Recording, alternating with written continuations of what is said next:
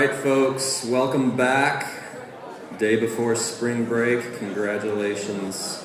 You've made it this far, that's right. If you're still out in the hallway, feel free to make your way in, find your teacher. You don't want to be marked absent today, that would be bad. All right, yesterday, I hope yesterday went well for you guys. I hope you got something out of it. It felt like you guys were a little bit asleep.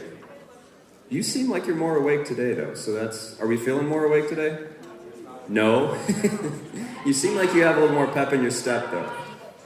All right, well, day 2, I'm excited about this. I've actually been waiting for this day for 9 months, so this is an exciting day, for me at least. Just a couple reminders before we get going.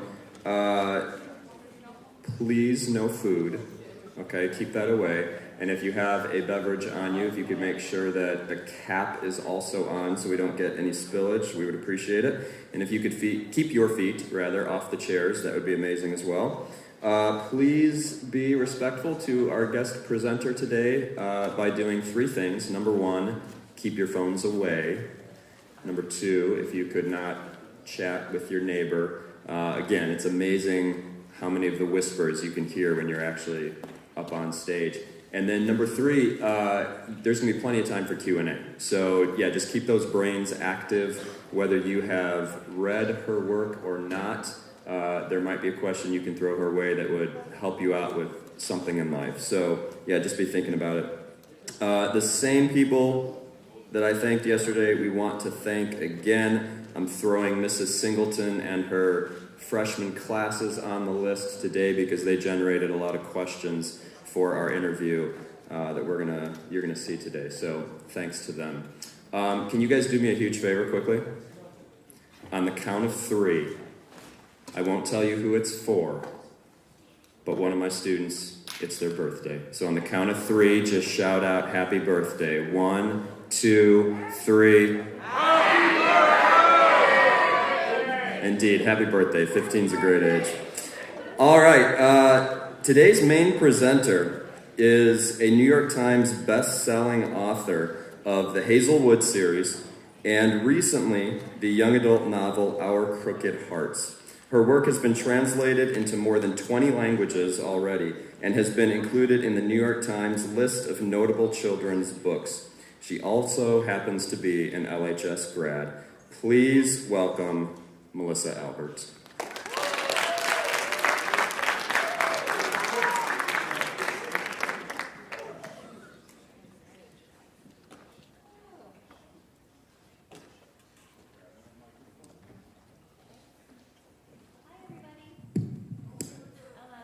Okay, there should be a switch on there, hopefully. Unless it disappeared suddenly. Got it? Hello? Whoa. There we go. Okay. All right, so we've got a lot of questions for Melissa. How many of you have read something by her? Oh, good. Okay, good. Thank you. So first, I know you're an LHS grad, and I know you were here in the fall. But before that, I was curious when the last time was that you were here at the high school. So I graduated in 2001, and I think that was it. That was the last time. Yeah. Wow. Okay. How's it feel to be back then? Oh, so good. No, honestly. I'm sorry, my own voice is echoing back at me. Is there a way to stop that? That's a good question. AV team, echoes, can we? Yeah? Okay. All right. Yeah, so it had, oh no, wait. I came after my first book came out. My parents started bullying every person they'd ever met or I'd ever met to buy it. And that included coming to Libertyville and trying to get the library to carry it. Oh. So I visited once they got a copy in. Okay. True story. In fact, the reason in part why you are here is because Melissa's parents ran into my parents at a playground in Vernon Hills where both of our children were playing, and basically just talked you up and bragged about you, and I was like, well, we got to bring her to Writers Expo, so. I was at the Target over on, 60? Yeah. Mm-hmm. And my book was a Target book club pick, so I was checking to see it on the shelf, and this guy comes up and he goes, "Are you Melissa Albert?" And I was like, "Am I famous?" And he's like, I met your dad. He keeps coming in. So my dad is like famous, but I'm not. He's your PR guy. That's great. What were you like as a high schooler? What were you involved with here at LHS? I was in Slant of Light. And at the time, Ms. Tarzinski was one of the people running it, as well as Miss, I've forgotten her new last name, LeMaistry. Yep. And Ms. Tarzinski got us into Neil Gaiman. And we were super into the Sandman comics. So we all read the Sandman comics and took pen names of like different characters and started our own like secondary shadow literary magazine that we called Tilted Darkness, which, think about it, it's clever. So yeah, Slant of Light was hugely influential. And honestly, like Neil Gaiman, just finding out about him at that time changed my life. That's awesome. So did you have inclinations when you were a student here that you would like to be a writer as an adult? So I was I gotta be honest, I was pretty lazy and low ambition for quite a while. I think until like my early 20s, I was very interested in kind of appearing to be a writer, but I was not interested in working at it. So I wrote a lot of short things that I never edited and half-written stories and like the first 2 pages of a novel. But it was really not until I was in my like middle to late 20s that I decided to do National Novel Writing Month. Has anyone ever done that? No. Okay, so every November, you are supposed to like draft a novel of 50,000 words within like the month of November. So I guess I was 26 or something, and I decided to try it, and it was like really shocking because you read books, and I've read a ton of books, and I figured it'd be easy to write one, but it was like really illuminating that I didn't know how to like move a character across a room, or I don't know. I didn't know what I needed to put on the page and what I didn't. So it was like this 30-day, very humbling crash course. And the novel I wrote was so horrible that I was so appalled I stopped writing for like 6 months. And then I like got my courage back and tried again. But it was a very slow and painful process with a lot of half-finished books before I finished The Hazelwood. Nice. Did you have a word goal per day that you were going for? Or how did you keep yourself? I like 1,000 to 2,000 is like a good day. An editing day, you don't like add a lot of word count. Like it kind of depends on what you're doing that day. But The Hazelwood took me like 2.5 years to write because I kept, I'd write a couple chapters and then I would want to do something that was like too hard for me to do. I wasn't like a good enough crafts person to kind of manage what I was trying to do. So I just kept taking breaks and then coming back to it, and it took ages. But and I did finally get there. Obviously, spoiler alert, I finally finished it, but it took a while. I've heard that story before. So you said you were low ambition in high school. How were you as an English student? I did not do homework at all. I don't know how this. Surely I did some. I did graduate. I just like to read the books. I like to talk about the books. I loved. Maybe English was the class I did the homework, and then math. I was like the kid who was like walking through the hall, like writing the homework, and like standing outside of the room finishing it. I read ahead like I was the annoying kid who read to the end of the book. It was like, I would say I was like pretty shy. It was the one area where I was like, but at least I like finish a lot of books. That was my big cred. It's not the worst thing in the world. Besides Neil Gaiman, and I know it's been a while since we were in high school. Doesn't feel that way, but it has been, I know. What did you like reading? What were some books or authors that you might even still today recommend? Francesca Black was another mind-blowing one for me. She wrote like the Wheatsy Bat books. If you're at all a Neil Gaiman fan, like Holly Black and Lee Bardugo, I feel like there's little bits of Francesca Black, especially in Holly Black. Let's see. I read a lot of, I think you're going to show one of my poems in a minute here, which is very horrifying, but it's going to show you that I read a lot of Allen Ginsberg. What else did I read? Oh, graphic novels like Johnny the Homicidal Maniac was a big one for me. It's been a minute. Oh, okay, so I was still reading the Chronicles of Narnia. I was still reading what else was I reading? I gotta think about this. Yeah, you can always come back to it. Yeah. Let's move to this. So if you ever wonder what professional author was like in high school as a writer, here is Mimi's poem. Was this junior year, senior year? Junior, I bet. Okay. Yeah.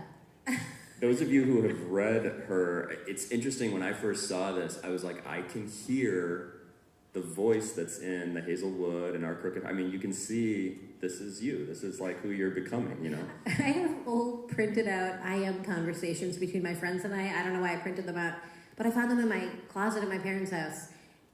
And I talk like just the same as I do now as I did then. I haven't like advanced in any way. So yeah, pretty much I sound the same. What, tell us about your path. You mentioned a little bit about the novel month. Yeah. I forget the name of it now, but what was, the path that you took after high school that led to the publication of your novels? So when I got out of school, I went to University of Iowa for a couple of years because I didn't have like a lot of impetus yet. So I thought I would go to a place with a great writing program just in case I wanted to apply there one day, which I never did. I ended up not liking the small town, so I went to Chicago, finished my degree at Columbia College, and from there I got like a full-time job as a copy editor at Encyclopedia Britannica. But I was feeling like I was like, it was kicking in, this like feeling that I've always loved to write. How could I break into it in some way, which feels so impenetrable, you know? Because I didn't know any writers. I felt like I had to move to New York to make it happen, which ultimately I did, but it took me a while.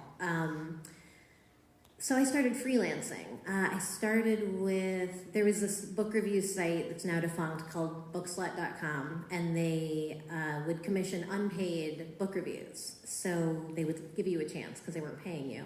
So once I had enough clips there, I used them to get a job reviewing books at Time Out Chicago. And then I started reviewing theater for Time Out.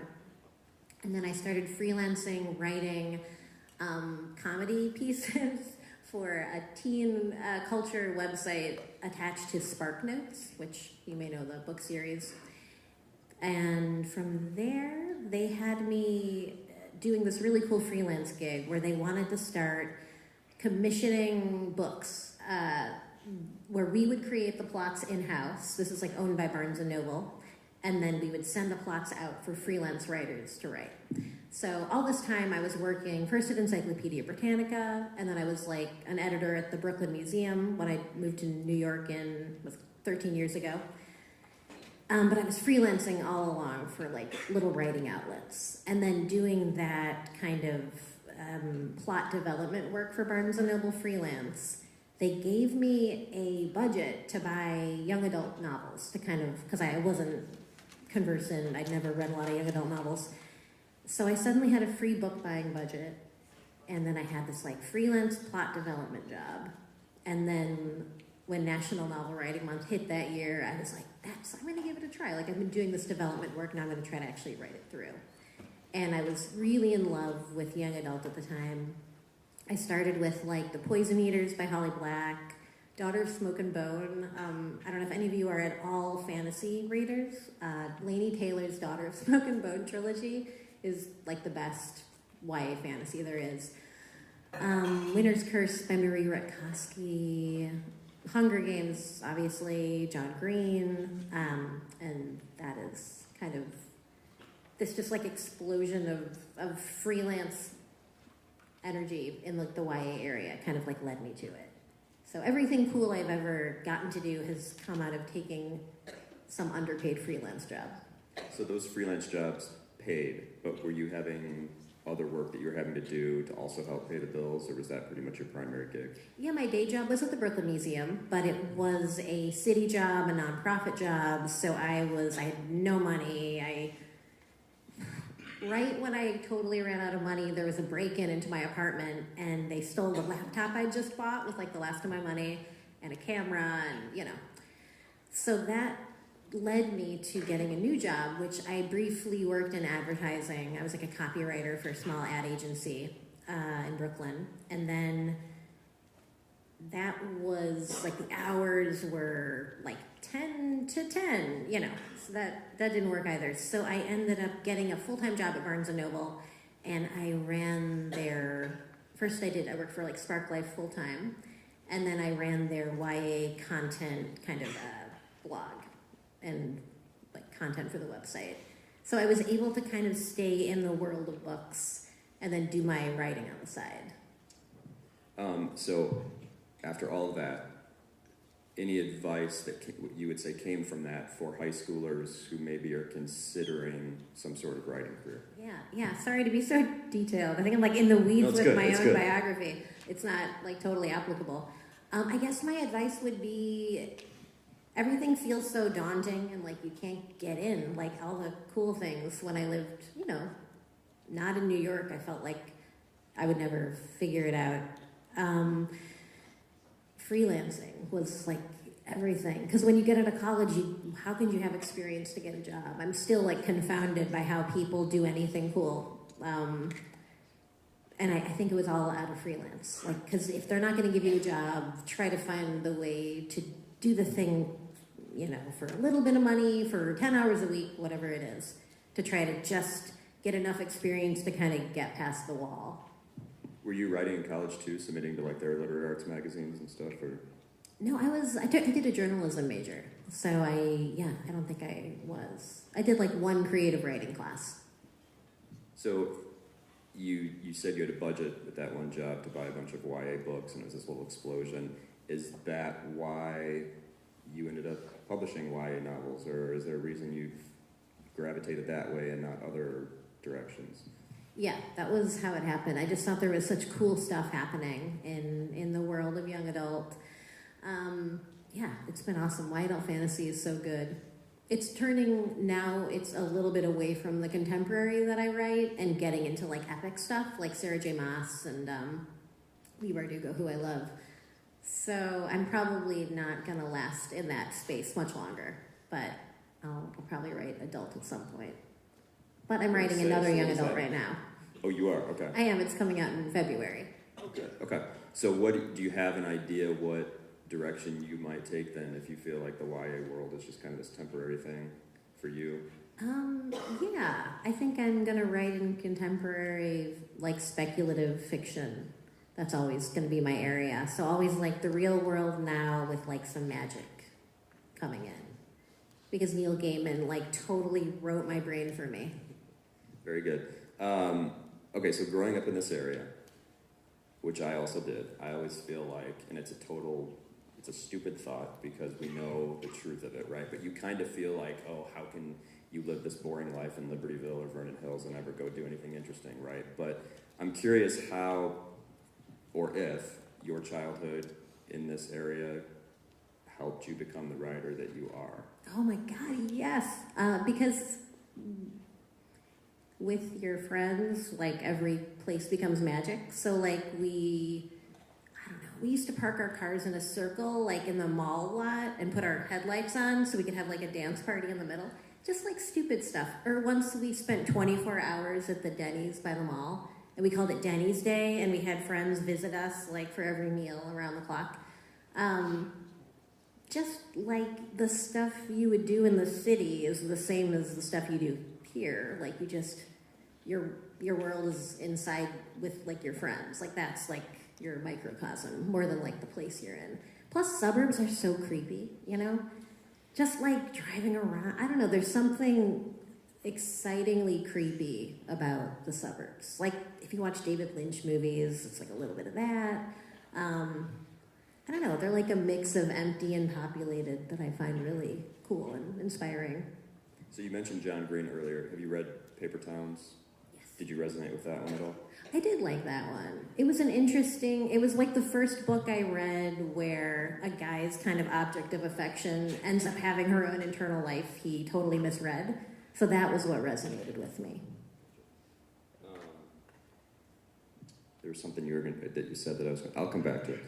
I'll remember. Okay, so your stories, one of the first impressions I had, and some of the teachers I've been talking to, one of the first impressions they had is, man, there's some dark stuff in here. Like, you've used the word creepy, right? The suburbs have that creepy effect, and yeah, like how, I guess one of my first questions is, does writing all of that affect you in any sort of way, your kind of mental, emotional space, or is it kind of a detached thing? Good question. I think it's pretty detached when I'm not in it. Yeah, I don't think that I'm like bathing in it. I find reading other people's scary books where you don't know what's going to happen is much more difficult than writing something scary. Okay. Where does it come from? The creepy That stuff? might be a really bad question to ask, but I'm curious. I guess it probably comes from like the anxious what ifs.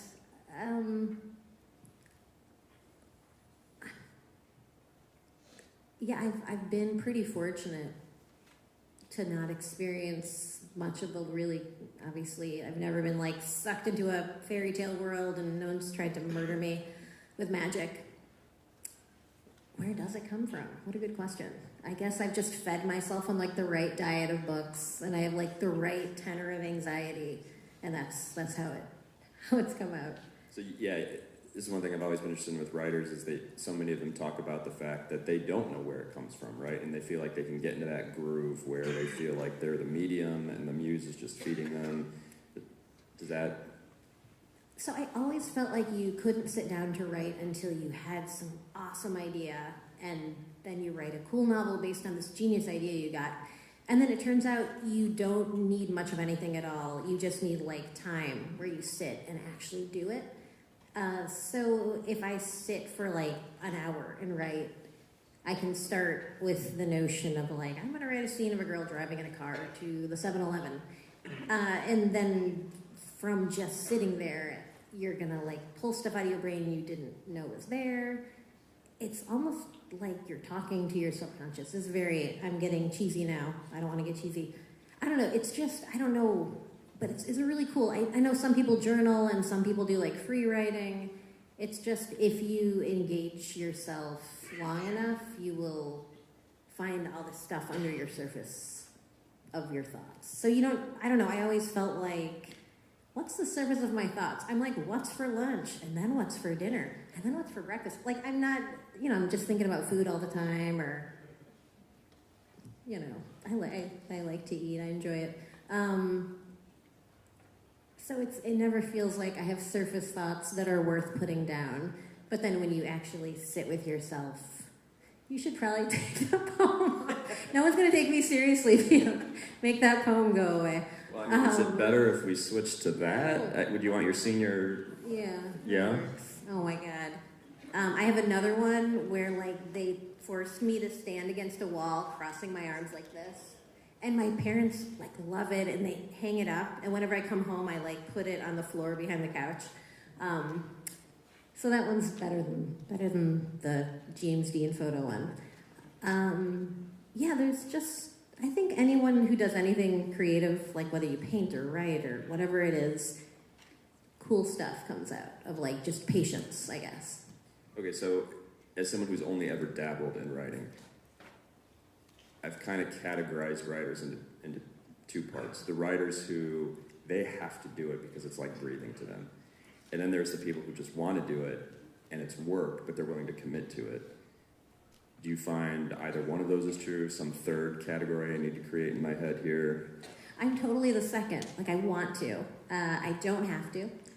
I do feel pretty bummed out if I haven't in a while, because at this point it's the thing I love and it's my job. So there's like a lot of feelings of your productivity is wrapped up in it. But before doing it full time, it was absolutely a want, not a need. People who are like, I sit down and the muse speaks through me. I'm like, really? Maybe. I hope that's not a real thing, but someone probably does have that. Yeah, honestly, I was working on the Hazelwood, never finishing it, working on other things at the same time. And I had another friend who's an aspiring and now a published novelist, and we worked together at Barnes & Noble. And part of it came out of this feeling of like reading a lot of books and feeling like we could do this. Like, we gotta do this. And it feels like a little bit of an FU to a world that says, like, you can't do this. Like, it's too big, it's too complex. Most, if you tell someone, like, I'm gonna write a novel, they're like, okay, yeah, good for you. Or even after I got published, there was an assumption of like, oh, so you self-publish. People don't think you can do the thing. And if you can use that to like fire you a little bit into doing the thing, whatever works. And that worked for me. Yeah, that's good. So how did the idea for the Hazelwood come about?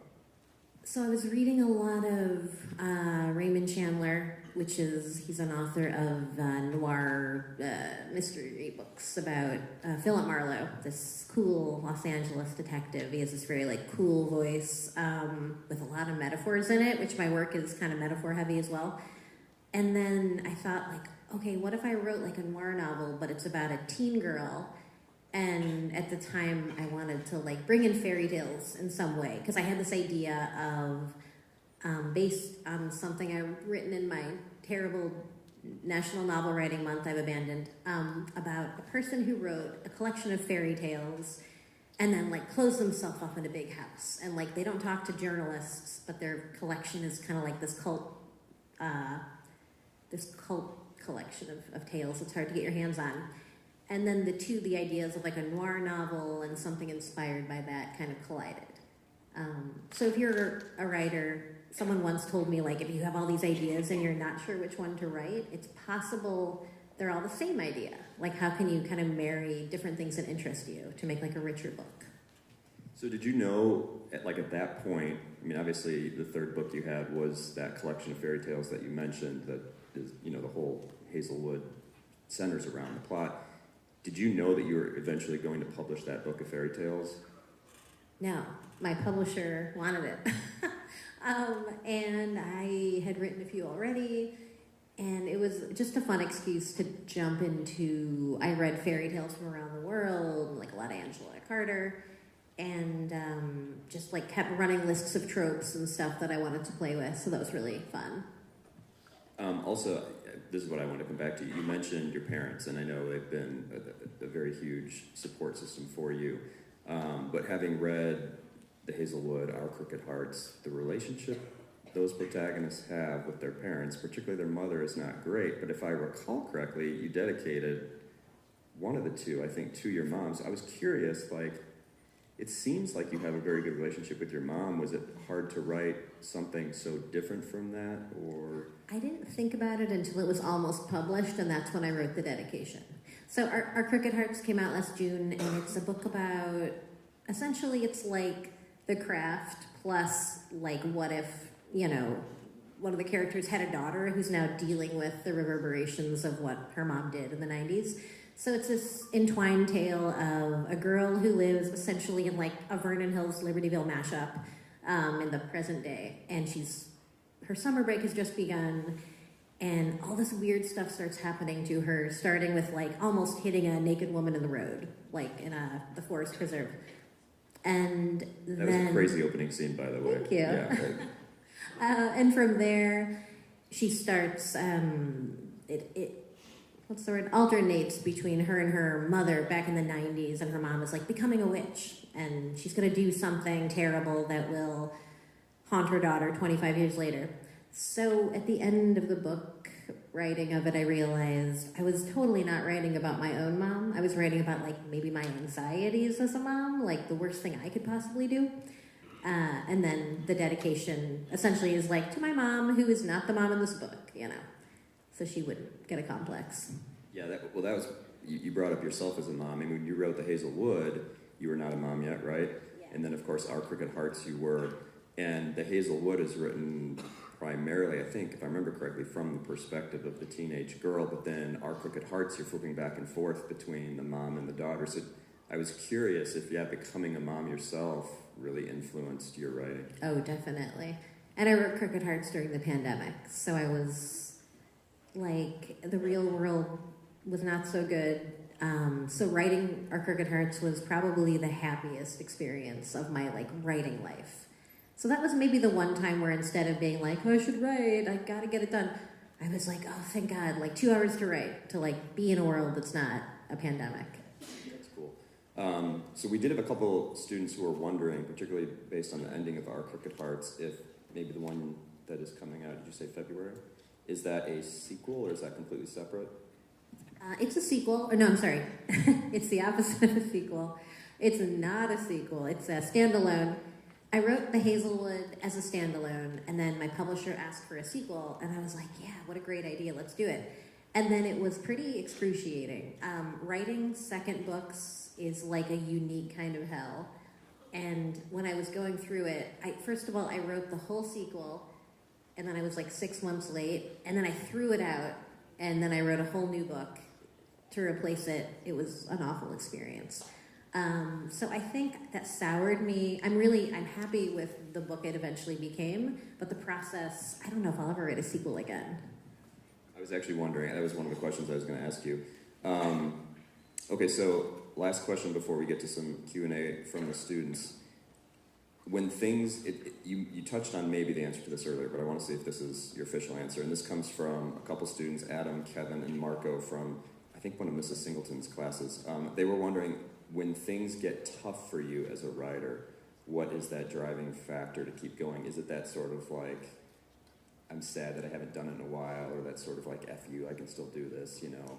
It's those two things now combined with the deadlines, which is less exciting. But yeah, it's the desire to find out what happens next. It's also, the longer I do it, the shorter my periods of despair last. I feel like my life as a writer is hope to despair to hope to despair. So I'll have like a really good writing day and then a horrible writing day. And it used to be like my bad NaNoWriMo novel. I put it in a drawer for 6 months and I couldn't write. But now it's like 6 hours and I'm like, maybe it is good. You know, it's learning to forgive yourself for crap and learning to become hopeful in the face of a really bad draft that you can eventually make it better. Okay, I lied. I do have one more question.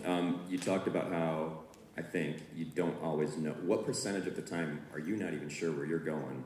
You're just letting stuff come. 100%, which is making it too long. I need to start planning ahead. I have to write a whole wrong novel and then rewrite it as the correct one, and this is a slow, terrible process. So I am going to start trying to not write from beginning to end, because that is really crashing my my deadlines. It's impressive that you can do that. Okay, there's got to be questions, I'm assuming, hopefully. If you have a question, raise your hand high, because there's a little bit of a glare up here that makes it tough to see. In the back.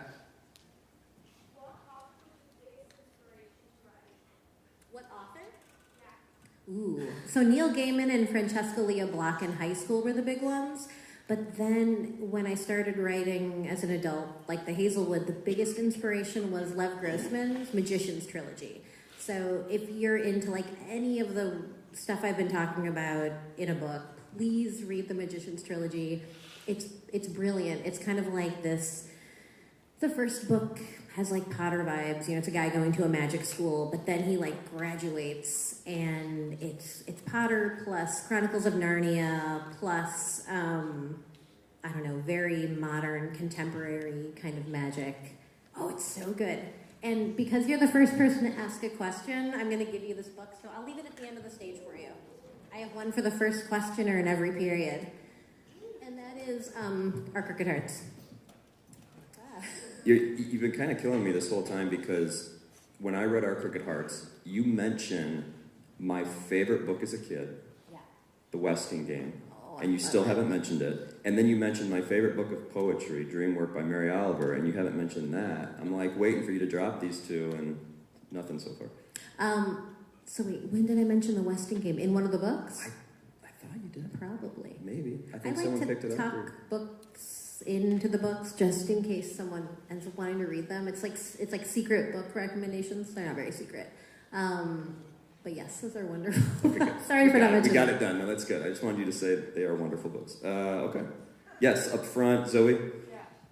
How do you get a publisher / find a way to publish your books? So what I did when I was finishing my first book was I kept a running list of, so Publishers Weekly is like one of the trade magazines for publishing, and it reports their book sales, like big book sales every week. They have something called Rights Report. Publishers Weekly Rights Report is for young adult. And then just like book deals, that's for the adult stuff. And I would read Rights Report every week, and anyone who sold a book that was a YA fantasy for like a good, like a money, I would make a note of that agent. And then I kept like this running list of agents who I might want to reach out to. And when I finished writing The Hazelwood, I went on all the agents' websites and I read all these examples of pitch letters online, which are horrible to write because you have to like talk about what your book's about, which you realize you don't even know. And then I sent it to like my 10 agents that I hope to work with. And then once I had an agent, we talked out like what editors I liked and who they liked, and then they sent it out from there. So I know a lot of people don't get an agent because they would like to self-publish, but I would say if you go the traditional route, having an agent is almost a must, in my opinion. Just quickly, did being on Slant of Light's staff help you at all for those kind of conversations later as an author where you're talking about the work, publishing, all that kind of stuff? Oh, like the kind of talking it out? Yeah, before I sold the book, I sent it to friends, and I joined I started a writing group with some like acquaintances in the book world who are still good friends. And yeah, like learning to take feedback is a big part of it. It's very weird to let someone read your work when you haven't, which is my case, like since Slant of Light and maybe one college class, no one had read my stuff. So it was an important step to let friends read it, to start developing like a skin. That's cool. Yeah. Marley, did you have a question? Is there anything you can tell us about the plot of your book? I'd love to. Thanks for asking. Okay, so once again, it's set in the suburbs. So see, I loved growing up in the suburbs. It's a suburb, and in one night, 4 people disappear from the same suburb, seemingly unrelated, including the best friend of our protagonist, who is now kind of trying to figure out whether her best friend ran away, whether she was in some way hurt or taken, or whether she was like the instigating force in this kind of like mass vanishing, which may or may not be supernatural. It is. It's supernatural. And then it's kind of like tying in with this game she played as a kid called the Goddess Game. And it's like this kind of folkloric street game. So that is called, it's called The Bad Ones. And it's coming out in February. If I can finish my deadline, which I'm currently on a very tight deadline. So I'm gonna take Instagram off my phone and see what I can do. I was gonna ask you what the title was, so that's great. Any other questions? Is that a hand over? No, maybe not. Yeah, like 5th row, dark sweatshirt or something. Yeah.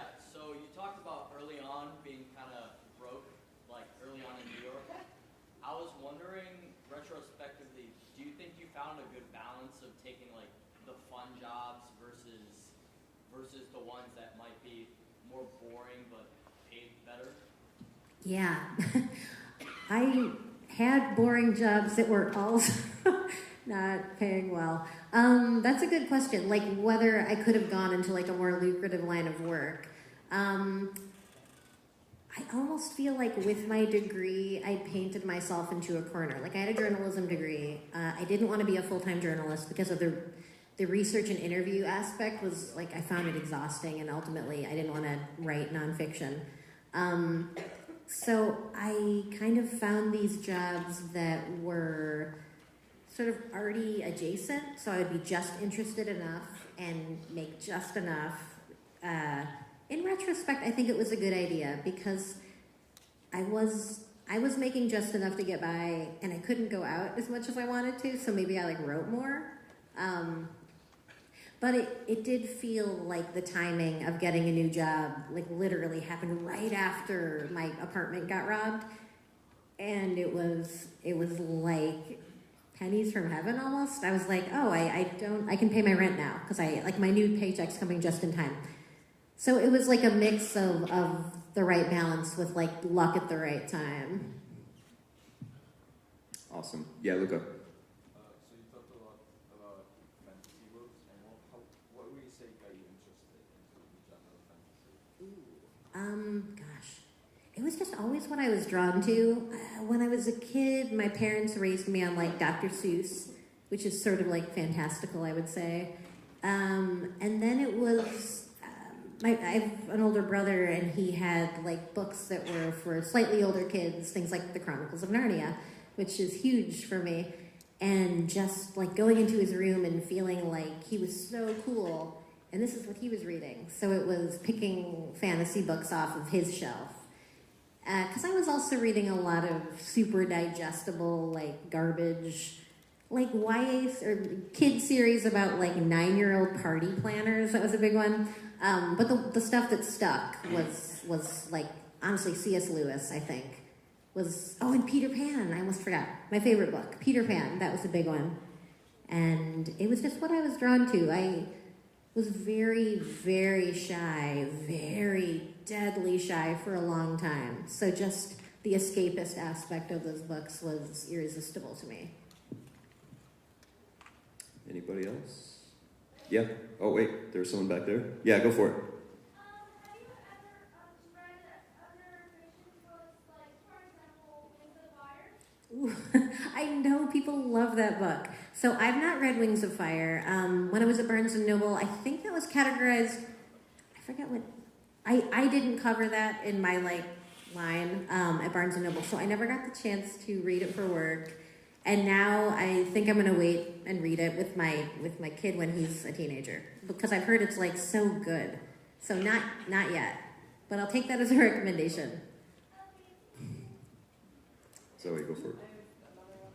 How do you get over kind of like writer's block, but after you finish your book? Ooh, like what to write next? That is so difficult. I find myself, because it's my one job, I find myself forcing myself probably too quickly into trying to find the next thing because I want to make money and get to keep this as my job. But when I'm being smart about it, I slow down, turn off the internet, I go to museums, I try to read. I have the luxury that I can read a novel in one day, and then seeing how an author, if you have it all in your mind, reading it all in one day, you can hold the whole story, and it's really helpful as an author to see how someone else fixes plot problems and solves stuff. So I try to do a lot of reading, and I take notes on stuff that interests me. I have a lot of running documents of little plot ideas, little story ideas that maybe are nothing, maybe could grow into something bigger. I always rush it too much because it's a stressful time to be between things. But if you can fill the well with going places and I don't know, anything but looking at my phone, I find feeds me to find the next. It's really hard to break that habit, but it helps. Awesome. We still have a minute or two, so we still have time for a couple more questions. How about this, Melissa? Anything in terms of movies, movie rights? Anything anybody approached you about turning one into? Yeah. So the Hazelwood was optioned when it first came out, and option periods are 18 months long, and it's now in its 4th option period somehow. It's been a minute, and it had a pretty bad script that I got to read, and I was kind of sad. But they put a new screenwriter on it, and they have the rights for 6 more months. So either I'll hear from them with a script, it will expire, or they will re-up it. I don't know. But it's been fun to take calls and pretend it's going to happen, but most things that are optioned, it doesn't happen. Okay, I think there was a hand that I missed somewhere. Oh, yeah, go ahead, Rich. Do you think your apartment being robbed impacted your writing? Wait, say again? I think it was, did the apartment, Yeah, okay. So here's the funny thing. When it got robbed, I was less worried about losing my stuff and more compelled by the just having had someone in my space was so creepy. When I came home and found the window busted out, the first thing I did, I went into my closet. I was like, what if they peed on my clothes? I just had this idea of the violation of it. This is the perfect note for me to end on. If that's what you're going to remember about this, remember that. Thank you so much for your question. Happy spring break, folks.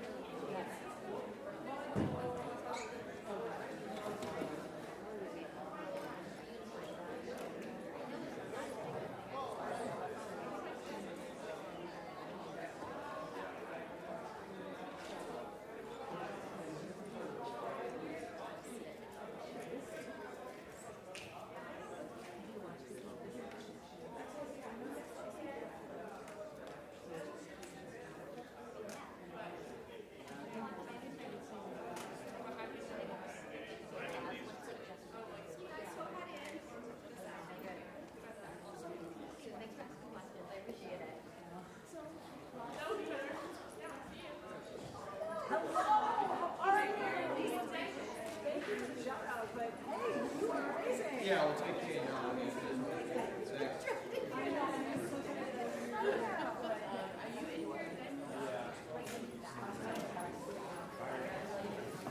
Dr. Reed, what rows are you taking? Yeah. I'll do F, G, and H. Okay. Take Rose, Kate.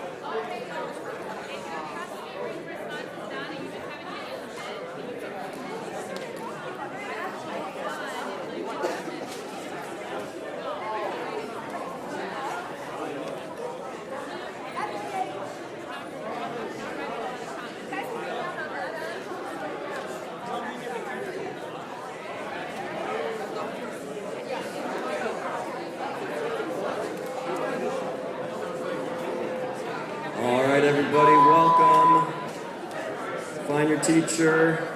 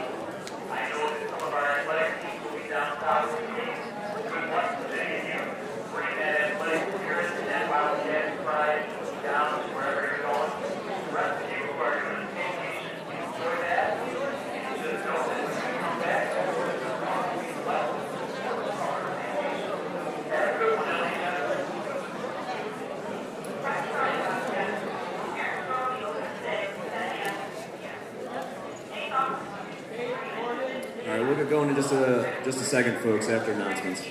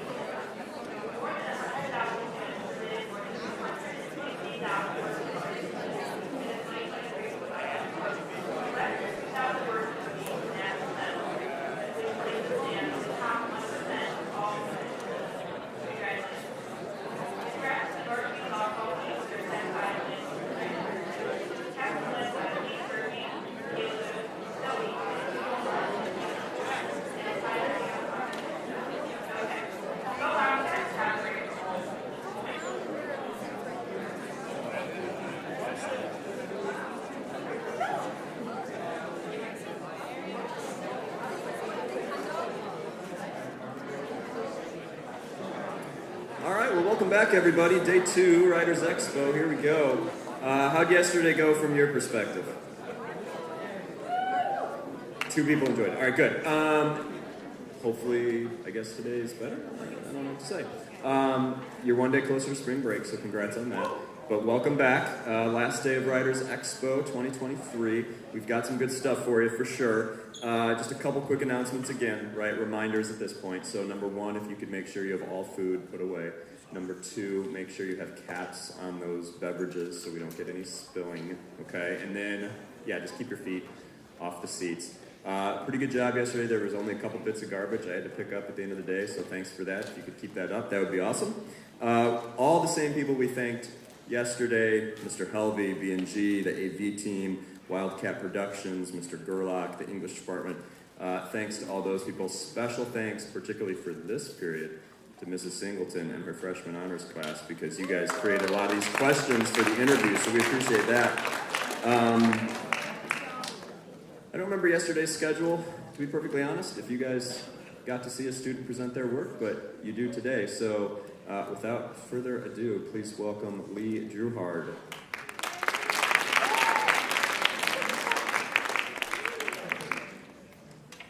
Hi, my name's Lee. I'm going to be performing my poem, and it's called Birds. There are many different birds. Each is so unique. They sit upon the phone wire, chirping as we speak. Not one bird looks quite the same as others of its kind. Some will appear rather plain, while others brightly shine. Sometimes we chase the birds away because their colors are not to our liking. But the birds come back every day, with their appearance still more striking. Every bird sounds different, their cheeps and chirps and squeaks. But all these changes do not stop the birds from coming to meet. Yes, each and every bird with differences so stark, all live on this earth, each with their own heart. So when I look up at these birds and hear their singing sound, I wonder how they have the strength to fly as the world spins round, with their wings of wind to carry on their song, and the strength in their hearts with no fear of being wrong. As I look at my world in all of its sorrow, I look back at these birds who care not for tomorrow, and as they continue to fly on, completely careless and free, I wonder where they go, if they are flying from me. So when I look up at the sky, I find myself hoping for them to fall.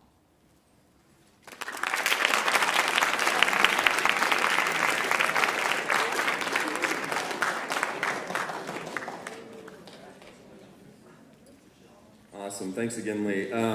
We are already looking for students to present at Writers Expo 2024. So two things here. Number one, if you're interested, let me know. And number two, when you get back from spring break, I know no one really wants to think about that right now, but when you get back from spring break, you can look in your email for a Google form for me and Dr. Reef. And if you would like to present a poem or another piece of writing perhaps next year, even if you don't have it written yet, but you're thinking, I'd like to do that. That would be a good step forward. On that form that you'll be able to submit to us, you can say so, okay? All right, well, let's get to the main act. So, as I said first period, I've been waiting for this for 9 months. I'm very excited for today. Today's main presenter is a New York Times best-selling author, the Hazelwood series, and now recently a YA novel called Our Crooked Hearts. She's got another one coming out in February, she was telling us last period. Her work has been translated into more than 20 languages already and has been included in the New York Times list of notable children's books. She also happens to be a graduate of Libertyville High School. Please welcome Melissa Albert.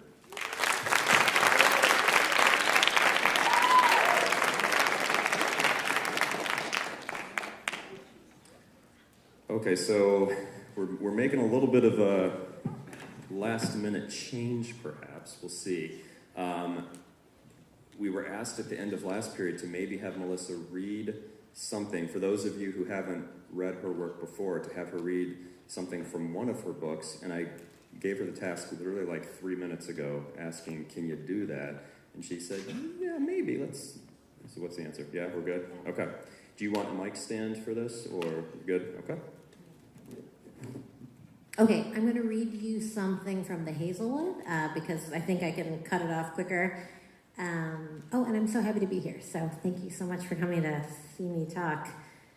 This is my debut novel. It's about a girl whose grandmother wrote this cult collection of fairy tales, and she's never met her grandmother, but she's like obsessed with this idea. And then the world behind the fairy tales starts to kind of like chase and terrorize her, and she has to figure out why. So, I haven't looked at this book in a while, so I'm nervous. My mother was raised on fairy tales, but I was raised on highways. My first memory is the smell of hot pavement and the sky through the sunroof whipping by in a river of blue. My mom tells me that's impossible. Our car doesn't have a sunroof. But I can still close my eyes and see it, so I'm holding on to it. We've crossed the country 100 times in our beater car that smells like French fries and stale coffee and plasticky strawberries from the day I fed my Tinkerbell lipstick into the slats of the heater vent. We stayed in so many places with so many people that I never really learned the concept of stranger danger, which is why, when I was 6 years old, I got into an old blue Buick with a red-headed man I'd never met and drove with him for 14 hours straight, plus 2 stops for bathroom breaks and 1 for pancakes, before the cops pulled us over, tipped off by a waitress who recognized my description from the radio. By then, I'd figured out the man wasn't who he said he was, a friend of my grandmother, Althea, taking me to see her. Althea was already secluded in her big house then, and I'd never met her. She had no friends, just fans, and my mother told me that's what the man was, a fan who wanted to use me to get to my grandma. After they determined I hadn't been assaulted, after the red-headed man was identified as a drifter who'd stolen a car a few miles from the place we were staying in Utah, my mother decided we'd never talk about it again. She didn't want to hear it when I told her the man was kind, that he'd told me stories and had a warm laugh that made me believe, deep in my 6-year-old's heart, he was actually my father come to claim me. She'd been shown the red-headed man in custody through a one-way mirror and swore she'd never seen him before. For a few years, I persisted in believing he was my dad. When we left Utah after his arrest to live for a few months in an artist retreat outside of Tempe, I worried he wouldn't be able to find me again. He never did. By the time I turned 9, I'd recognized my secret belief for what it was, a child's fantasy. I folded it away like I did all the things I didn't need. Old toys, bedtime superstitions, clothes that didn't fit. My mom and I lived like vagrants, staying with friends till our welcome wore through at the elbows, perching in precarious places, then moving on. We didn't have the luxury of being nostalgic. We didn't have a chance to stand still. Until the year I turned 17 and Althea died in the Hazelwood. Thank you. All right, so you said you hadn't looked at that in a while. How's it feel reading it? I feel like that opening I've probably read 9,000 times, like just in edits. So it felt like getting back on a bike, I guess. Do you ever feel the urge? I've always wondered this about authors. Once it's in print, right? It's in print. Do you ever just feel that urge or that wish that you could go back and change something? Oh yeah, that's why I don't look. Smart. Okay, so we're going to kind of stick to the script a little bit here because, like I said, Mrs. Singleton's class, you guys did wonderful work with these questions. We're going to run through these in some sort of order that I've thrown together. But the rest of you, if you have questions that you would like to ask Melissa, there is going to be plenty of time for that. So when we get to it, just make sure you raise your hand really high because I can't always see very well, okay? Let's just start with this because this was a very common question that they had. What sparked your interest in writing, and when did you know you wanted to become a writer? So what sparked my interest in writing, of course, was reading. I read everything I could get my hands on as a kid. I read like the weird, corny garbage on my parents' shelves. I read like anything I could find at the library. I read and read and read. But the stuff that really stuck with me especially was C.S. Lewis's Chronicles of Narnia. And that notion of being in the real world where it's like gray and boring and then like stepping through a magic door. Like I never forgot that. And Peter Pan, which again is another kind of like portal fantasy. You're in like a London nursery and then you're in Neverland. So those books were incredibly, I don't know, they just like built me when I was a kid. That was like my taste. And then in high school, the books for Neil Gaiman was a huge one for me and Francesca Lia Bloch. So just fantastical, creepy, dark worlds. That's like what my taste was. But there was another part of the question. Oh, how did I want to become a writer? When I was a kid, I loved to write stories. When I got a little older, I was aware that I wasn't very good at it, and I found that kind of like pushed me away a little bit because I didn't want to work very hard. I figured if it didn't come out like really good, that meant you weren't a writer. And then later, through like a lot of trial and error, I learned that you actually have to work to make it sound good. It just doesn't come out as good as you hope. So it was like a really slow and painful process. And it wasn't until I was in my 20s that I decided, like, I've been a reader all my life. I'm kind of like working adjacent to books, that I decided to take a try at writing. And it was like incredibly humbling to try to sit down and write a novel for the first time because I thought it would like come really naturally. But I remember like the first day I sat down to do it, I was trying to get a character to like walk across the room and out a door. And I was like, she stood up, walked toward the door, put her hand out, turned the knob, pulled, and I'm like, this can't be right. There's gotta be, so I started reading other people's books and almost like kind of diagramming them. Like, how do you get a character from one room to the next? Once I was trying to get someone out of the water and into a boat, and for like 2 days, and then I just cut the scene with the boat.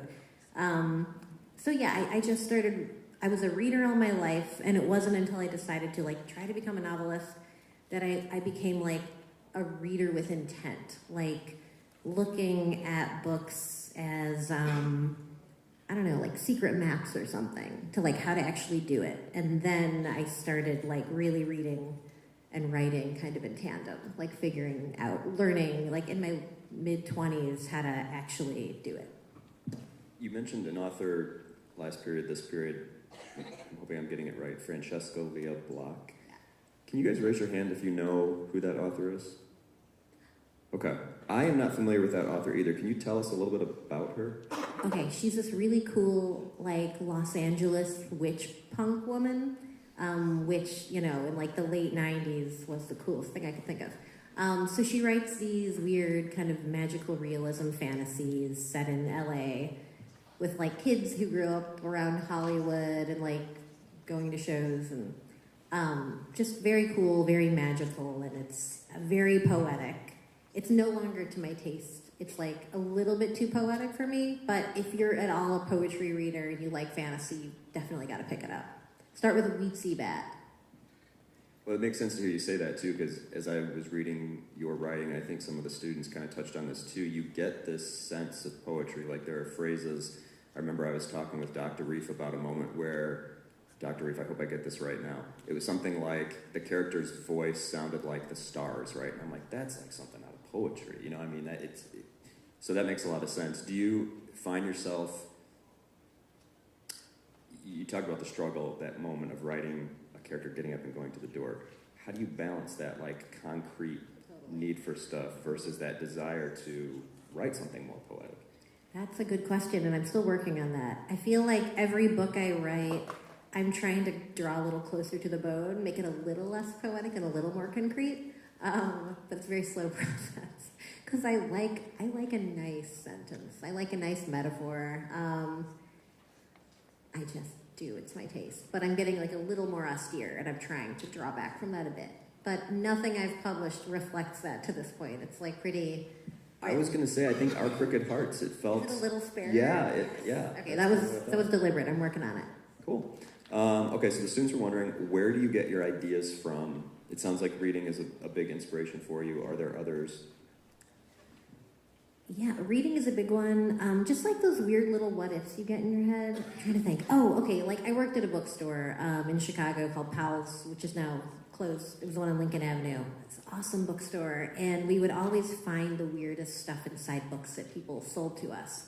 Like photographs and like weird playing cards from like odd decks and like love letters and Christmas cards. It was fun. And I had this idea, just like, what if one day, see, if you think creepy things, you gotta write them down. I said, what if one day I like open one of these used books and there was a photo of me inside? Why would that be? So in the Hazelwood, this like happens to the character. She like, there's a book and there's a Polaroid of her inside of it. And that I made it work in the plot, but it came out of like this little creepy notion I had. So I feel like that kind of stuff is always bubbling up in your brain. These like weird what ifs, these moments when you like embroider on reality. I don't know if any of you were, there's always like that one kid in grade school who's like the pathological liar. I feel like those kids probably become storytellers. Like my son's 5, and his friend in his class, he's like, the sun is gonna explode tomorrow, but it's okay because I have superpowers. And I'm like, you're a storyteller. So yeah, it's just all that odd little bubbling in your head. You could like start taking notes and eventually find what you want to write about. Well, so that's what I was just wondering, and a total random thought occurred to me, and I'm blanking on the actor's name now, actor, writer, Garden State, he was in Scrubs. Zach Braff. That guy talked about how he would keep a notebook with him at all times for those moments that bubbled up so that he would have them when he needed them. Do you have something like that, or? Oh yeah, I have all these story starts and all these like ideas, and all the books I've written have started from a really tiny seed. So I used to think as a writer that the only way to write a book was if you had a super genius idea, so cool and explosive that you could like in one sentence, like the Hunger Games, like you could explain it like that and make $1 million. But then I realized it's actually more about sitting down with something like very small, starting to write and seeing what comes out of it. I have a feeling I know the answer to this question, but Daniel, Ava, and I'm sorry folks, I didn't ask you your names and how to pronounce them ahead of time. I should have done that. Aryaman, Carolyn, they were wondering how you got, and it sounds like reading might be a part of this, but how did you get into the horror suspense genre? And maybe as a writer, how did that happen? So I guess it's just kind of what I was reading. No, I went through this period where all I read was like really smart literary fiction because I don't know who I was showing off for. I was like in my early 20s. I felt like I needed to read whatever. And then I remembered that what I really love is fantasy. And then I was like, also I love like this tacky thriller. I love genre. I love suspense, horror, mystery, fantasy. That's like where my heart is. And when I started to try to become a writer, that was the stuff I knew I had to like immerse myself into reading because it's what I wanted to write. As far as the horror, that kind of happened unexpectedly. I didn't realize when I sat down to work that I would delve into like the creepy stuff as much as I ended up enjoying. So you mentioned you've got another book coming out in February. You mentioned last period that you felt like the young adult world was kind of moving away from you, something along those lines, and you're thinking about writing something a little bit more for adults. Do you think you'll stay in the same genre? Oh yeah. So I feel like YA fantasy now is big, amazing kind of invented worlds like the Grishaverse, which I love, like with Leigh Bardugo. And it's like a little less contemporary weird fantasy. So yeah, but I will always stay in contemporary speculative. Okay, so Ruhi, Kate, Theo, Emma were wondering, and I think this is based on maybe the tales from the hinterland. It seems as if various myths or mythologies have inspired you, or at least you've been drawing from them, it seems, in your writing. Could you maybe just talk about that a little bit? Yeah, so I grew up reading the colored fairy books, which are like the blue fairy book, the red fairy book. They're all different colors of their binding, and they were collected from around the world. And they were for kids in another century. I forget exactly when they were published. But it was this kind of array of tales from everywhere. So there were like the classics that we know of and like oddities from elsewhere. And all of these different mythologies mashed together was like very exciting to me. And then I love also modern takes on this, like Neil Gaiman's Anansi Boys, or honestly, there's like so much happening in YA that's really exciting. Like Elizabeth Lim writes about Chinese mythology, and like Rashid Chakshi's work, and there's just such exciting modern takes happening on mythology that it's exciting to read the old and the new and kind of like draw from stuff from both. What's the best way, do you think, for high schoolers to find a book or a genre or something like that that they themselves are interested in?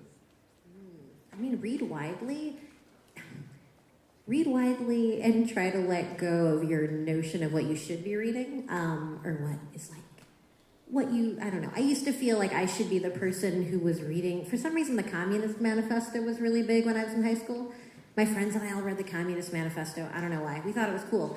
In retrospect, this is the worst thing I've ever read. It's so boring. Why did I read it? So I could hold it up like this and look cool. So I guess find the books that you don't want to hold up like this. Find the books you want to like read under your covers until like 5 a.m. with your phone light on. And that is the stuff that's gonna like pull that part of you out. That part of you that's like, oh my God, I could do this. I could do some version of this. Like, what's my thing that I'm gonna feel this strongly about that I want to write? So you said that you were quite the reader even at a young age. I'm sure there had to have been a moment in school, high school, whenever, when you're assigned to read a book and you start it and you're like, oh gosh.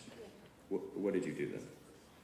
You faked it? You skimmed it? Wrong answer. I've never read Huck Finn, and yet I have gotten a B on tests about it. Yeah, that is the wrong answer. I'm sorry. You read it. No. Yeah,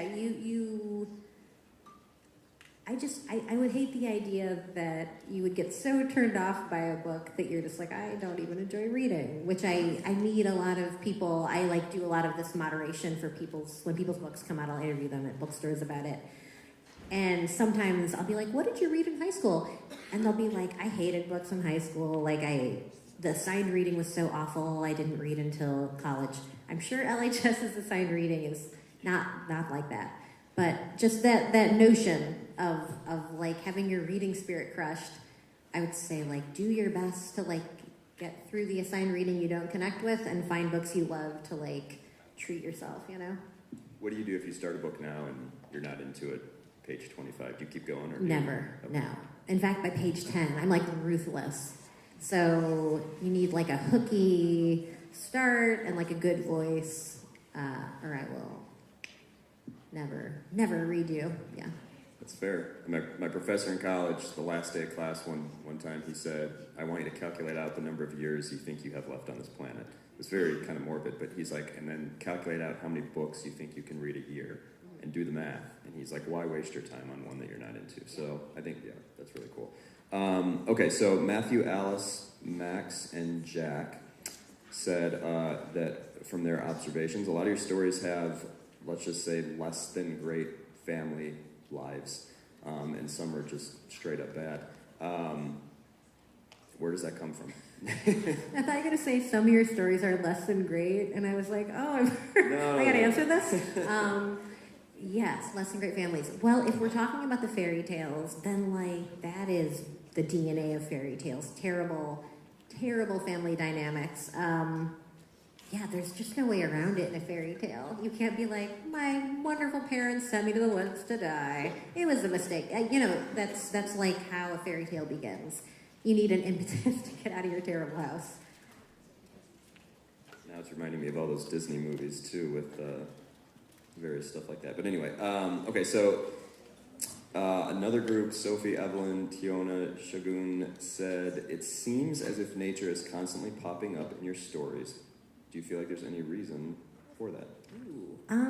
Yeah, like nature is so creepy and inexorable and it doesn't care about you. And I feel like magic is the same, right? Like it's unstoppable, indomitable, uncontrollable. You can like try to tame it, you'll fail over time. Like think of those pictures people make of like what the world would look like if we all died out. And within like 50 years, the world would be like this flourishing wonderland. They don't need us, nature.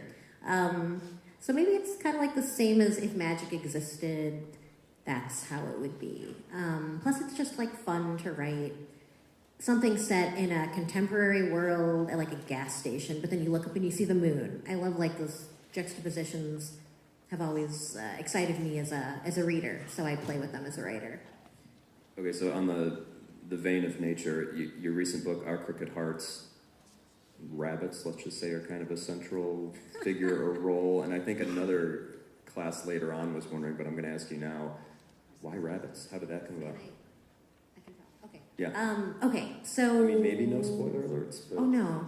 When I lived in Chicago, there was, this is a while back, someone in my neighborhood was beheading birds and putting sticks through their bodies in a cross shape. And I called I called 311, the non-emergency line, and the person's like, oh my God, call 911, this is the occult. And I was like, that's what I was thinking. So I call 911, and they're like, ma'am, this is Chicago's emergency line. We're gonna come check out your dead bird art. So that was the end of that conversation. I never was murdered by this neighbor, happily. That was my fear. This obviously stuck in my head. This is a horrible, image. So when I sat down to write this book, it was a little too creepy for me. But then, just a regular dead bird wasn't creepy enough. And I thought, a rabbit. That's very witchy, and it's a very witchy book. So I am unkind to rabbits in this book. It almost got out of control. I don't know how it happened, but the plot called for it, and I didn't have anything else I could do. Sometimes that will happen. The plot will get away from you, and you'll put stuff in you didn't know was coming. But I will say I had a pet rabbit. His name was Silky Pinky Albert. I named him when I was quite small. I like rabbits. Let's leave it at that. I have no problem with them in real life, just in fiction. So it was tough to do some of that to the rabbits in the book, I would imagine. Knowing, I have an author friend who was like, I killed one dog in a book 10 years ago and I still get hate mail. She's like, you're bold. And I was like, well, I'm not going to kill a dog. That's the line I won't cross. Did you, for the recent book, with so much witch, occult stuff, did you have to do quite a bit of research on some stuff? Or I like went back in my mind to when I was 13 and I was becoming a witch in my mind. And I went to like Cook Memorial and got all their witch books out. Like I was going to find some grimoire of like ultimate power. I didn't, but I found, you know, some history books about witches and tried to do some spells, you know, but it never worked out. But I had like this repository of like misty information in the back of my head. And I thought that combined with a little bit of research on, I read a lot about superstitions, which if you ever look up like an internet compendium of superstitions, it's like, if you see a bird, you're going to die tomorrow. If you wear red, you're going to die tomorrow. Like, it's just the explanation of, like, life before modern medicine. It's like literally anything that you see, it's like, death is coming. So that was really good reading for writing a creepy witchy book. Maddie, Andy, Eddie, and Sarah noticed that, and I'm not sure, guys, if this was because of the Tales of the Hinterland or if this was from one of the novels, but they noticed that a lot of times your stories have this sort of closure but not element to them. Yeah. Purposeful? Yeah, so at the end of the Hazelwood, which I did finish not knowing that I'd write a sequel, but still, I had just seen Stranger Things Season 1. And I don't know if you guys remember the last shot of that. I won't spoil it, it's years later, but nevertheless, there's like a character who has this like moment of, you think he's totally fine, but there's like the supernatural flash. So I wanted to give the end of the Hazelwood like the same vibe. Like, I think the story's over, but like there's like that moment of creepy. I just love that open door. Something creepy could happen. Do I love it as a reader? I don't actually know, but I like doing it as a writer. That's cool. Tyler, Adler, and Lena were wondering, again, I haven't read but a couple of the, I admit, Tales from the Hinterland, but they observed some older English used in the dialogue. Was that difficult? Is there a specific reason for that? Did you have to do research about that?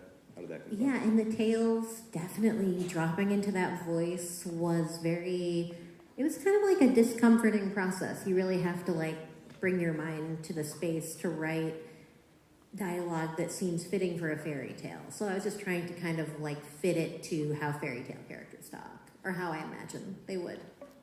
You mentioned last hour that you have a group of people who you work with, sharing your writing, getting feedback. With something so niche like that, right? Like older words or the occult, right? Did you find that they were able to give you the feedback that you wanted when you were working on those projects, or? I never got so granular as commenting on things like dialogue or use of magic. The stuff that I have friends who are like writers themselves or editors or whatever who read my work and kind of like will brainstorm stuff with me, like plot fixes. And it's stuff like, would that character do that? What would that character do next? Like plotting, pacing is rushed, that kind of thing. It doesn't get as granular, usually as like line by line. Gotcha, okay. Ava, Caroline, Max, and Joey were wondering what has been the hardest part of your journey to becoming an author? Oh my God. So I talked last period a little bit about the loop, the hope to despair cycle, which I feel like I'm constantly living in this space of either feeling like I'm a genius or like I should never write another word. And I think those highs and lows are pretty common with creative work. And it used to be that a bad writing day or reading my own bad unedited work would make me like so sad that I couldn't write again for like months. Now I'm tightening the loop. So it's like the longer I work, the quicker I can like bounce back and convince myself to try again. So it's totally, the biggest block is 100% mental, and it's absolutely losing your fear of being very bad. Because I thought you just wrote and it was good, and if it wasn't, you weren't good, but it turns out it's bad, better, good, you know, so that's how it works. Are there days when the fear wins, and what do you do on those days? I have the luxury of occasionally letting the fear win, because I quit my job in 2019 to do this full time, so I do have time for some of those bad days. And if I'm smart, I'll do something with it, like read a book or go to the museum. I live by a museum that I can just walk to and walk around. So that's like the dream idea of what I do, but more likely I'll just like cycle internet stuff. So, but I try not to. But sometimes the fear wins, yeah. Does being a mom help or hurt? It helps because my time is more precious. So like my day is bookended by my kid leaving and coming back. So if I had like 24-hour schedule and could like stay up late, I would keep weird hours, and I think I would be less productive. Cool. All right, I'm going to pause here and open it up for some questions. So if you have something you would like to ask Melissa, feel free to raise your hand. Yeah, hi would be good, unless you're in the front, in which case we can probably see you. Yeah, go for it. Ooh, thank you for asking. Okay, so it's called The Bad Ones, and it is a supernatural horror thriller about 4 people disappear from a suburb in one night, and the best friend of one of the vanished people is like setting off to discover what exactly has happened. And first she thinks her best friend ran away, and then she thinks maybe she's a victim of something, and then ultimately she thinks like, what if she's the instigator of like what that happened?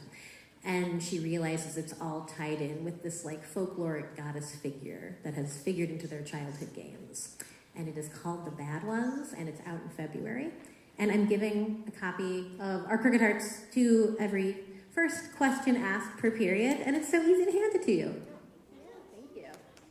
Melissa, I'm always curious when authors come out with a new book, what the mentality is. Is it, this is the best thing I've ever written because it's the most recent thing I've ever written, or is it like a, gosh, I don't even know how this is going to be received, you know? Is it anxiety? Is it confidence? It's like all of that. There's like the idea with every book that you're like, I'm definitely better at writing than the last book, but have I written something? There's like good writing and there's like commercially interesting writing, and those are not always the same thing. So I guess it's like the idea of, have I written something that people want to read right now?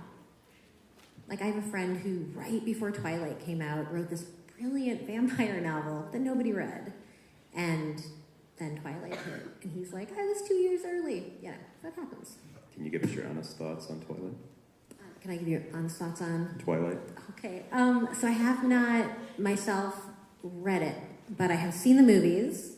Sorry, guys. I know. I told my friend this the other day, and she's like, I was raised on Twilight. Twilight is what I am. She's herself writing a vampire novel. I guess I read some of the first one, and the smallest thing can turn you off.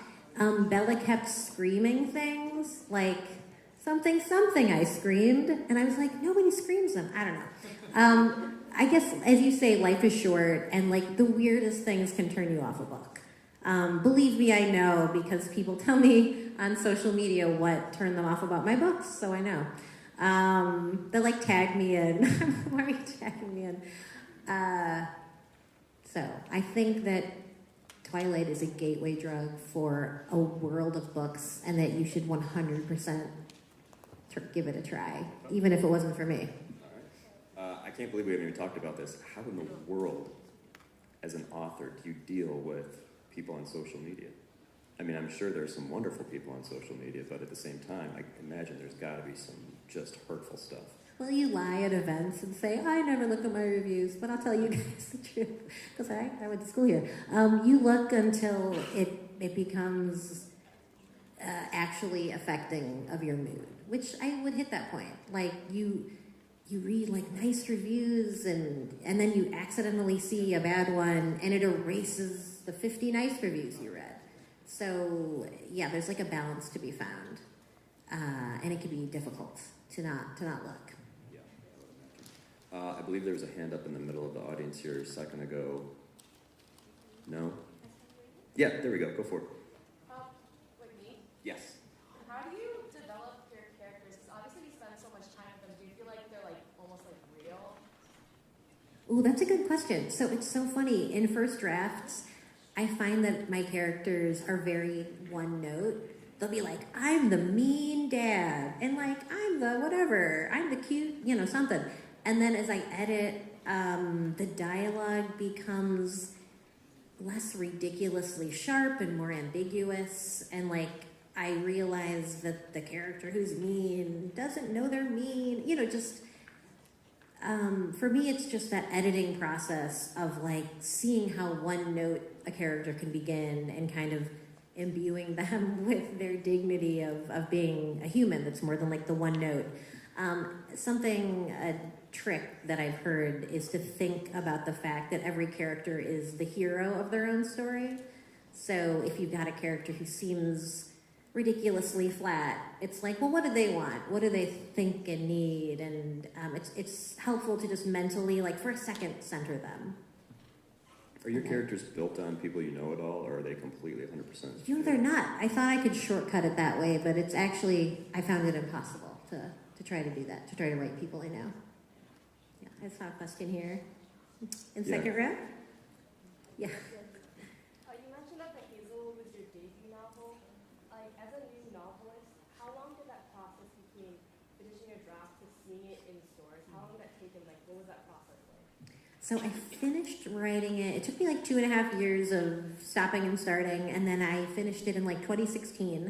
I got an agent, and I sold it in October 2016, and then it came out in January of 2018. So it was like, God, what was that? Like a year and change between finishing it, selling it, and then finally having it go on the shelves, which was a wild year and a half. Yeah, is that Jazzy? Is that Kenta? I'll Yeah. let you pick. I'm making. No, you're sorry. I was just curious about like how you start your like world building process when you're writing novels. Yeah, so I so far have, aside from the Hazelwood, which has like a portal world that I really enjoyed writing, I've written in this world. So I just love starting with a contemporary world and like adding in a creep of magic. So that is how I've done it. Like I've figured out settings that to me seem like inherently shadowy and strange, like the city and the suburbs. Just like there's something creepy about archetypes of any kind. Like you can like shade them with so much weirdness. So in the Hazelwood, it was like a city where every day you see different people, and like any stranger can like have some kind of menacing, ulterior motive. And then in Our Crooked Hearts, it's half in Chicago, half in the suburbs. And the suburbs, it's like everybody and every place so well that when that familiar starts to become strange, it's like super uncanny. So it's just finding ways to make familiar contemporary spaces creepy, which I'm always interested in. Thank you. Yeah, I'm thank gonna you. let you take over the. You can I'm take taking over? Okay. Hi. You talked about what inspires your stories and characters, but can you explain what inspires maybe how things look? Ooh.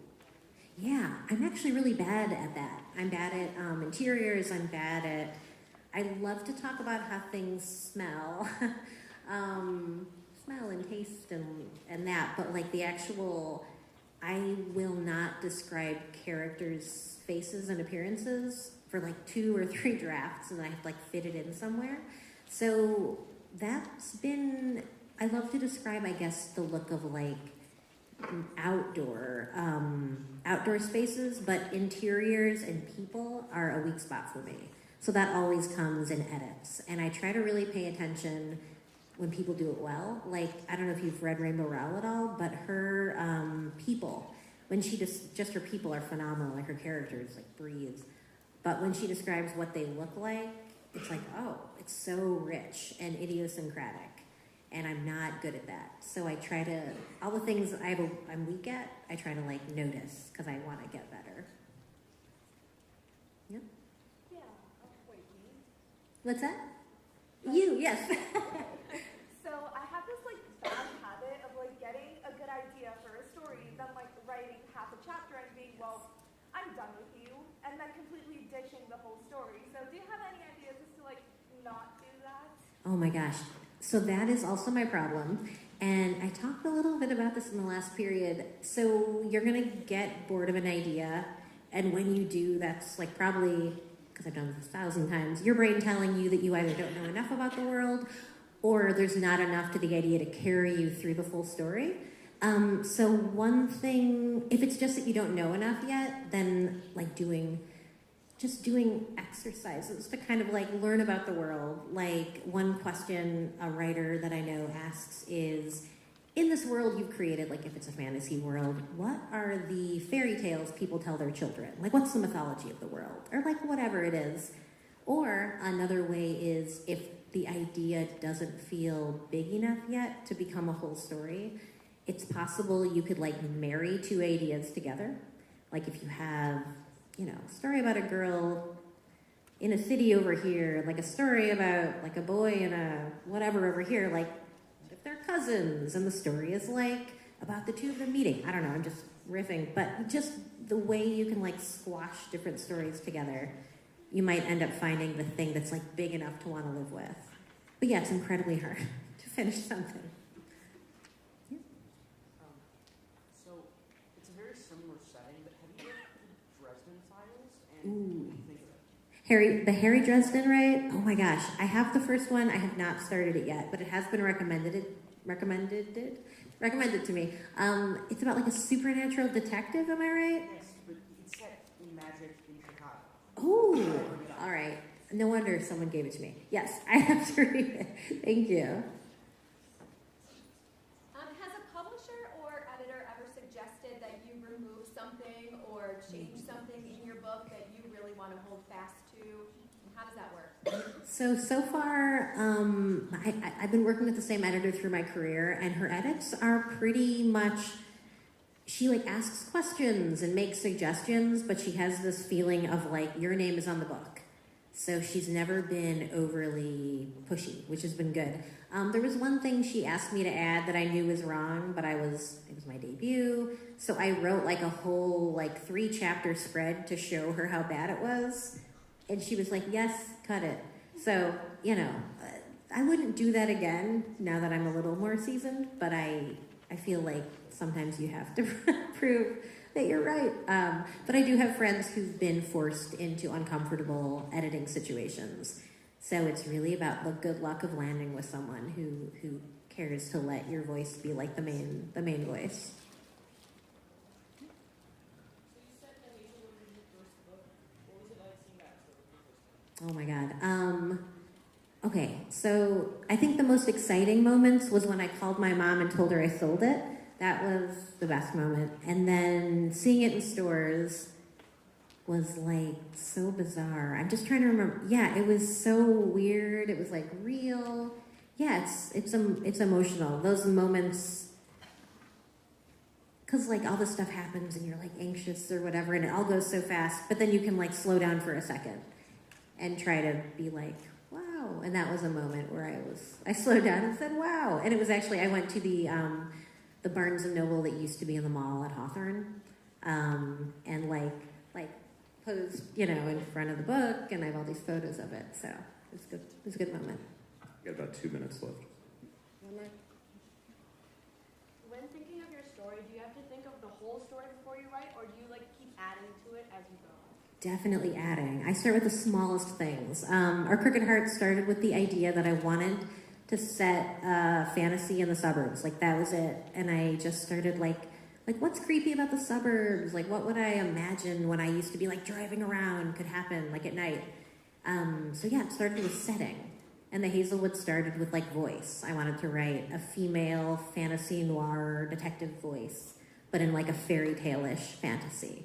So yeah, the smallest thing, plus tons of work, and being super sad because you're not good enough yet, and forgiving yourself constantly. Do you work with an illustrator for your covers, or do you do that on your own? How is it like working with an illustrator? I've been really lucky. My publisher has a wonderful illustrator named Jim Tierney. If you look up his website, Jim Tierney, he like publishes some of the best covers around. He's so good. And so far, what's happened is they send me a cover and they're like, what do you think? And what they're saying is, this is your cover. And I'm like, I think we should change it. And they're like, no, bye. So luckily, all the covers have been really good, and they'll take my tiny edits. But mostly, it's like presented to me, and I have to learn to love it. And I've been lucky because it's been easy to like love my covers. We have time for one more? Okay. each time you write a new book, does the process get easier the more knowledge you kind of gain? No. I think what's happening is the more I know, the more I realize I don't know. Sorry guys, it does not get easier, but it's all worth it. Thank you for asking. Bye. Thanks guys, have a great break.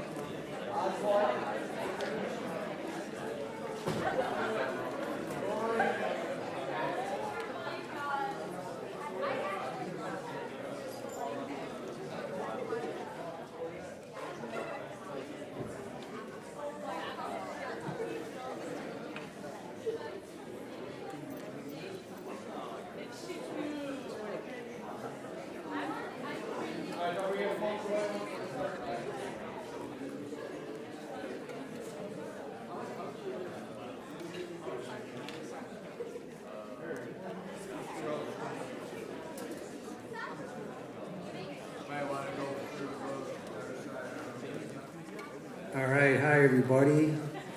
Welcome to Writers Expo, and I'm Paul Reef. I'm the MC for this period, and this is the only period I'm MCing today, so I want to do something a little special. I need your help. So here's a little background. This event started about 10 years ago. The main teachers making it happen were Mr. Schmidt, Miss Naslin, and Miss Shanebeck. And then after 10 years, they felt it was kind of time for other people to step up and sort of volunteer and keep the event going. And Mr. Tooley stepped up, and he's really the guy making Writers Expo happen this year. So there's a lot of details that he takes care of, like he's got a binder here of all this information, and one of the things he's got is a list of about 10 people to thank for making Writers Expo happen, and they all do deserve thanks. But for this period, we're setting that list aside, and the special thing I'd like you to help me do is just show gratitude and love for Mr. Tooley by giving him a big round of applause for his hard work.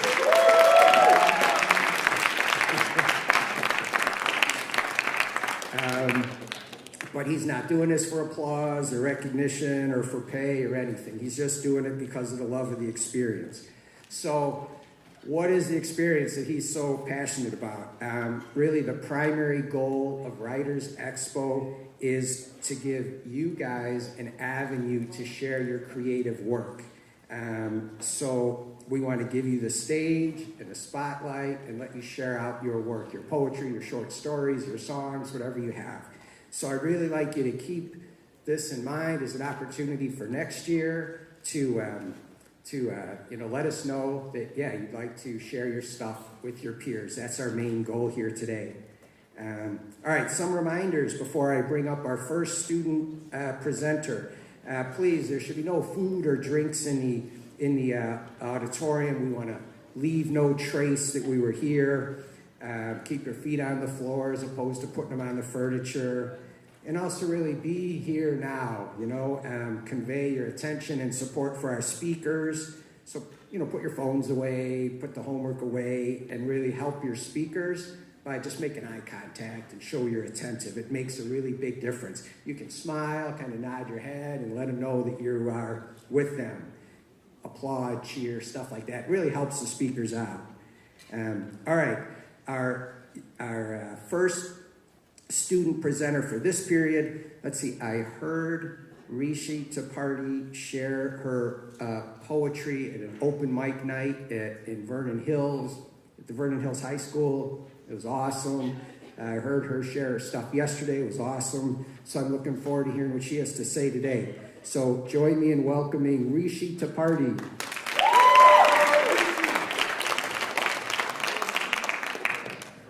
Thank you, Dr. Reef. So, I'm Rishi. I'm a sophomore, and over the past few years, I've met a lot of people, and a lot of them were really important to me. I've met them online, in real life, and a lot of them were some of the most amazing people I've had the pleasure to meet. They were really kind, caring, but what a lot of people didn't know was that they struggled with depression. They had a lot of mental health issues. They never saw themselves as, they never thought they were important, even though they very much were. And they would often mask their symptoms because they didn't want to be, in their words, a burden. So this poem is inspired by all the people in my life who struggled with mental health and their struggles with masking depression. So without further ado, this is my piece, Tell Me About You. Tell me all the secrets that cling to your eyelashes and threaten to clot inside your veins as they cling to each other because blood is thicker than water. Tell me about those watery secrets as you bat your eyes at pretty strangers, hoping that as you do, they dry away and take your loneliness with them. Whisper in my ears all the thoughts that you bury in your heart like Pandora's box, threatening to spill and etch rivers on your face. Tie me to you with the thread you use to sew your lips into a smile and place in my hands the dandelion seeds in your eyes that tell the stories of the dreams that you blew away for us all. Tell me about the shards that threaten to saw apart your heartstrings, those fragments of moments that keep you awake at night, contemplating the distance between the stars and how they don't really form pictures until we draw them ourselves. You sing about how everyone in your life are pieces of a puzzle that used to fit together but wore each other down until their edges cut their ties. Tell me about how because we couldn't fix it all, you cry alone for everything that's gone, and how you cry for the strings of your past that twist and cling together in a way the ones you love never could. Teach me how you glued your smile back together, such that the cracks between the slivers of your soul aren't as noticeable as the cuts on your arm. The ones that you chose to treat like the lines on your palms, which you saw as nothing but a reminder of how life was an illusion made of misery. Don't push me away and leave me to gaze in tense fascination, because even welling with tears, your eyes are poetry. Hold the flame in your words to the tapestries of your bloodline and watch them melt in your warm palms, which have only felt the cold grip of controlling hands, because nobody tells the short stories of the tears you shed. How do you weave your soul in everything you do, hoping it washes away your thoughts as you drown deeper and deeper in the ocean of hazy nightmares? Do you not care for yourself, floating and falling in flatlined harmony? Can't you hear yourself scream against the roar of delightful delusion and the crystal sounds of shattering hope? Is it because you see yourself as the broken, discarded wings of Icarus? Tell me why you never look away from the mirror and see yourself through my eyes, and you love yourself the way you love everything that fails to notice you, but instead, stay inside the broken edges, nursing your reflection in your tears. Thank you.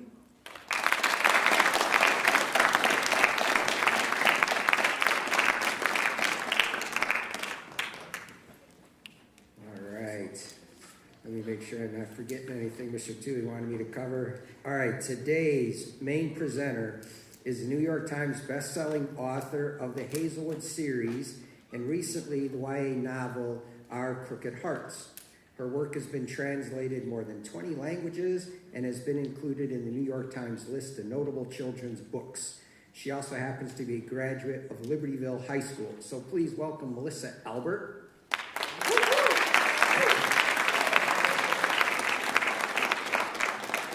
So the format that Mr. Toohey followed was he'd sit on the couch and he interviewed Miss Albert for the whole period. And I was supposed to do that. And I was really thinking, I'm not sure I can do that. So I asked Sarah Wu and Jasmine Lafita to give me a hand. So come on up here. And, they were here last period, just very spontaneously. I said, would you guys mind helping me pose questions to Miss Albert? And they don't know much about Miss Albert, which I think is great. So I'm going to be kind of listening for questions that I think are interesting, but I'm a 56-year-old English teacher. I got a whole different perspective. So I thought it might be cool for you guys to just kind of maybe the kinds of questions that Jazzy and Sarah might pose might be more of interest to you. We'll also invite you guys to ask questions, but this is the format we're going to use, kind of question and answer, just to get to know Miss Albert a little better. All right? We shut this off so we can. Are you gonna sit here, or should I center my chair? You're gonna sit here. I'm gonna sit right there, and then you got the mic. All right. Hey, everybody, thank you so much for being here. I'm excited to talk to you. Did that work last period? It wasn't too long. Okay, I'm going to read you guys an excerpt from my first book, The Hazelwood. This is about a teen girl who's always lived with her mother, constantly kind of moving from this bad luck that's been chasing them. When she's 17 years old, her grandmother, who is the reclusive author of a cult collection of fairy tales, dies in her grand estate, having never met her granddaughter. And after her death, the girl and her mother moved to New York, and they stopped moving for the first time in their lives. And then increasing creepiness and bad luck starts kind of accumulating around the girl, and she ultimately realizes the world of her grandmother's fairy tales is very real and out to get her. So, this is the opening of The Hazelwood. One moment. Oh no, good, thank you. My mother was raised on fairy tales, but I was raised on highways. My first memory is the smell of hot pavement and the sky through the sunroof whipping by in a river of blue. My mother tells me that's impossible. Our car doesn't have a sunroof, but I can still close my eyes and see it, so I'm holding on to it. We've crossed the country 100 times in our beater car that smells like French fries and stale coffee and plasticky strawberries from the day I fed my Tinkerbell lipstick into the slats of the heater vent. We stayed in so many places with so many people that I never really learned the concept of stranger danger. Which is why, when I was 6 years old, I got into an old blue Buick with a red-headed man I'd never met and drove with him for 14 hours straight, plus 2 stops for bathroom breaks and 1 for pancakes, before the cops pulled us over, tipped off by a waitress who recognized my description from the radio. By then, I'd figured out the man wasn't who he said he was, a friend of my grandmother, Althea, taking me to see her. Althea was already secluded in her big house then, and I'd never met her. She had no friends, just fans, and my mother told me that's what the man was, a fan who wanted to use me to get to my grandma. After they'd determined I hadn't been assaulted, after the red-headed man was identified as a drifter who'd stolen a car a few miles from the place we were staying in Utah, my mother decided we'd never talk about it again. She didn't want to hear it when I told her the man was kind, that he told me stories and had a warm laugh that made me believe deep in my 6-year-old's heart he was actually my father come to claim me.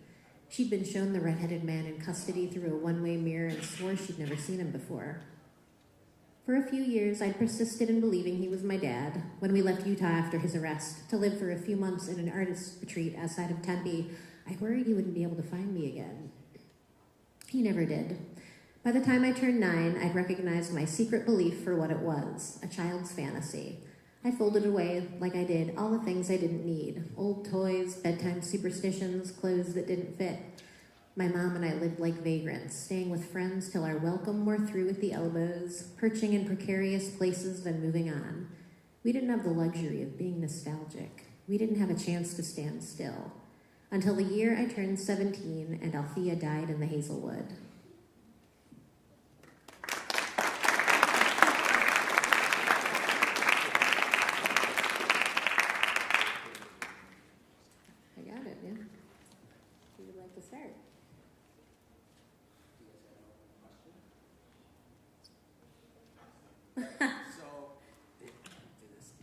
So we're all on the DOI staff together, and one of the things we kind of try to do when we interview somebody is to start off with an easy question and kind of let the person that we're interviewing kind of warm up a little bit. So I'm just going to start with and then we'll jump in with the rougher stuff. But I just, what attracted you to become a writer? What are some of your favorite books? Could you share that with us? So I'll kind of go in order with books that made me want to be a writer. When I was a kid, it was The Chronicles of Narnia and Peter Pan, which are all portal fantasies. And that kind of kicked off my total obsession with books that are set in a real world, or at least start there, but like magic creeps in, like through a door, or like a flight, or whatever. So I've always been really drawn to that. And then when I was like 13 or 14, I discovered Francesca Lia Block, who's like this cool punk witch fantasy novelist set out of Los Angeles. And her stuff is like very poetry adjacent, very magical, realistic. And I just loved her work.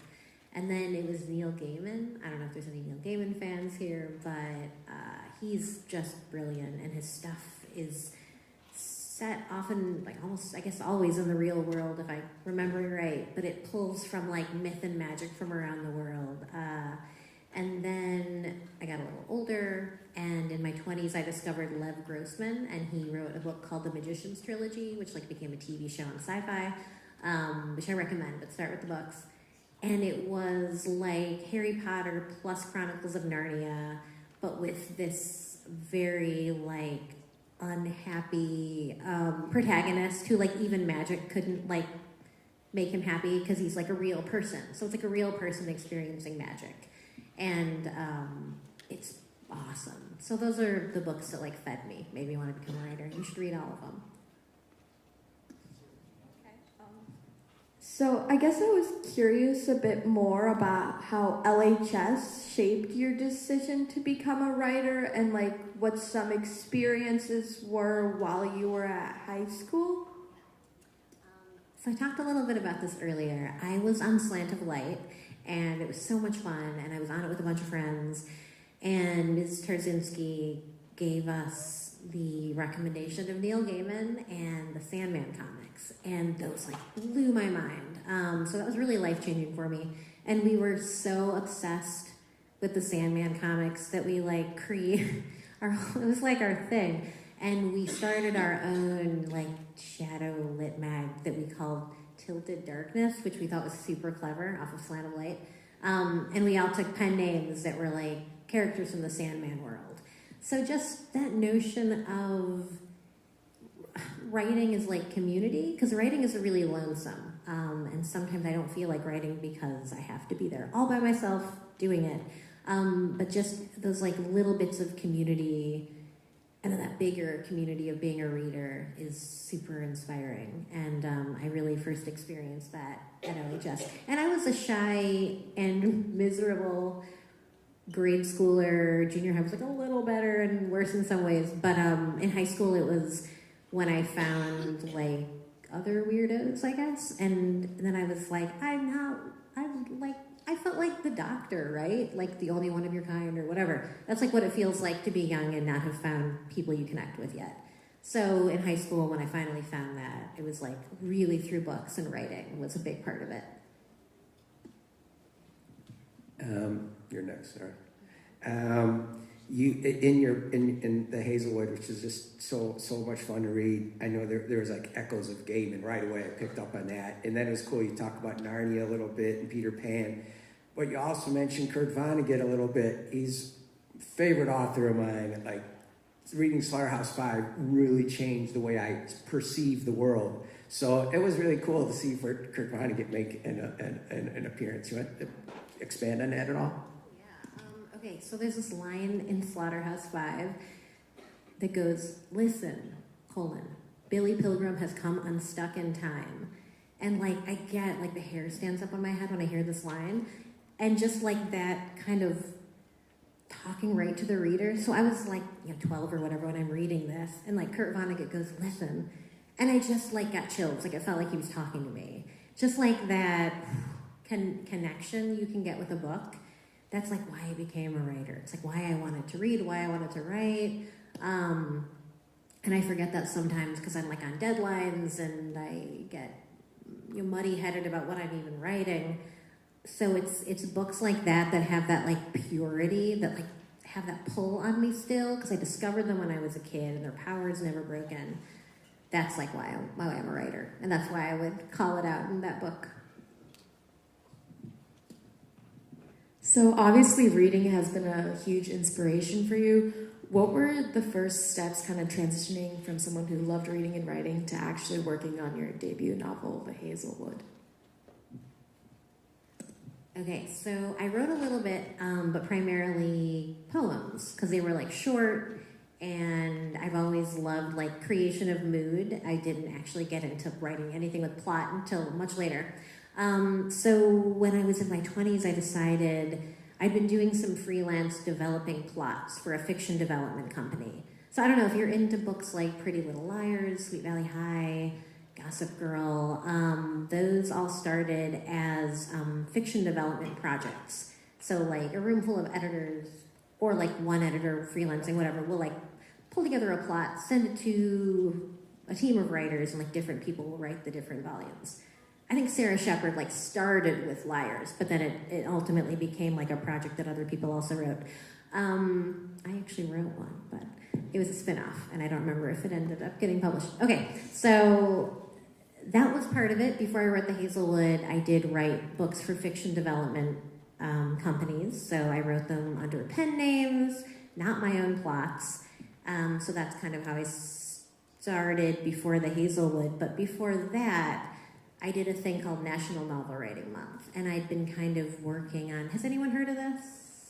Yeah, okay, cool. Yeah, so every November you write a novel. It's like, they define a novel as 50,000 words of like a project in a row. And I'd been doing all this freelance that made me believe it would be easy for me. Like I thought I could easily do it, but it was like the most miserable and humbling experience of my life. I realized like I didn't know what I was doing. I didn't know how to move a character across a room. I didn't know how much information you could give how much you could skip. And this experience of like utterly failing, it's like watching the Olympics and being like, I'm gonna like be a famous skier now. I'm just gonna do it. That's kind of what I did. I thought I could like read and then just do it. So it turned out it was really hard. And that is when I started, it was in my 20s, I started reading more seriously and looking at books as like blueprints, even more than stories. Like reading as a writer, it was like a big, really conscious shift I made. And then I finally finished The Hazelwood in like my late 20s. I think I like lost the thread of that question and just was talking. So I hope I answered you.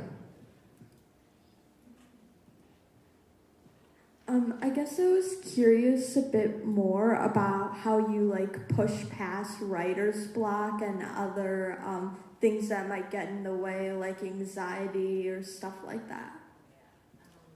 That is such a hard question because I still face it, and no, I'm glad.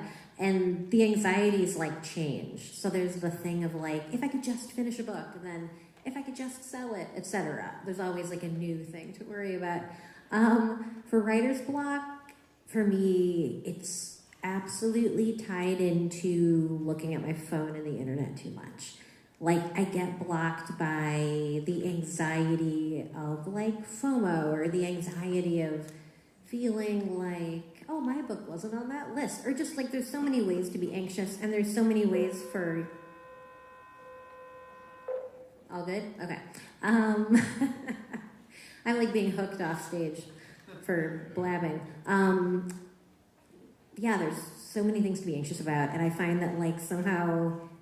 the internet like refracts it like a prism and steals my writing ability. So like I'm on deadline now and I'm gonna try to like not internet for like 8 weeks or whatever to get it done. We'll see if that sounds like impossible. I'm gonna try.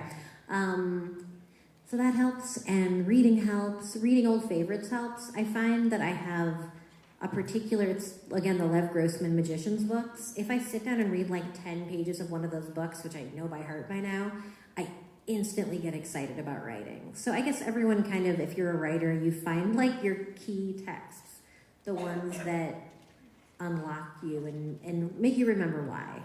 So that helps. And also taking a day off helps. Because if you're just miserably grinding away, it's rarely good. I've got all these like notes written down. So I'm just going to say that like I was writing down notes like during the first period and things to ask you about, and I wrote down the word pizza. And I don't have any reason why. I'm trying to think, what was I thinking? Is this giving you some... Well, do you know why I wrote down the word pizza? Why you wrote down the word pizza? You just knew. You just knew I love pizza. In my books, you know how you read a book and they never go to the bathroom? And that's fine. You don't want to be like, and then I went to the bathroom. But also, sometimes in books, they never eat. And you're with them, and they don't eat anything. So one of my steps I take in editing and revision is I make sure my character has been properly fed. Because otherwise, they'd be really hungry, and that'd affect the plot. But I never find time to make them sleep. Like, the plot always requires them to be awake 24 hours a day. But at least they've eaten.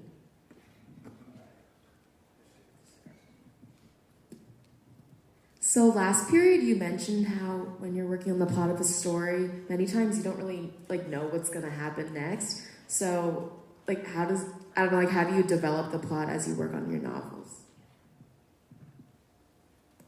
So my unfortunate, disastrous, and incredibly slow process is that I write it all in order. Like I just sit down and that's actually killing me because the rewrites required are wild, and it's, I've got to change my process. But when I had all the time in the world for the Hazelwood, it worked really well, but now I'm in a deadline. So what I do is, and this is my process now, it might change, is I write, and then when I lose the thread of what I'm doing, I stop, I read it, I edit as I go, and I'll like push it a little further with the new ideas I've gotten. And when I get really stuck, I'll stop and I'll do almost like a map of possibilities. So it'll be like, she found a magic book.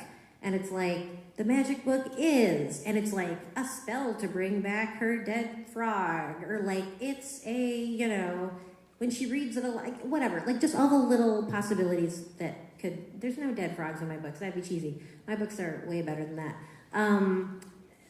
So that helps. And then I also keep running. So I've got like the document that I'm writing. I've got a deleted text document. Every sentence I cut goes in that, just in case later I'm like, that sentence was the best and I deleted it. And then I have running note stock. So I have like a document draft full of possible scenes I want to write, possible endings, like just little notions of things that could happen. So it's like a messy, 6 Word docs open on my computer process that I want to learn to streamline. But for now, that's what it is. All right, we can keep going for a long time, and we've got 20 minutes here. But at this point, just to keep things interactive, is there anybody out there that has a question you want to jump in on? Or we'll just keep posing questions ourselves?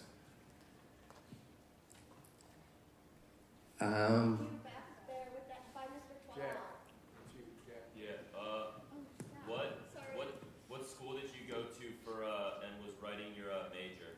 Ooh, yeah. Okay. So when I got out of high school, I didn't have a lot of driver ambition. I didn't know what I wanted to do. And literally a friend of mine was like, U of Iowa's cool, and they have like a writing program. And I was like, I'll go there. I think because my parents were like, where do you want to go? And I was like, there, I guess. And they had a writing program that I thought I might eventually apply for. But it turns out it's extremely rigorous, and I would have never crossed the bar at that point in my life to apply. So I was there for a couple years. I did not like the small town vibe of it. It's a cool town, but I kind of felt that I wanted a city after 2 years. So I ended up going to Columbia College Chicago, which was, it's like built around commuters and people with jobs. So I had like 3 jobs, and I worked, and I got a journalism degree. Because I wanted to be a writer, but I didn't have the courage to like admit that. So I got a journalism degree to pretend that I was gonna not try to be a fiction writer, I guess. Or maybe I hadn't even told myself that yet. Oh, and I forgot. Every person who asks the first question gets a book. So I'm going to leave it at the end of the stage for you. So don't forget. Rishi, go ahead. Yeah, so I haven't read your work yet, unfortunately, though I do plan to right after yours. Oh, thank you. So do you like how exactly do you play around with like metaphors and other literary devices in your book? So my books have a lot of metaphors, and I hear some people are like, I love your metaphors, and some are like, get to the book. Cut the metaphors. There's a happy medium. Just depends what kind of reader you are. I just love metaphors, and I think in them, and I talk in them, and it just comes from that deep desire to make people see it like you see it. And I feel like metaphors, if you can surprise someone by putting a normal thing in a way that they've never thought of it before, you can give them that shock of, you can just for a second like hijack their brain and make them see it how you see it. So that's, for me, the power of metaphors. But there's also a power of not using too many metaphors. And that is something, as a person who wants to keep getting to be a better writer, that I'm also trying to keep my eye on. Yeah, I just love them. They're so great.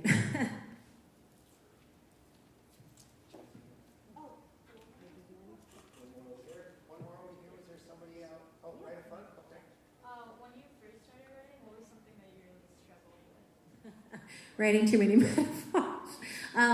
Okay, I really struggled with how things looked, how people looked, how interiors looked. I could write outside, but I couldn't write inside. Like, I don't know what a house looks like.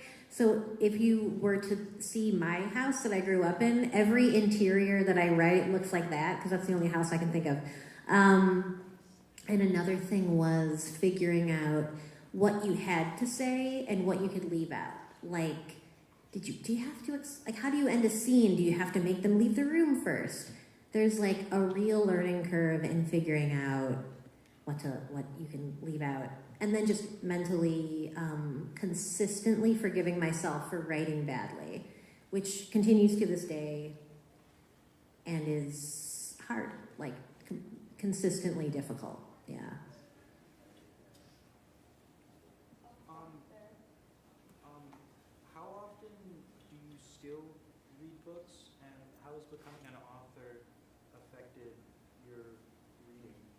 So I do. I'm constantly reading. I love reading. When I first was an author, I was running YA content for Barnes & Noble's website. So I was reading YA constantly. And I did a podcast for them. So I was constantly reading for work, and all I read was young adults, all I had time for. Since I left my job in 2019, I've been able to read more widely, which has been really exciting. Some of my main recommendations, if you guys like speculative, you should all read Gideon the Ninth by Tamsin Weir. She's one of the best writers working right now. And then all the other books I mentioned also. But that's like my go-to for people who love like sci-fi and fantasy.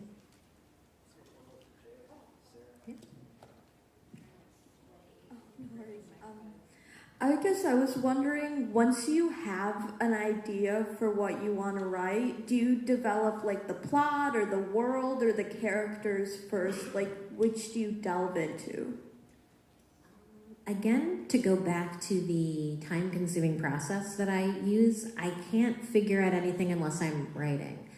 I have to write at least a little bit to kind of get into it. So I'll start, even if it's just a few pages, I can go off of that to start taking notes for my like wider ideas. And the ideas are mostly around plot. I'm just like, as a genre fan, plot is what I love. Like, I love good writing and I need it to like finish a book, but I'll like hate read a very bad book, like just like I need to know the ending. That's more of a skim.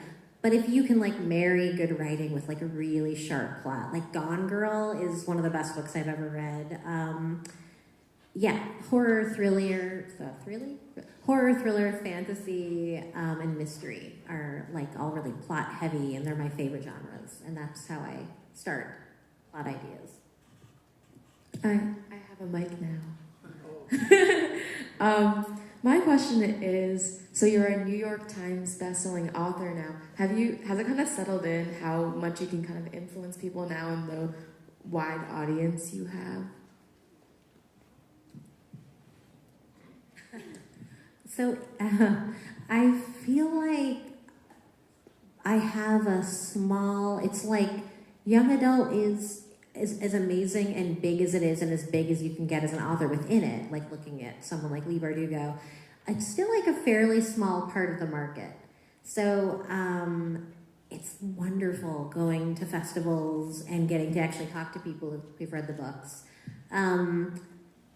But it's like, it's a hard thing to hold in your mind that you have, like, you know, I live in New York. I live in a city where a lot of the people in my circle do cool stuff. And no matter how cool your job is, most people don't care. Like, you know, you're the person who has to care. Like, there's such a, like, that feeling that people are going to be like, oh, that's, like, so cool or whatever. But really, it's you have to care about what you do, because no one else is actually impressed, is my feeling. Like, you have to find what in your job makes you feel that you're doing something really cool. And if I start thinking about the exterior stuff, it's like so fleeting. Like having someone, I read your book, like that happens very rarely. It happens when I go to a book festival like twice or 3 times a year. So just to keep my head in the right place to work, I just have to feel like, even if no one reads this, I really like this like cool paragraph, whatever. It's a real push-pull, and it's a very weird thing to have to kind of tangle with. Oh, wait, I just want to say one thing, Jez. I don't want to be too much of a fanboy here, but the Hazel, I really like Hazelwood. I really, Twice Killed Catherine was cool, and Alice 3 times, but I just thought Ellery Finch was such a cool character. Yeah, I really thought he was great. And the metaphors, I was even talking to Mr. Tooley about this after we read the book. I was like, man, you're reading along, and there's so much sensory description all the time of what things smell like and taste like. And that's great. Like Stephen King's latest book, the fairy tale, like I'm having a hard time really seeing it, but yours was just very vivid. So if you're looking for a good book to read, Hazelwood, highly recommend. And then, back to you guys. Who else has questions for Miss Helen?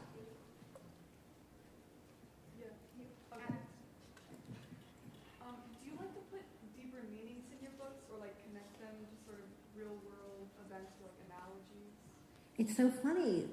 So as a person who wants to write genre, I just want to tell a good story. But when you sit with something for this long, as you have to sit with a novel and like the thinking you have to do, and you end up putting stuff in there that you didn't really know was meaningful to you. Or like, there's stuff you put in there that you didn't anticipate, and there's stuff people find in it that you're pretty confident you didn't put in there, but you get credit. So it's such an interesting thing. It almost feels like having a conversation with your subconscious, and you're like, oh, I didn't realize I felt that way about this. Like there's a lot in there. There's a lot in there that's meaningful to me that I did not know the book was about that until later. But I'm always going to be a person who puts story first. I'm always gonna. The main message is like, what happens next is my like highest goal, and then other things creep in. Maybe, can I jump in again?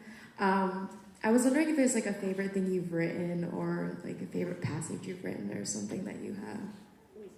Like, what's the favorite thing you've written in your, like, just in your... Oh no. Gosh, let me think. I love the Chicago scenes in Our Crooked Hearts. So Our Crooked Hearts is a book about a girl in the contemporary, essentially Libertyville, Vernon Hills mashup, and her summer break's just begun, and all this creepy stuff starts happening to her. And then her mother does something so frighteningly bizarre in secret that she like witnesses, that her whole world kind of cracks open. And then it cuts to her mother in the 90s. So then the stories are told in tandem. Like, what happened to her mom in the 90s when she was essentially becoming like a witch? And how is that now like coming back for payback 25 years later to mess with her daughter? And I initially meant it to just be set in the suburbs, but then the mom thread, like the magical 1990s Chicago witch stuff, ended up like, it was so much fun to write as like a small scene that I made it half the book. So I still love that stuff. I was just wondering when you're writing, when you know that like this idea is the one, or it's going to be your next book or something like that. I often feel like I think I'm falling in love, but then I just end up not having the energy for it. So I really have to kind of live with an idea and delve into it for like at least a month. Sometimes the thing you love is meant to be a short story. Sometimes it's meant to be like a notes draft that never becomes anything. Someone once told me it was like dating and like, well, this person I would like set up with my friend, but I like wouldn't marry him. That's kind of the vibe. Because you have to be so immersed. So I have friends who will write like things that are contemporary without magic in them. And I love to read it, but I couldn't live in it. That's, I think, why I write magical stuff. That's the only way that I can keep interested long enough, is to have that wider range of possibilities just based on the fact that magic is part of it. So we've got 5 minutes. And in a previous session, the last thing Melissa said before the bell rang was that she had wondered if anyone peed in her closet. So I just want to make sure the last thing you hear... I just want to make sure that's not the last thing you hear. If there's any question, we can answer that. If there's anything else you want to be sure you express to the group, we can do that. Or even if you wanted to read something else, we could do that.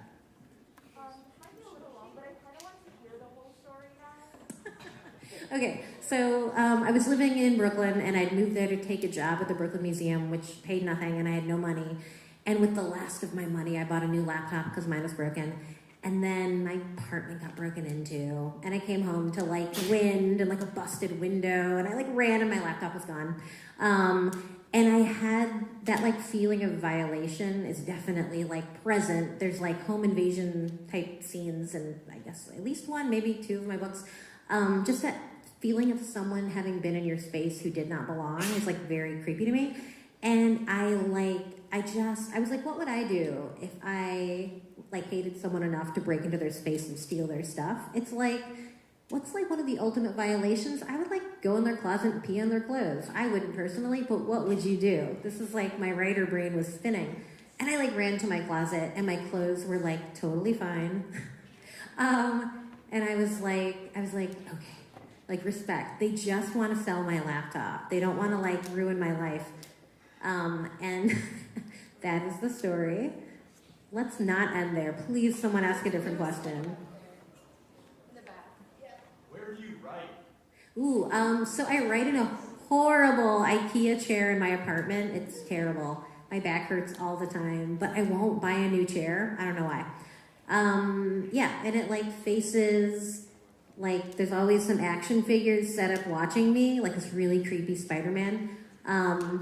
And that's mostly where I write. If I go to I used to go to a coffee shop, but there was a guy who would take his shoes off, put his feet up, and FaceTime his mom. And I was like, I'm not gonna work here anymore. So coffee shops are unpredictable.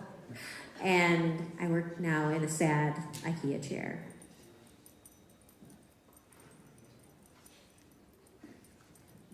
I can talk right up to the bell and end on an awkward note. Why would you work at an IKEA chair? It's not inside an IKEA, let me be clear.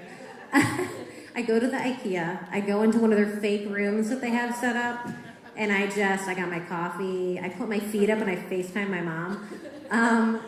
Yeah, no, it's in my apartment, it's been purchased. I should get a better chair.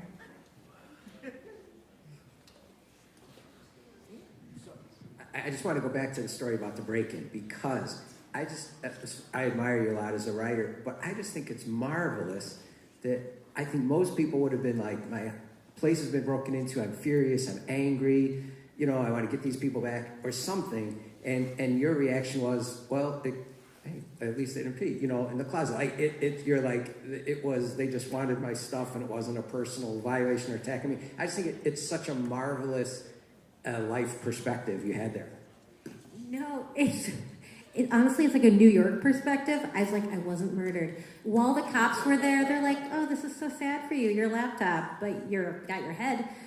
Like, while they were there, over the police radio came another cop. They're like, we got another note. And it was like straight up Son of Sam murder notes being left around my neighborhood that they were like reading over the radio. And I was like, what is it? So it was the perspective of a person who perceived how much worse it could have been. I love your read on it. It's much better.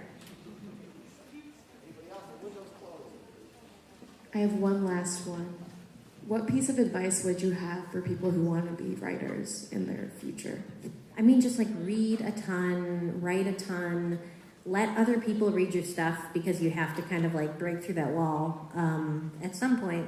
The sooner the better. Because you have to learn to be less precious. You have to learn to write something you're really proud of and then tear it up because it's not working. And then I would say, like, just to break into any field you're interested in out of college when you don't have any experience, you should freelance if you can. Like, I feel like a lot of places, if they won't let you in, they'll at least let you freelance. That was better than the other one. Thank you. Special thanks to Jazzy and Sarah for helping me out this period. Thanks, guys. You guys have a good break.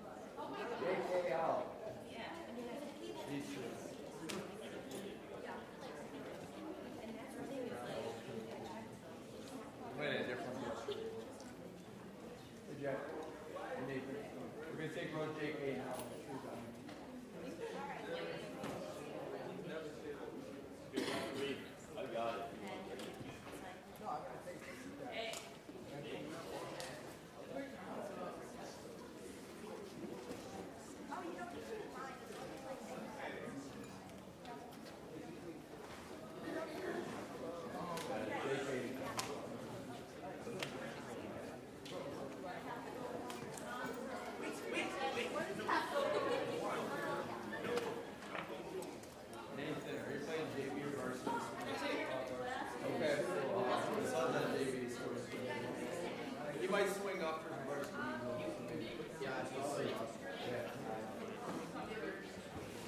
Okay.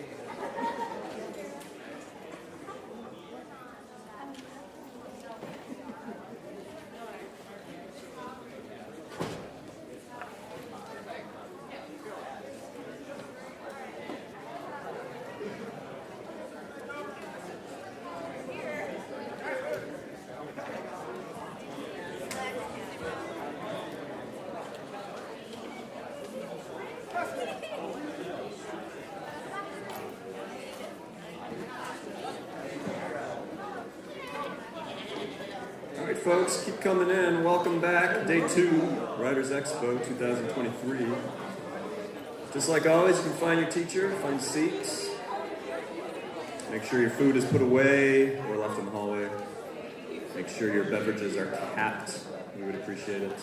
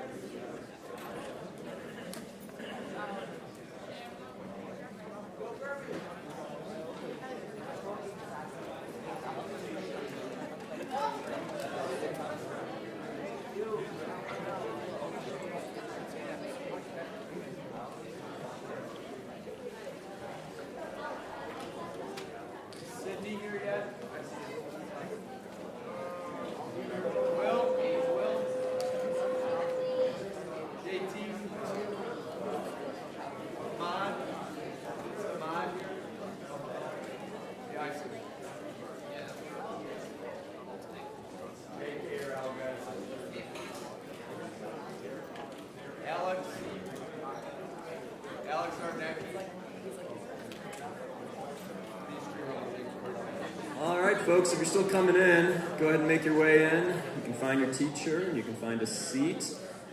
Thanks for coming back. We hope yesterday, how was yesterday? What did you guys think about yesterday? I got 2 thumbs up in the front row. I got a thumbs up from Mr. Schmidt, who apparently does not feel as strongly as the student who gave 2 thumbs up. That's good to know. All right, welcome back. You're almost there to spring break. Today we have a very special treat for you. We'll get to that in a second, okay? As I said before, if you could keep the food away, keep the beverages capped, keep your feet off the backs of the chairs, we would appreciate it. If you can keep the phones away, that's the big one. That's the one that just the couple of times I've seen it, even from my own students the past couple days, it just kind of rubs me the wrong way. It's also kind of disrespectful to our guests and our student presenters. And then if you could, refrain from chatting amongst yourselves, that also would be much appreciated. Lots of people to thank, just like yesterday. Quickly, Mr. Helvey again, the theater department, B&G, our AV team, Wildcat Productions, Mr. Gerlach, the English department, and now today a special shout out to Mrs. Singleton and her freshman honors class because they created the list of questions for our guest presenter. So thank you guys in advance. Yeah, give them a round of applause. It's good stuff. Just wait.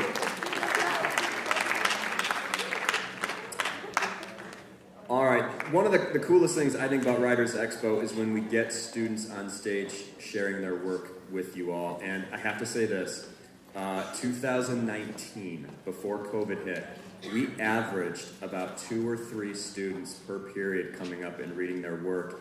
And unfortunately this year, we're down to like less than 1 per period, which just kind of hurts inside a little bit. So if you're even considering maybe sharing your work, even if it's not even written yet, but you think, yeah, I could do that. I would like that experience. First, let me just say it's worthwhile.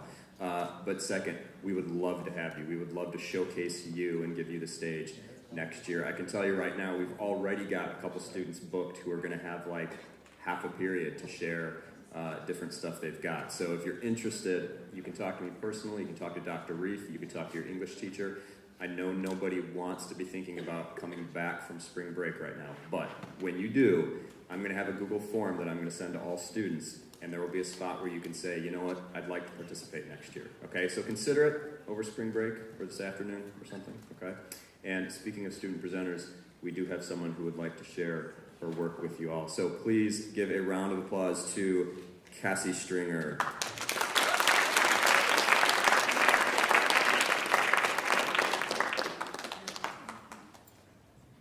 Hi, my name is Kassi Stringer, and I'll be presenting this poem to you called Silence. I gather my thoughts and feelings and pack them away in a neat little box. I grab blades and anything sharp to carve the pain within me onto my skin. I yell, I scream, I whimper, but the only thing people hear are the soft voices of mine saying I'm okay. My screams and cries for help sound as if I'm yelling underwater. I'm alive, I'm smiling, but I'm here, but within me I'm drowning, being suffocated by my problems, no escape and no way out. When I look into my reflection, the glass breaks. My thoughts, my beliefs about my looks, my body escapes from within my brain and takes over my vision. Therefore, all I see in the mirror is too skinny, but not skinny enough. All I can see is a big forehead, unsmooth skin, and a monster. In that monster is a 15-year-old girl who wants to be free from her own skin. She shivers from the thoughts of her own body being controlled by another individual. She's silent, she's calm, but in her she's screaming, I don't want to die, I don't want to die, not by the hands of herself. Her skin crawls, her skin rips by the blades that make her feel something. She doesn't cry, she doesn't feel. She looks into her reflection, feels the touch she wanted to forget. The touch that went against her saying no, no. She goes home, she cries, and she finally speaks up. But the silence from others is too loud. The one who doesn't believe her. The one who doesn't believe her cuts deeper than any knife can. This girl was once a 15-year-old girl who wanted to live, who had no monsters. But in that monster is a girl, and in that girl is a neat little box waiting to get unpacked. Thank you.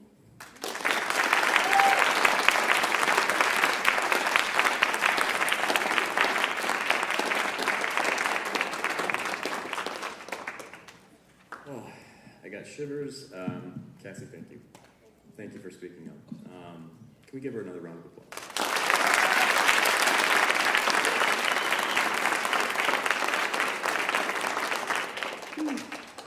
That, my friends, is what Writers Expo is all about. That is awesome. Okay, we are going to move on. We have a special guest going from current LHS student to an LHS alum. She is a New York Times best-selling author of not only the Hazelwood series, but recently the young adult novel Our Crooked Hearts. And she has another one coming out in February, happy to announce.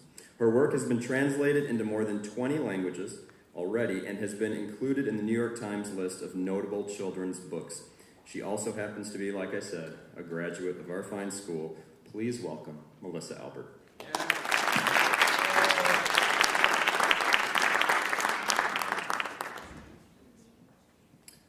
So I think we're going to start because raise your hand if you have read any of Melissa's work. Okay, I think we're going to have Melissa start again, if you don't mind, reading that passage from the Hazelwood.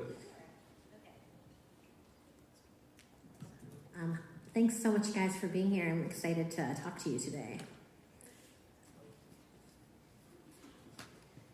So The Hazelwood is my debut novel, and it's about a girl whose life has been plagued by continual bad luck. She's moved around the country with her mom, always ahead of some unnamed something that her mom won't talk about. And when she's 17 years old, her grandmother, who is the author of a cult collection of spooky fairy tales, dies. And she and her mother finally stop moving and try to build a life in one place.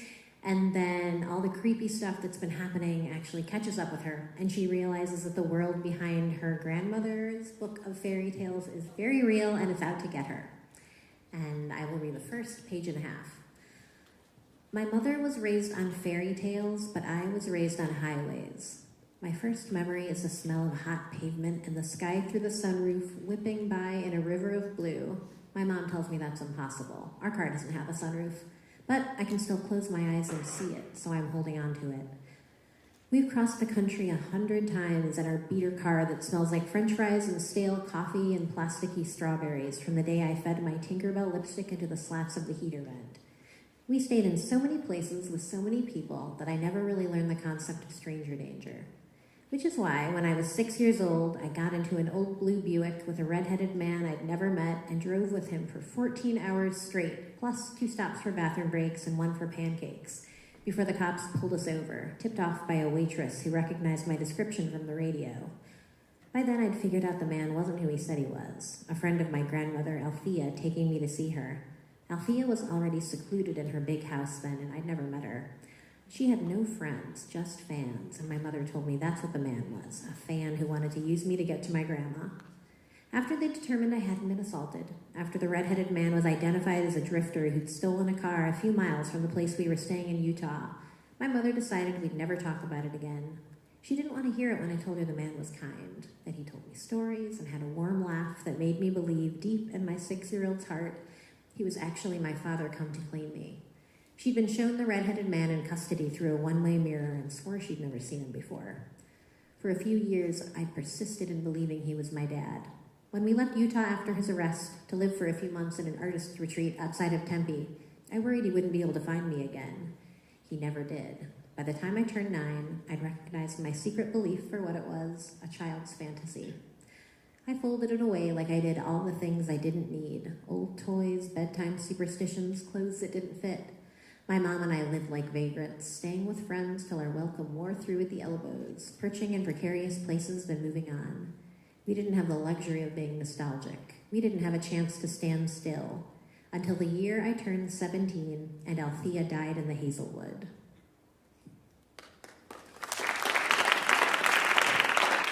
Thank you. Yeah, thank you for listening. So a little context. Now, actually, Mrs. Singleton, where'd you go?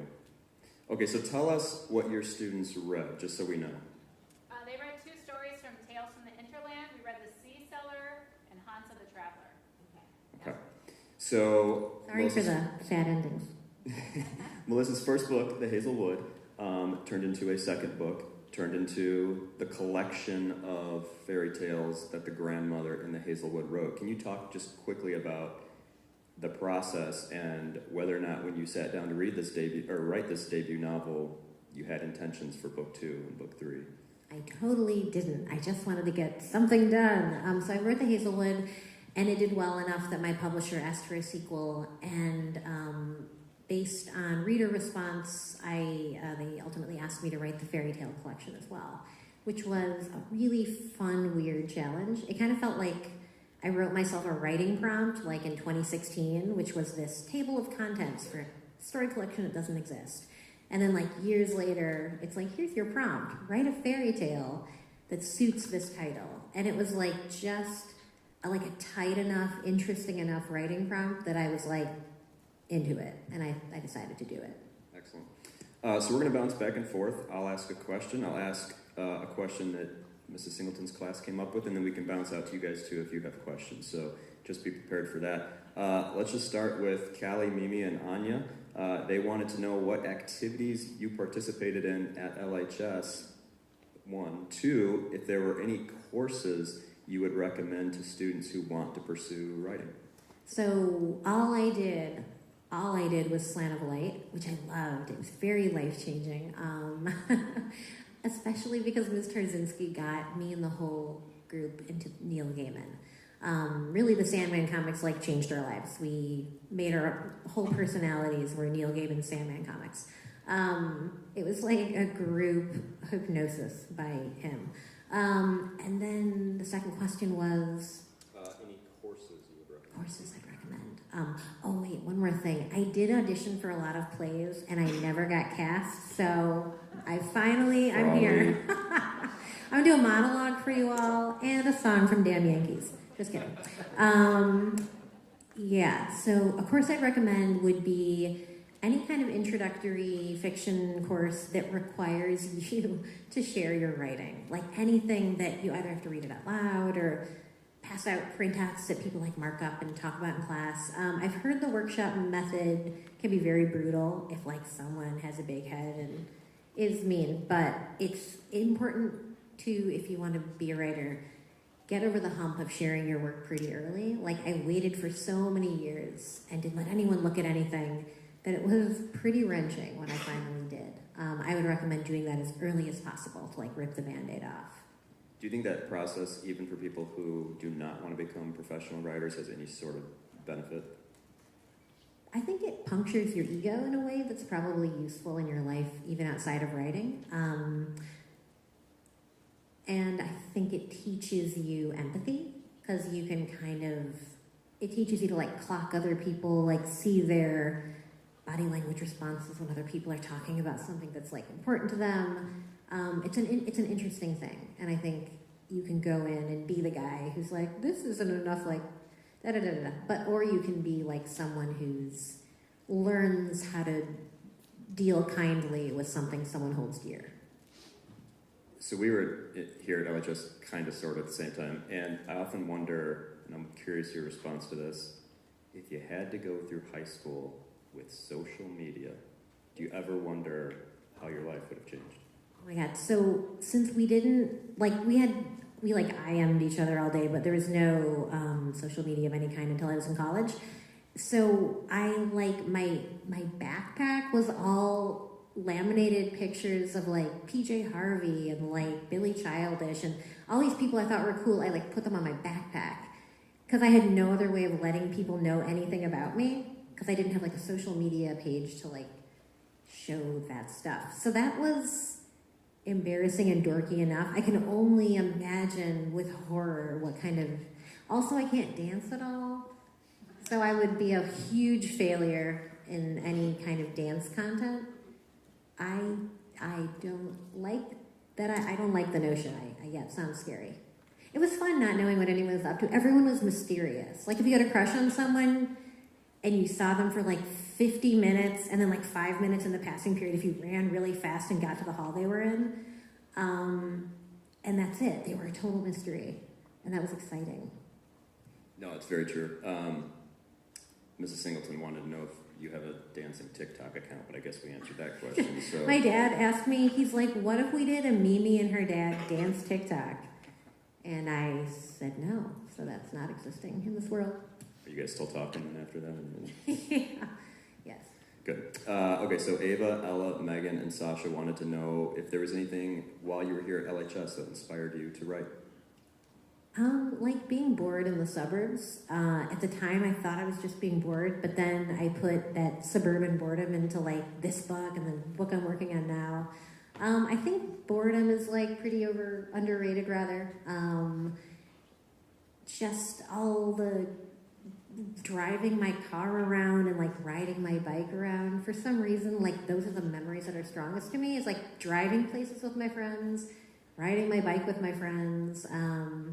Something about like transitory state where you can't do anything. It's like inspiring to me. See, and that makes me wonder again, like what if we had social media in high school? Are we getting out as much? Are we, are you, I don't know. Anyway. So you started mentioning bands and all of a sudden Ben Folds 5 came into my head, Rockin' the Suburbs. And I'm like, you're rocking the suburbs. Like all your books are taking place in the burbs. So tell us how growing up in this area perhaps influenced you, your writing. So I think Our Crooked Hearts is like a really good example of like how I was inspired by. It's set half contemporary suburbs, basically Libertyville, Vernon Hills mashup, because I went to school here and grew up in Vernon Hills. And that is all that like suburban boredom and like the David Lynchian creepiness of like parking lots at night and seeing houses. And because like I live in Brooklyn now, and you're constantly seeing like people having full-on fights on the sidewalk and like kids running around on the subway, like everyone's in their faces with their lives. Whereas here, there's like a more congenial atmosphere of like things happen inside your house. It's like, don't let the neighbors hear. But that's creepy, right? Like if you think about it. So that kind of creepiness is very interesting to me. And then the other half of the book is set in 1990s Chicago. And for me, growing up here, there was always that idea of like the city, the place of ultimate cool. And that got in there. Just like that idea of the city is almost like a mythical, like a metaphorical place of, I don't know, something bigger, something better, whatever, that you kind of like long for. Sounds very suburban, yeah. All right, so we're going to pause. Any questions already from the audience? Throw your hand up high. Yes, over here. What encouraged you to start writing?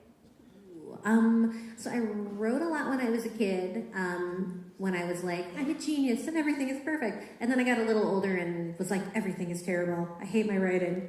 And I went through like a period of decline. And then it was really like being in high school and having the community aspect of Slant of Light. I wanted to hang out with my cool friends who were writing, so I was like, I have to also write. And I was like drawn to it by like wanting to, but it was really like having that kind of social impetus that got me doing it again. And then it wasn't until my 20s when I was doing a lot of freelance work around like young adult fiction development, which I kind of like fell into sideways through some other freelance. I decided that I would write a novel. Like I would give it a try. And it was National Novel Writing Month, which, have you guys heard of that? Maybe? Every November you write a 50,000 word novel, and you can like go online and join like this community of other writers. And I thought I would do that, and it was like such a horrible failure. And I thought it would be so easy because I'm a reader. I thought it would just like come out like sounding like a novel. And that was like my first experience with how incredibly bad your writing is and how much you have to forgive yourself for being bad. Because there's this massive gap between like what you know is good and what you're actually capable of doing.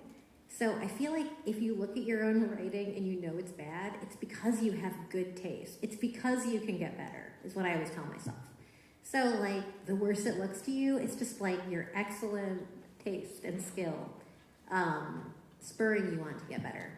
But some days it just feels like, I'm garbage. But, you know, you have to go through a lot of that. So that's my long-winded answer. Oh, and you're the first question asker. Every first question asker gets a free book. So I'll leave this on the end of the stage for you. And just so y'all know, the community of writers that Melissa's talking about, we do have something kind of like that here at LHS. One avenue, at least, is I forget if we're calling it the Writers Club or the Write Club, something along those lines. But if you're interested, Mrs. LeMaistry, are you here? No. Okay. See Mrs. LeMaistry, because she would be the person to talk to. It's a wonderful, wonderful community to be a part of. Okay, so Partho, Sophia, Clayton, and Shruti were wondering why, and you kind of touched on this a little bit, but why fantasy as opposed to other genres? So when you start writing something as long as a novel, you're going to be living with it and in it for like so many months. And there's also the fact of having to fill it up with plot. And it turns out I have no plot ideas that aren't like magical. Like the only way I can think to advance a plot or explain an interesting question I want to ask in a book is like magic. It's what I love to read. I grew up, it's almost like become a cliche to say that like I grew up checking the back of wardrobes, right? For like a door to Narnia. But like it is literally true. So I think for a lot of young, weird people who end up doing something that's like storytelling adjacent, whether it's writing or something else, there is that kind of like questioning of reality, like, but maybe magic is real? And like, I think for me that lasted, relatedly, I was quite an awkward young person, but it lasted like well past the age where other kids were, doing things that were not so dorky. Yeah, well, I never got my letter for Hogwarts either, so, I hear you. So this was just coming to me. I'm curious, particularly with a lot of fantasy writers who get into you've got like occult elements, you have straight up fantasy elements, you've got, more magical kind of things. what, and if it's too personal, you don't have to answer, but what your beliefs are in terms of some kind of other reality that's out there. So I'm facing this question a lot now because my kid is 5. And he's like, are monsters real? No. But Santa's real? Oh yeah, yes. And then he's like, are fairies real? I'm like, Santa's kind of a fairy. Yeah, fairies are real. And he's like, what about mermaids? And I'm like, oh my God. So it's this whole thing. So I started being like, I hope so. So he's like, is magic real? I'm like, I hope so. And that answer is like the truest answer I can give. And I sure hope so. Like, that's all I can say. I like it. Claire, Lana, Dion, and Vivian were wondering what the hardest part of writing fantasy is. The hardest part of writing fantasy is that I want to put in all of this cool stuff, but then I have to explain it in a way that's like fairly sound. So you're trying to take all this mystical invented stuff, but create a magic system that grounds it enough in reality that you're not just totally hanging the reader out to dry.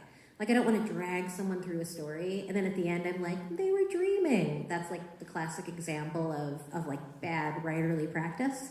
So it's doing all the cool stuff you want to do and finding the like right magical engine to support it and making it convincing. And like you mentioned Harry Potter, and they're always like, you know, Wingardium Leviosa, and it's like, why? There just seems I like a little more rigor to my magic. Not that I didn't, you know, devour all the Harry Potter books, but I prefer like the Lev Grossman Magician's Trilogy, School of Magic, where they're torturing their minds and bodies to like make magic happen, because that feels more like that could exist. That exists.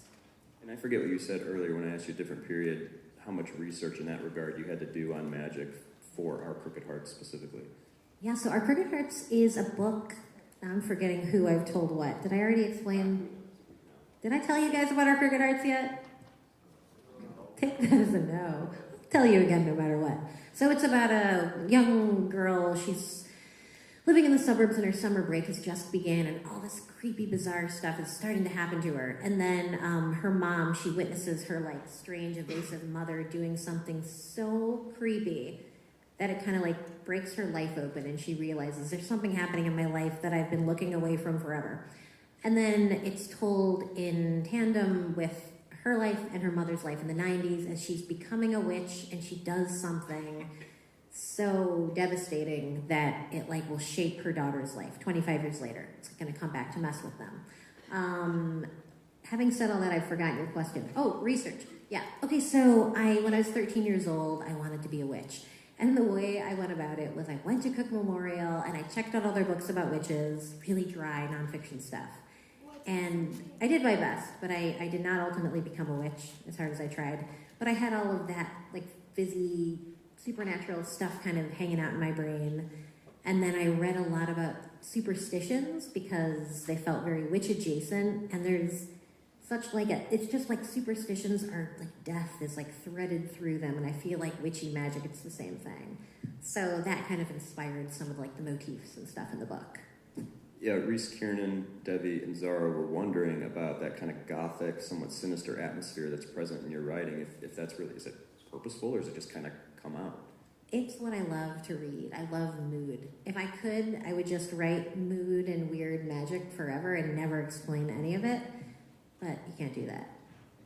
Well, it comes through in the Tales of the Hinterland. I mean, yeah, never explaining it. It's there, you know. It's fairy tales. Yes, it's great. They were also wondering, and you touched on this with another period, the mythologies that you've read and how that's woven into your writing. Yeah, I just love mythologies from around the world. When I was a kid, I read Robert Lang's colored fairy books, which started with the blue. Then it was like, they ran out of normal colors. It's like the ochre fairy book. But yeah, it's like many, many volumes of fairy tales from around the world. And it's stuff like Cinderella, but like presented also with like a tale you've never heard of from like Uganda. It's just wonderful. It's just this great, it just kind of filled up my brain with this like bubbling sedimentary layer of magical practices from around the world that I never kind of got over. Awesome. All right, we're going to do questions. Yeah, over on the side. I was just wondering if you have a favorite book or like a favorite author. Ooh, Okay, so Lev Grossman's The Magician's Trilogy is a book series that I read again and again. And every time I have writer's block, I read like 10 pages, and that's all it takes to get me to want to write again. And it's this wonderful mix of like, it's like Harry Potter and Chronicles of Narnia, but like mashed into the contemporary life of this like miserable Brooklyn teenager who hates his life, and even magic doesn't fix it. But it's like this like high-low mix of real world and magic, and it's like perfect. And that's what I want to write. That's like that's the DNA I think of everything I write is that. And Neil Gaiman, Coraline, and The Graveyard Book. Any others right now? Yes, up front.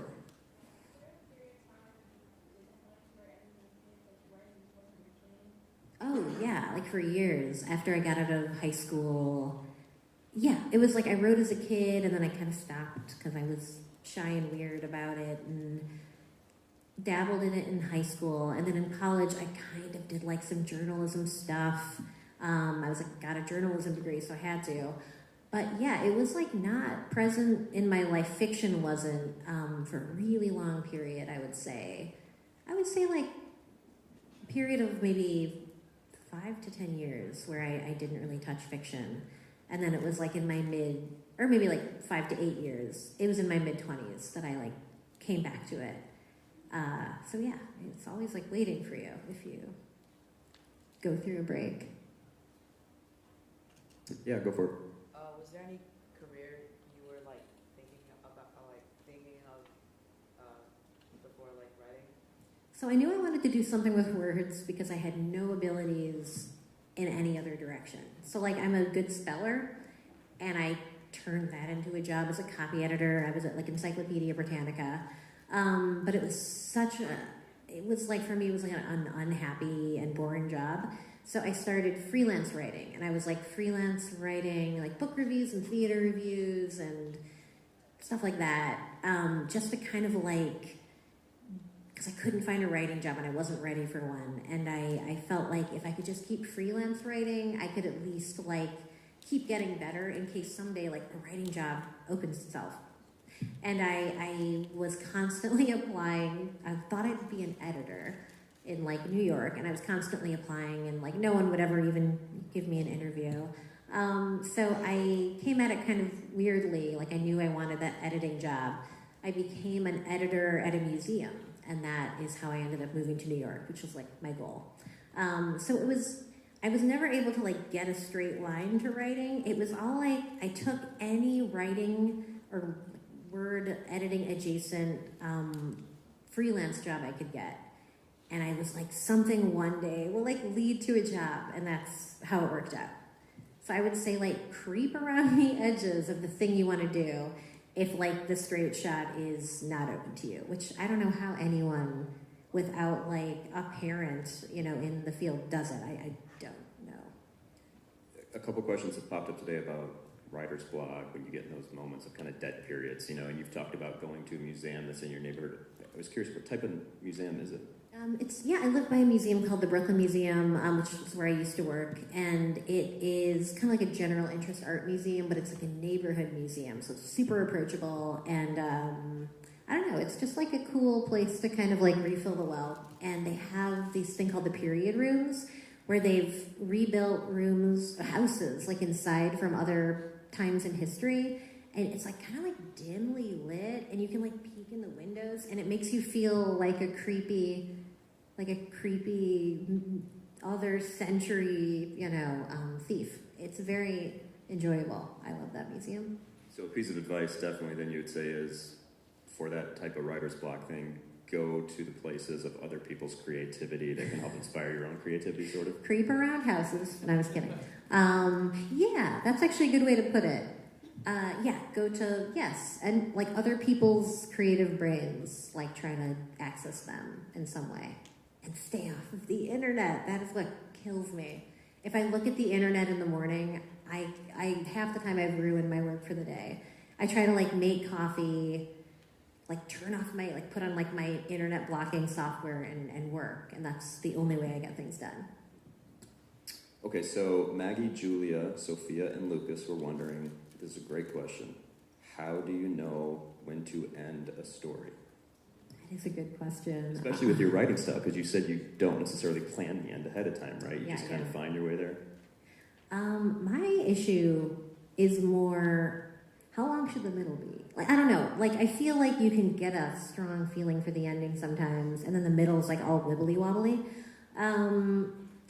Also, I like to end it and then get out of there. But readers like that last chapter where you wrap it up. I like that as a reader. I would be mad if it was missing.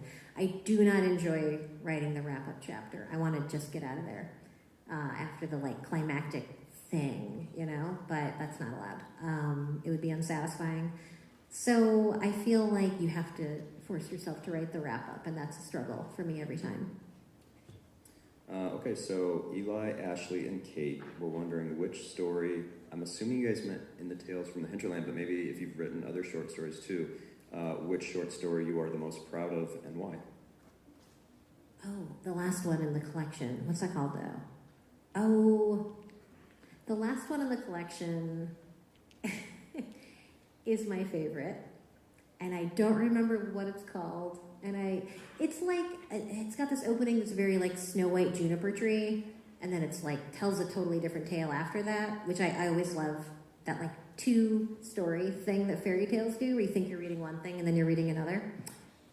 Yeah, I love that one. It's got a cat illustration. They also wanted to know how you keep motivating yourself as a writer. Reading. The only thing that works for me is reading. Like reading a book that's so cool and interesting that you're like, I want to do that. Or a book that's so not cool and interesting that you're like, I can do better than that. Why am I not finishing my book? I think either. Like you can be driven by wanting to get revenge on the person who said you couldn't do it. Whatever it takes to drive you. I think like there's no such thing as like a purity of like, I only write because my muse tells me to, and I don't believe in that. I don't think it's real, and I know it's not sustainable. It's just like sheer determination, whatever that means, and however ugly it looks, and however stressful, because it's quite stressful. The thing that is interesting to me is a scene that was hell for you, like a scene that writing it, the process was so ugly and painful, and every sentence was like squeezed from a stone.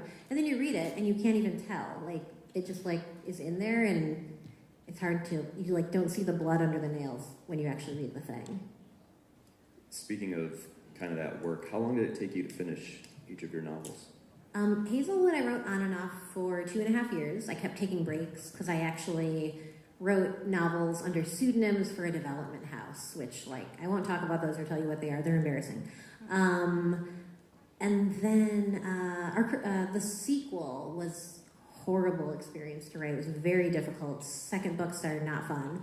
I wrote the wrong book for 1.5 years, threw it away, and then wrote the book that it actually became in like 6 months because I'd done the thinking. And then Tales, I don't remember. I wrote it in pieces. And Our Crooked Hearts was the quickest for me. It was like 1 year, and it was during the pandemic. And it was like the happiest place for me to be was this like twisted magical world, because the real world, you know. So that was the best. And now I'm writing a book that's taken too long, but I'm almost done. More questions from all of you? Yes, right in the middle.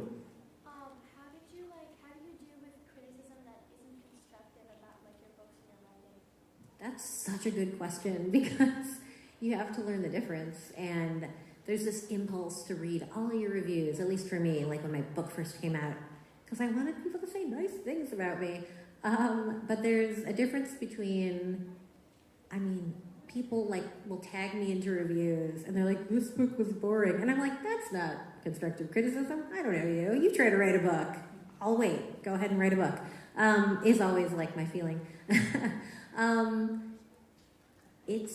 It's really kind of choosing your sources. So if you can avoid your own reviews and like maybe don't look when people tag you and stuff, whatever.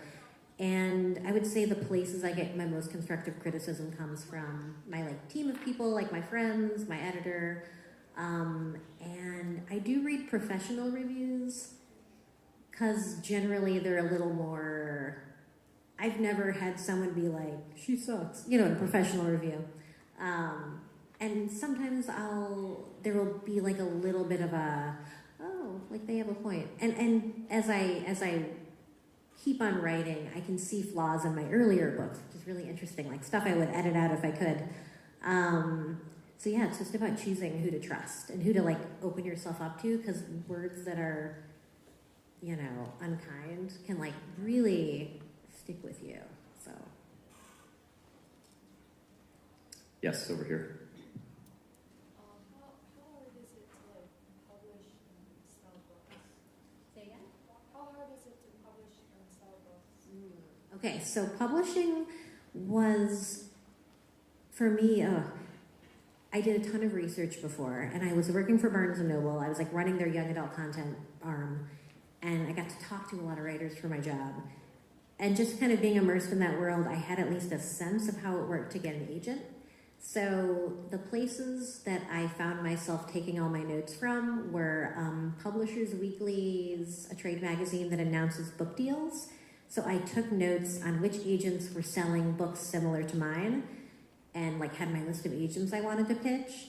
And then I followed a website called Query Tracker and Query Sharp, which gave you a lot of advice and information on how to write a query letter, which is what they call the letter you write to send to literary agents to like convince them to want to represent your work. So I went the traditional route, and I got an agent that way, and then she sent it out to publishers. And I've had good luck with like a really great supportive publisher. And as far as selling books, like a total crapshoot. You just never know what's going to work. What'll be a sleeper, what'll be... Like if you've ever heard of One of Us is Lying, Karen McManus was an author who, her debut, One of Us is Lying, was just like dropped at a random time. There was like no marketing budget. They didn't send her on any book tour. And then it was like a sleeper hit, massive, like, juggernaut. So you just never know. And then other things with like a 6-figure marketing budget disappears. It's a weird industry. Which one of yours has sold the most? Do you know? The Hazelwood, yeah, my first one. I don't get really great numbers. Like, it's very confusing and bizarre and a mystery. So when people are like, how's your book doing? You're like, I don't know. I don't know. Other questions? Yes. Never other than fantasy, but I do want to write adult books as well. So, but it will always have magic. I can't imagine writing without magic.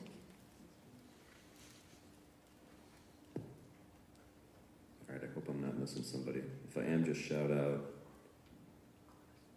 Okay, so one of my students who couldn't come to these earlier periods wanted to know if you had any trouble taking characters in a real-world setting and suddenly throwing them into this fantastical realm. Oh, I love that question. No, I love doing that. And it's, again, comes back to like Lev Grossman's Magicians. It was like, how do real people react when actually faced with magic?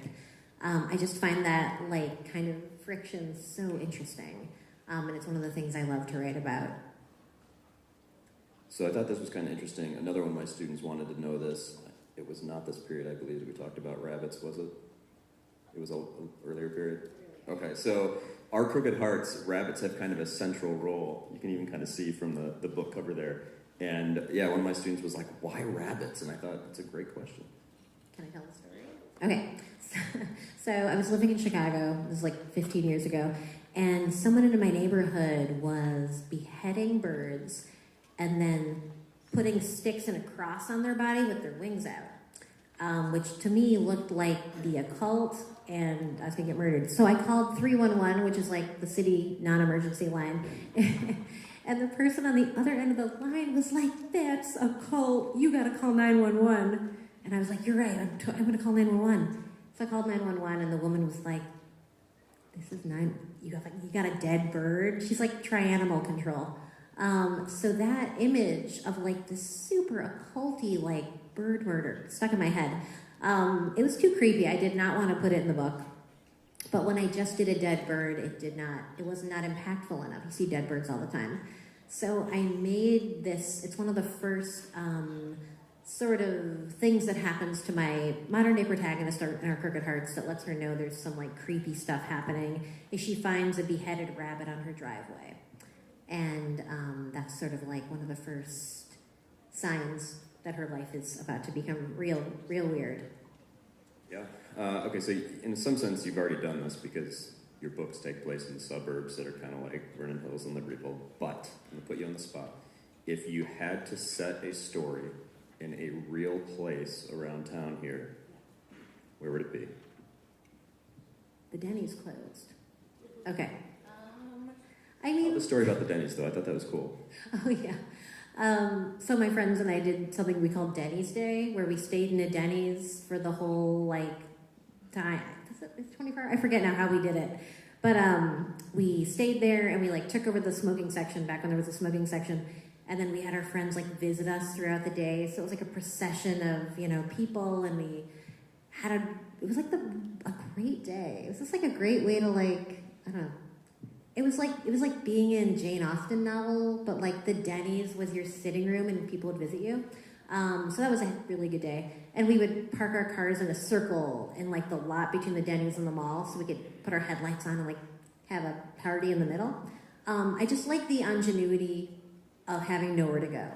So like we had nowhere to go unless someone's parents were out of town. So we like created spaces we could go to.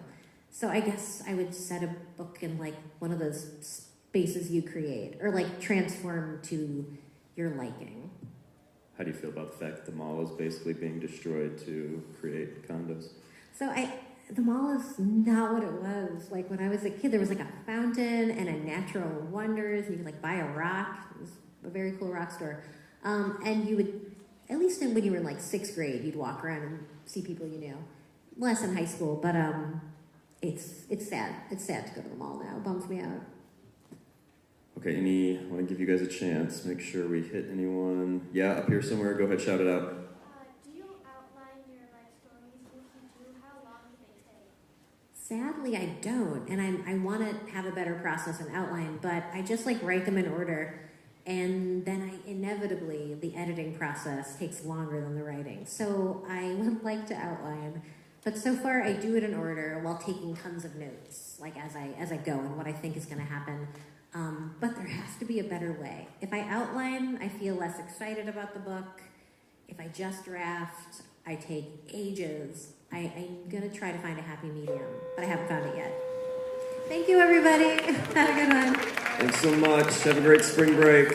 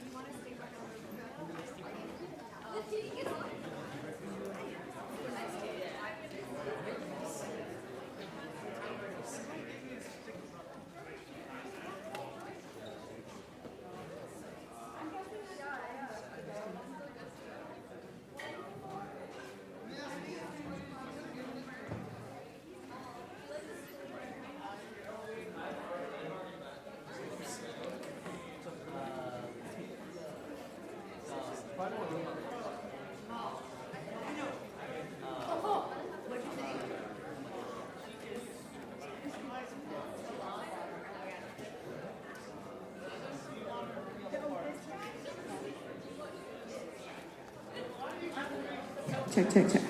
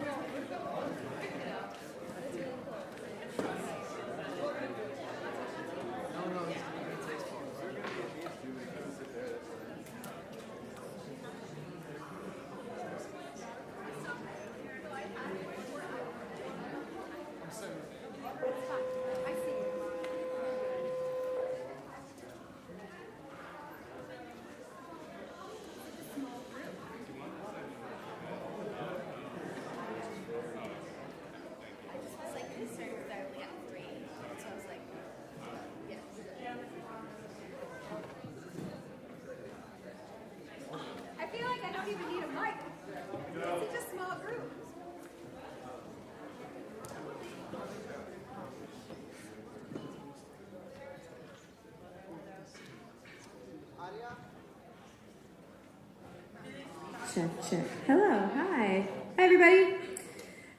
Welcome back to Writers Expo. It is 5th period. Yesterday was great. I think Mr. Chuli said he only had to pick up like 2 pieces of garbage, so good job keeping the auditorium clean. We love it. Make sure you're sitting with your class. It looks like we have just a few classes in here this period, so that's great. Let's see. Don't forget that if you have any food or drink in here, just put that away for now. If you have a drink, close the lid, put it somewhere under your seat where it's not going to spill. And remember that the presenter who is up here can see all of you, and whether you're on your phone or, you know, if you're sleeping and that sort of thing. So be a good audience. Let the presenter know that you're engaged, dialed in. That would be awesome. Thank you again to the theater department and Mr. Helvey for letting us use this space, Building and Grounds for helping set up, the AV people in the booth who've been checking batteries on mics and making sure that our lighting is all good. Thank you so much. You all are rock stars during these days. Wildcat Productions and Mr. Treptow for live streaming this. So, and then there will be videos available for you to watch after the fact if you wanted to see something again. Mr. Gerlach for our logo help and some of the stickers that we have. Dr. Reef, Mr. Schmidt, Mrs. LeMaistry, Ms. Singleton, and Ms. Constantinitis, they were all instrumental in helping put us together this week. So, all right, I think we're ready. We don't have any student presenters this period. So, oh, by the way, I'm Miss Naslin. I probably should have said that. So, hi. Today's main presenter is an award-winning Jewish and Mexican-American political and community organizer, spoken word poet, social justice educator, and musician. He is a National Poetry Slam champion, a 3-time award winner at the College Union Poetry Slam Invitational, and winner of the Sonia Sanchez Langston Hughes Poetry Prize. His work has been featured in Huffington Post, the Boston Globe, NPR, Flamma, the Poetry Foundation, and the Economic Hardship Reporting Project. Please put your hands together for Jonathan Mendoza.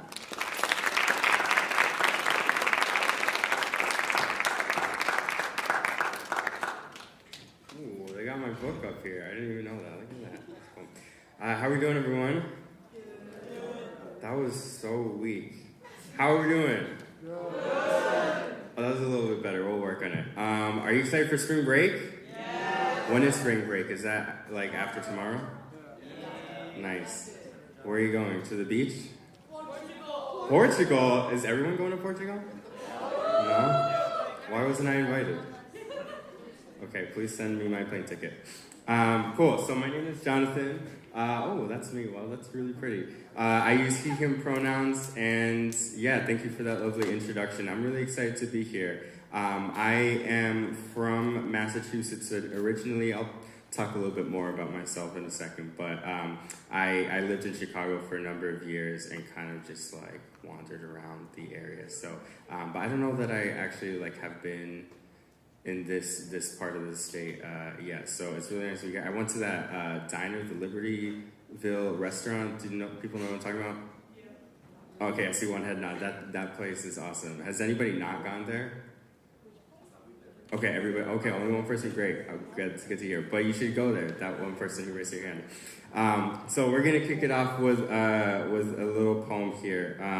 Speaking of food, I just need like a quick straw poll. What is, and just shout it out, what is the best dipping sauce? I hear a lot of honey mustard. Ketchup?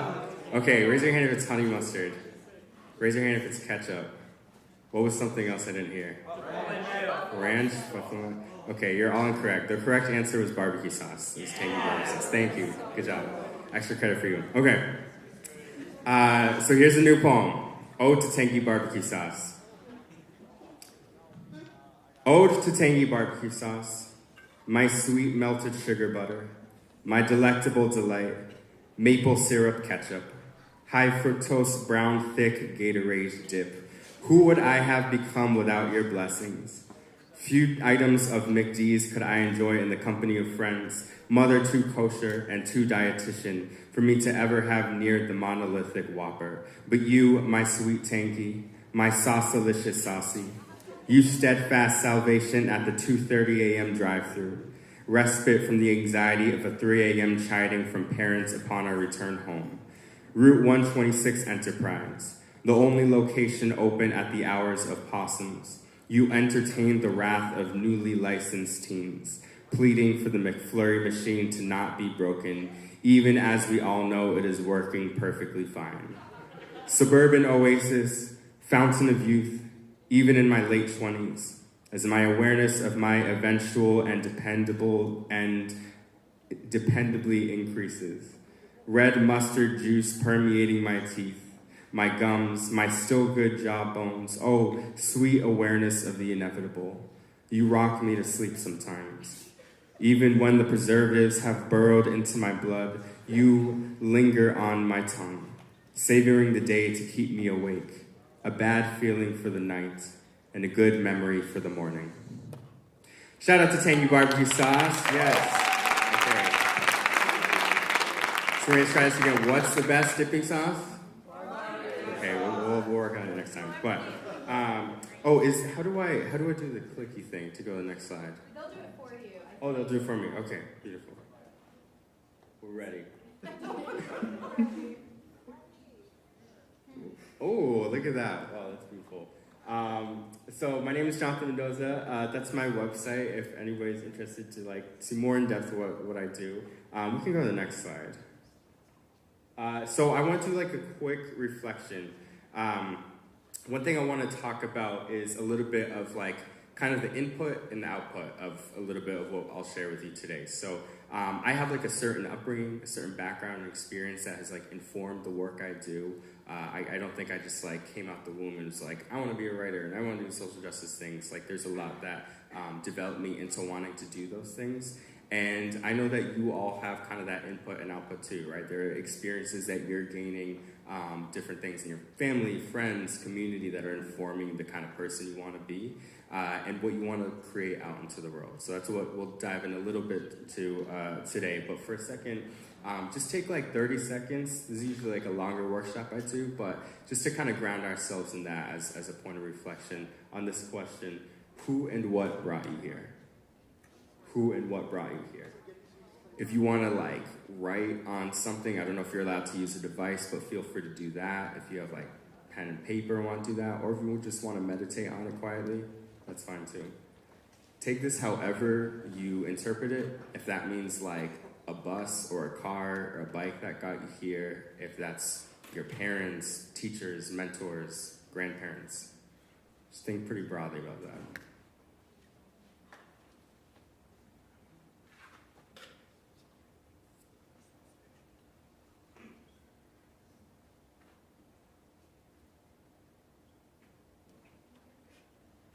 All right, let's try this. On the count of 3, just everybody shout out one thing that came to mind answering this question. Who and what brought you here? Ready? 1, 2, 3. My father. Fifi. Fifi? Cool. I don't know who's Fifi. Okay, well, we're working on it. My boss, I heard that. Cece, I'm sorry. Who's Cece? Okay, hi Cece. I heard, did you hear my boss? No? I think I just heard so many different things. It's hard to think. The what? My car. Your car, awesome. Anybody else get here by car? Yeah. Good amount of people, okay. So maybe some gas, right? Some money to go to that gas, a job or maybe, or family support for that money, right? There's a lot of things little things that I like to dissect in terms of what I think like brought me to this place today. And we're gonna dive into a little bit of that. So we can go to the next slide. Cool. Can you guess which one I am at the bottom? Middle. Yes, you got it. Good job. So that's me. That's my official artist photo. And the top right, that's my dad. And at the top left, that's my grandfather. A little bit about who I am. I'm a very proud Virgo. Any Virgos in the house? Yeah. Nice. Oh. We got one. All right. So as I mentioned, I was born in Massachusetts in a town called Framingham. And I am biracial, multicultural, multi-ethnic. My mom is descended from Eastern European Jews, about third or fourth generation in New York. And my dad is from Chihuahua, Mexico. He came at a pretty young age to the U.S. My dad came for a number of reasons, but in large part because his father, you see up there, my grandfather, is a musician. And my dad both want to meet his father, who's traveling throughout the Southwest U.S. to earn income as a musician to send money back home to Mexico. But my dad wanted to meet him and also learn his artistic practice and explore music and the arts as well. And so he plays the vibraphone. He's a jazz musician. And my mom, who you see down there at the bottom, has always worked in public health. She's very passionate about the work that she does, and it kind of instilled in me these two things. One, creativity, and the value of artistry and trying to create something beautiful for the world. And two, really caring for your community and the people around you, and especially those who are suffering the most. With my mom, specific to public health, but that was kind of the value I grew up with generally. And so growing up, I thought a lot about these things. I thought about those values that my parents instilled in me, but also my personal upbringing, what it was to be growing up biracial in a relatively diverse town and also somewhat religious as a young Jewish person and a Jewish person of color. And I thought a lot about race, immigration, multiraciality, privilege and class inequality between both sides of my families, and just different things about the relations between the U.S. and Mexico and other parts of the world in the global south, and just how oppression functions generally across the world. We can go to the next one. There we go. That's me on the right. That's my brother on the left. I was not happy about that. There's a what? Oh, there's a clicker on the podium. Is this what I'm saying? Oh, wow. I've been looking at this the whole time, and I just didn't do anything about it. Thank you. So what I do now, I am an artist. My main medium is poetry or spoken word. But I also, as you saw, kind of grew up in music through my dad and my grandfather and other family members. However, initially my first passion that I really wanted to do was film. I wanted to tell stories that would change people. I saw inequality and injustice in the world from an early age, given my upbringing, and I felt that the most impactful thing I could do was the way that I was impacted, which was through film, telling stories about oppression and hardship and resistance. That changed as I grew older, but eventually once I found poetry, which I'll get into later, I have just been very fortunate to have opportunities to kind of tour the country and perform locally, do readings like this and talks, and do a lot of workshops. That being said, with the workshops, being an educator has also been I'm gonna move this mic. Does my voice keep cutting out? No? I'm good? Oh, thank you. So I think education is really important to me in terms of not just me developing my own artistry, but how can I use some of my learnings to give to others, right, and facilitate their own development as artists. So it's not just about my voice, but how can I nurture and support other voices too, right? So getting the tools of poetry, art, community organizing into the hands of various communities, especially oftentimes communities that are very marginalized, including people of color, immigrants, youth, and that connects with my role as an organizer. That's probably the biggest hat that I'm wearing right now, is as a community and political organizer. And if you don't know what that means, it's kind of like a more appropriate term for what's like conventionally known as like an activist, right? Oftentimes you think of activism and just think people marching and protesting on the streets. That's just kind of like the tip of the iceberg, right? Beneath that, there's a whole ton of building close relationships with people and trust and doing workshops and dialogues to facilitate that kind of like trust and community action. So a lot of what I focus on is like democracy and democratization and different identities and groups who are kind of pushed out of the democratic process. Migrant justice, immigrant rights is a big passion of mine. Gentrification, housing, which is a lot of the work that I did in Chicago for a number of years. And also like youth power, youth empowerment, so that it's not just like adults and older folks making all the decisions for future generations. All right, I'm gonna try the clicker. Ready? I hope I don't blow it up. Hey, there we go. Oh, no. Okay, we're good. So I'm gonna pause there, actually. I'm gonna do another poem.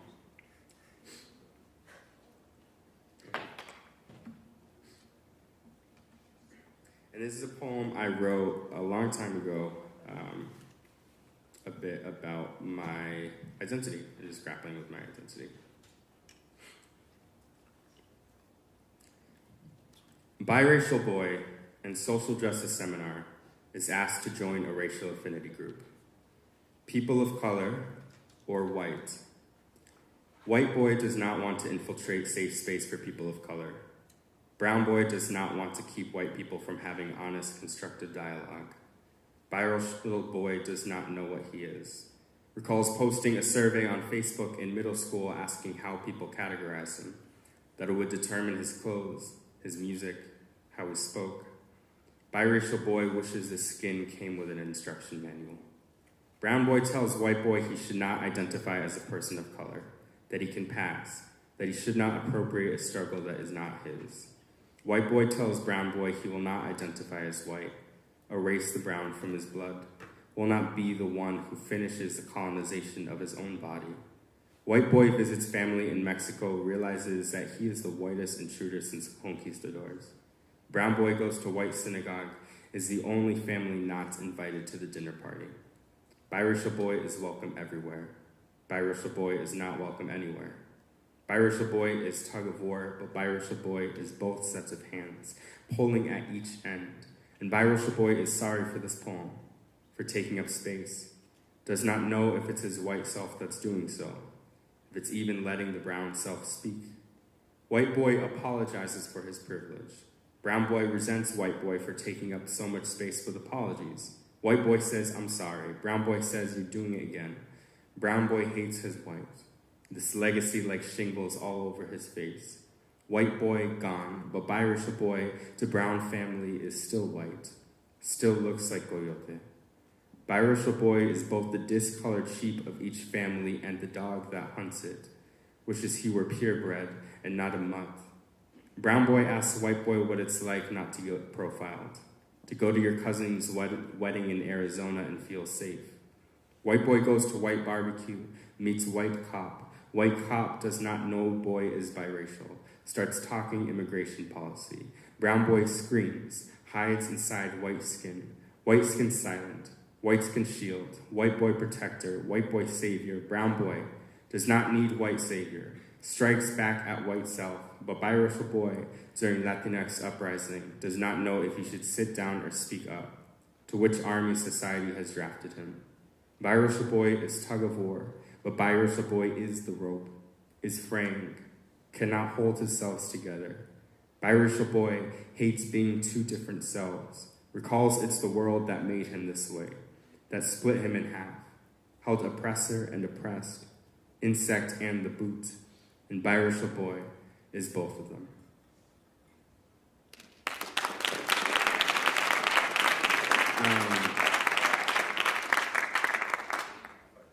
Cool.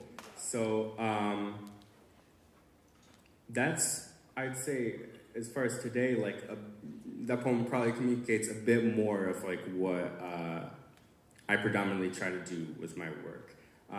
And just to like give a background sense of how I got into writing. So as I mentioned, like I developed this worldview from my parents and communal upbringing that really oriented me towards social justice and towards addressing social injustice. With that, it was like a discomfort, right? I couldn't hold just this knowledge, this experience of inequality and inequity and justice and not do anything about it. That was just not a tension that I could live with. So the only way that I could address that was thinking about what I would actually do about it. And so the two things that came to mind and to heart really were organizing. That felt like the most effective way to create change, and I still feel that way, and storytelling, right? Communicating stories like the ones I just shared to try to convey some of my experience and uplift the experiences of others. So that was through music, film, and writing. And eventually in my high school, there was a poetry slam. Do y'all have like any kind of, I know obviously we're here right now to the Writers Expo. Do you have like any poetry slam or anything like that, an open mic? Anything? Not quite? We have a literary magazine, and I think a few times over the past decade or so they've had like an open mic sort of thing in the library, but not recently. Nice. Okay, cool. Well, maybe that's a thought, some exciting ideas to work up. One thing I will shout out before I forget is in Chicago, if you're able to get there, there's a Rooted in Radical Poetry Festival. It's like a statewide youth poetry festival for folks like all across the region. It's really amazing. It's like thousands of high schoolers go and do poetry slam and open mics and things like this. But I had like a very small sample of that when I was in high school, and it got me hooked. I went to a summer program and they introduced me to this poet, Julian Curry, who, if you just look up Julian Curry, there's like a really powerful poem that he has about basically the history of the N-word and the use of the N-word. And I realized in that moment, like, the incredible power of being able to communicate something so deep and heavy and important in a matter of like 2.5 minutes. And I realized, like, wow, this is really a tool that we can use to like change folks. And so from there, I got involved in college poetry slam, in adult poetry slam as well, competitions, open mics, communities, that kind of thing. And that was like kind of while I was stepping into college. So on the left there, I went to Emerson College for a year and studied film production because I felt like that's what I wanted to do, as I mentioned. But as poetry kind of took more of a hold, I transferred to Berklee College of Music, or kind of like created my own degree. You're not really supposed to do that, but I did it anyway. And I majored in basically arts for social advocacy. So like thinking about the convergence of like arts and social justice work with also minors in political science and poetry. So really trying to like grab all these things and put them together for the career that I want to do. There we go. So on the left there, that's me and my friend competing in Texas at the National College Poetry Slam there. And we got featured for our poems, so we were like on the big fancy stage. I think I was wearing this exact cardigan. Is this a cardigan? Yeah? I'm really not good with like terminology for things. But, and then in the middle, that's when we won the National Poetry Slam. It's really exciting. That was in the San Francisco Bay Area, as I think about like 2021. And so, yeah, these like opportunities were incredible for me. I'm like super lucky that I get to experience them. And I also think that it's like not unfeasible for folks to be, even if it's not poetry, like try to like find and just pursue and dive into these opportunities that can like bring you different places and connect you to different people, because it's kind of just stepping stones. One thing after another will take you to a different place. And then on the right there, that's my book. It's a chapbook called When the Crows Come that I wrote like 4 or 5 years ago. And yeah, I did it with an indie press. My grandfather painted the cover. He's a painter also. And it was really exciting to just be able to like put a product out into the world. I'm gonna pause here for questions. I'm gonna pause for questions. Any questions so far?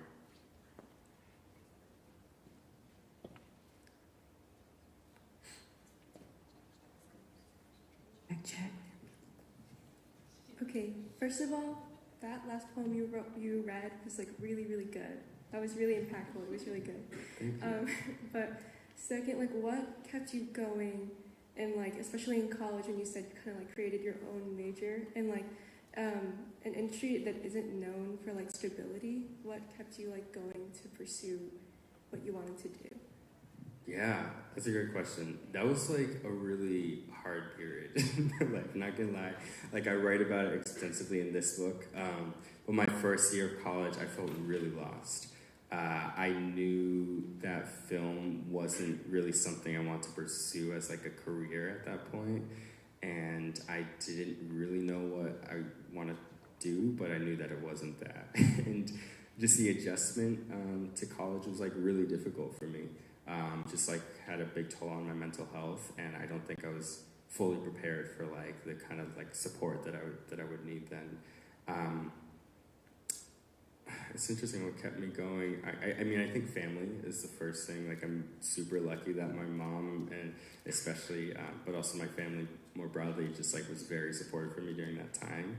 And by the time I got to Berkeley, I went for like some personal and financial reasons also, but I had to like figure out a path. So I like toured like a few other schools to see if there was like some other totally different path I went to, if I want to go to political science or like international relations or something like that. And I decided that was too much. I didn't want to transfer to a third school, and I needed to just like make something work. And so I'm glad that I communicated with my department head, and he said like, write a proposal, try to come up with something. And I think thanks to the passions and interests that I already had, I was able to like just develop some kind of vision that would allow me to like do the thing that I want to do. So that is like, if I have like one tip or piece of advice for that. Are y'all juniors, seniors, sophomores? Freshmen. Okay, it's kind of a mix. But anyway, within somewhere between 1 to 3 years, you might be thinking about college. Perhaps not, that's also totally fine. I would say for my experience, to allow yourself to like explore a little bit. I think it's, to me, when I look back on it, I'm like, it's kind of crazy that like I was just born like 17 years ago, and now I have to decide what I'm doing for the rest of my life. That's a little loco. But so I would say like, give yourself time to explore, tease out like different things, take classes in things that you wouldn't think you're normally interested in. And also don't be afraid to like make your own major out, because a lot of colleges allow for that and sometimes encourage it. And if you know what you want to do and you have a vision, like I totally support. I think folks should really take advantage of that. Cool. Any other questions?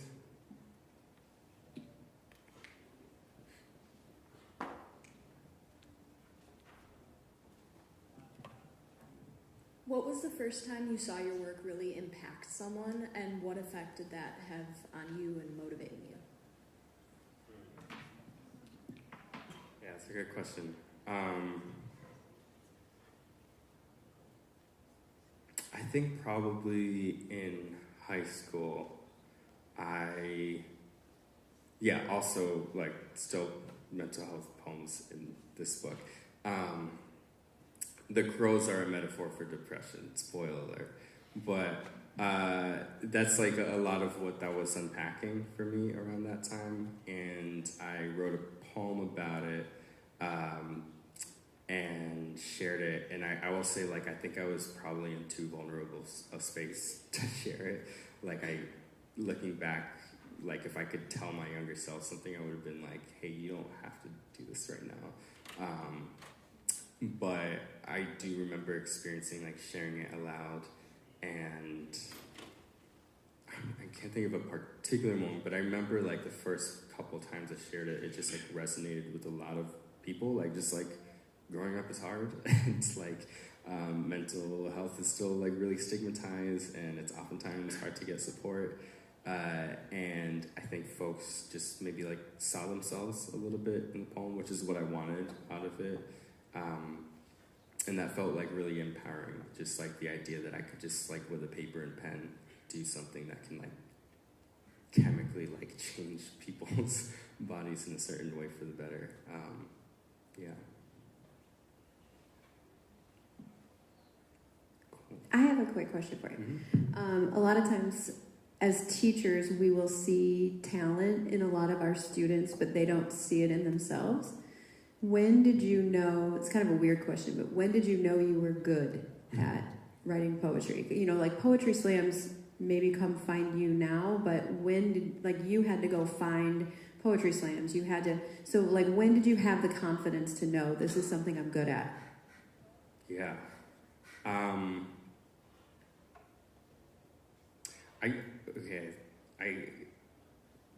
I think like when I realized that it was something that I wanted to dedicate myself to, like I think early on I wrote poems that I didn't really like take enough time to like work on.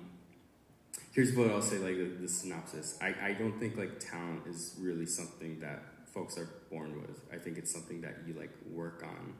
And if you want something to like feel good, then you work on it, but then you also share it. Like you don't wait to share it until like you become this master poet. Like you become a master poet by sharing your work, if that makes sense, because that stimulates like feedback and you get some like reception and sense of like, okay, this line's really good. This line, like maybe I want to work on a little bit.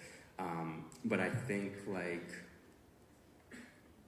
you have like innate talent already and you're just kind of taking the hammer and chisel to it to like feel even better about it. But I think like the biggest holdback is when you think that it has to be perfect already in order to share it. Let go of that. It's like okay for things to suck. Like it's really good to share things that like you don't feel perfect about, or you might feel like it's kind of crappy, but like any poem, like the poem that I just shared earlier, there are probably like 40 or 50 drafts of that suck. They're like really bad, and it took a long time of just like chiseling at it, but also just sharing it a lot. And like even though I felt like the overall thing was kind of crappy, I knew that there was like talent and skill and something of value in there. So just like really try to let those pieces shine and share it with folks, and kind of let that support you to build into something stronger. Cool. How are we on time? We have about a little less than 15 minutes. Oh, okay. I don't know why I thought it was 45. Okay, cool. So I'm gonna present it a little bit more, and then I'll share one more poem, and then we'll figure it out.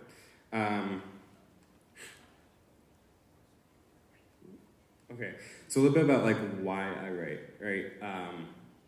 I would say like number one, a first thing was like catharsis. I think I felt this urgency, this like burning inside me that I would like learn things that I felt the world had to know about. It wasn't okay with me that I was experiencing or witnessing different oppressions or injustices, or even learning about them historically or in modern day, and not communicating or doing something about it. So it was really cathartic for me personally to like have that release, but also like on an emotional level, I think it was a way of processing. It's a way of processing the world and processing life, and that was like what it was for me. And I also recognize that for readers and listeners, that's also a method of processing. It's just like engaging with that work and receiving it. The other thing I'll say is that my poetry really, I perceive as like an extension of my organizing and activism. I think there are things that art can do to change people that like other political activity can't really do. And there's just like an emotional connection that you can stimulate with an audience or a reader or a listener that other political work can't really do. And the other thing I'll say is that a lot of times our stories are told for us. right? There are like plenty of institutions with lots of money and power and voice that are running news cycles and advertisements and TV shows, and they're telling stories about us, but not necessarily by us. Sometimes that's the case, and that's awesome when it happens, but also like, I don't want to leave it up to them. You know, I kind of want to take more command over my own story and what is shared about me and my identity and my communities, and I definitely encourage y'all to do the same. So I kind of see art as our method of making our own media when we don't have millions of dollars to be like, put an ad out being like, hi, I'm Tim and I like baseball, right? You can write your poem, you can make your film, you can write a song about you, Tim, and your passion for baseball and how you learned it from your family, and it's this pastime from generations, like whatever it is, but you have the power to like tell your own story with art. Okay. Yeah, and these are some photos of more like community engagements. On the left, I was in Worcester, Massachusetts with a big statewide group of homeless activists, folks who are like either homeless themselves or supporting people in homelessness, and I did a workshop on how to use poetry and spoken word as like a mental health tool for people experiencing houselessness. In the middle, that was shortly after the 2016 election, and I did a poem at a immigrant rights rally to kind of, again, stir up similar emotion that sometimes just like marching and protesting and chanting can't always necessarily achieve. And on the right, I was doing a brief workshop and gallery tour here in Chicago at the National Mexican Museum of Art, and it was a youth workshop. And yeah, as I mentioned, like community engagement and using art to connect with youth and connect young people and adults like with each other, to kind of build more community power, identity, purpose, political education, is one way that I feel like I'm able to achieve change. No, I'm gonna say this. And so my approach to writing, so my time is like limited these days, and generally, as I mentioned, like I'm really passionate about the organizing and activism piece of my work. And so if I'm gonna write a poem, for me, like I want it to be very intentional. There's a lot of ideas that I have, and I just don't take the time to like write them all out. And so I kind of developed this Venn diagram practice that I try to think about, and sometimes encourage other people to think about when they want to create a poem or any artistic product of their own, and you feel like I have hundreds of ideas, I don't know what to choose to work on. This is one tool that I often introduce. So on the top left, it says, what stories feel most urgent for you to tell? So it's like, you personally, do you have like that burning fire in you that you need to tell the story? What stories feel most urgent for the world to hear? So maybe there's like 10 or 20 stories that you have this fire in, but maybe there's a way you can narrow it down by like, oh, a couple of these feel like the world really needs to hear this, right? And then at the bottom, what stories are you uniquely positioned to tell? Right, so maybe there is, I'm trying to think of an example.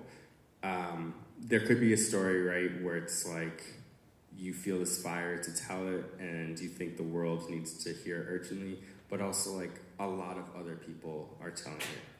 Is there a story that's like unique for you that other people can't share, that you can?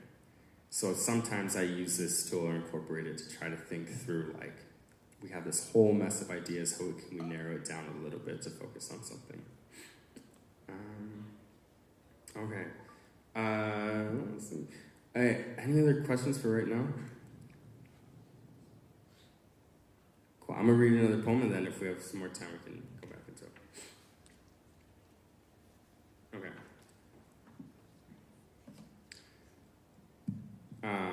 I didn't know what to call this poem. It's about poems, so I just called it Poem.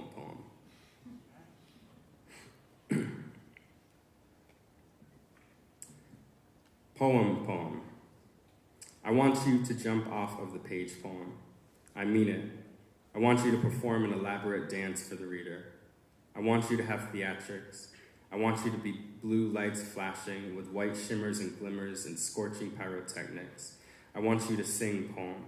Oh, I pray so badly for you to sing. an orchestra sprawling from your mouth.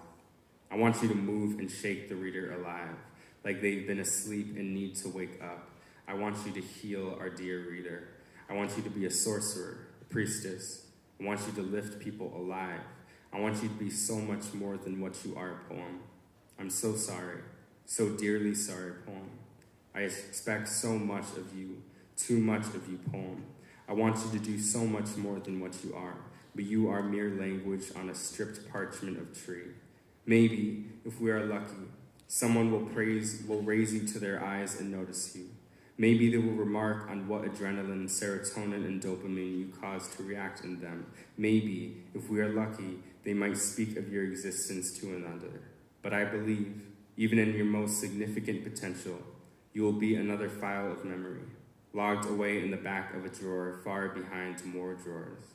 I wanted you to take on the world, poem, but you are no doctor nor Armageddon. Perhaps if you were a dance or a song or a play or a film, but I believe they are all poems as well. Perhaps fire, poem. I want you to be fire and spread wildly and allow seeds of now to grow into husks of the old. Not metaphorically, no, but I think fire is a poem. I want you to be fire, poem. I want fire to be you. Thank you. We have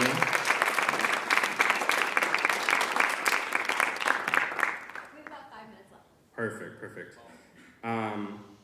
So we're going to do like a deep, a brief meditation again.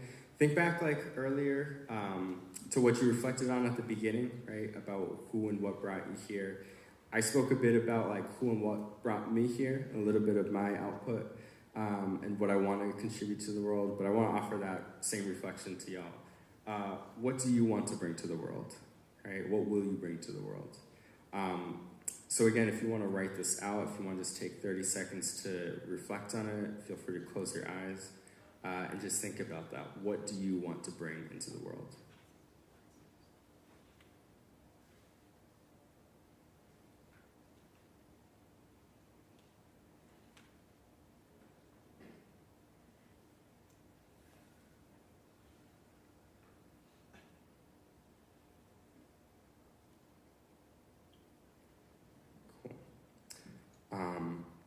So anything come up for people that you would be down to share? I'll also take a question also, but if anybody wants to share like a reflection that came up of what they want to bring to the world, that would be awesome.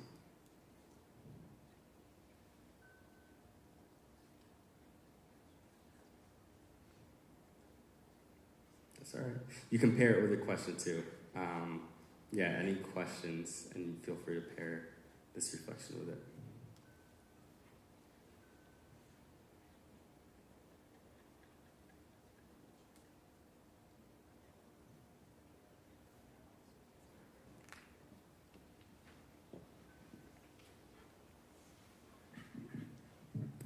I want to bring happiness. Nice. Yes, give it up for happiness, please.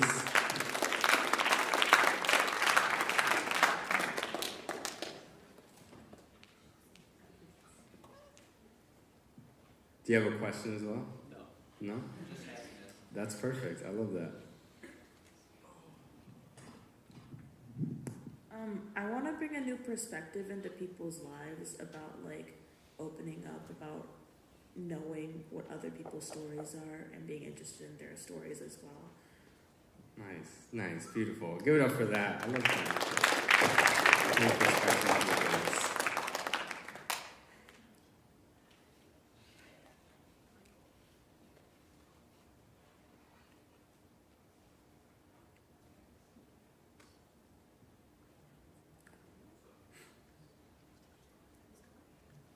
Are there any poets, writers, artists in the room? Artists? Of any kind. I see like a half hand there. Real coy. Okay. What kind of art do you do?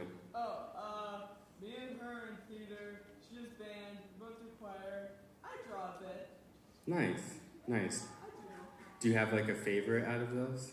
I don't know. They all have different things that are so fun and different. Sometimes I know it gets crazy. Yeah. No, I love that. I think some of my favorite things have been collaborations with like dancers or musicians. But that's awesome. We have some artists back here too. Yeah. I do. Yeah, go ahead. What do you draw? Animation. Yeah, so we have an animator. Ooh, Yeah. nice.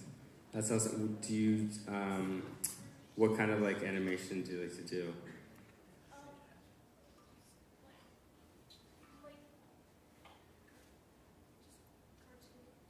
Cartoons? Nice. We have one back here. I'm in choir as well, but I've also been like dancing most of my life, and so I like to like portray a lot of like my emotions and my personal views like through dance and through like the music I choose for those dances and stuff like that. Awesome, beautiful. Thank you for sharing out. That's great. Thank you so much. Yeah.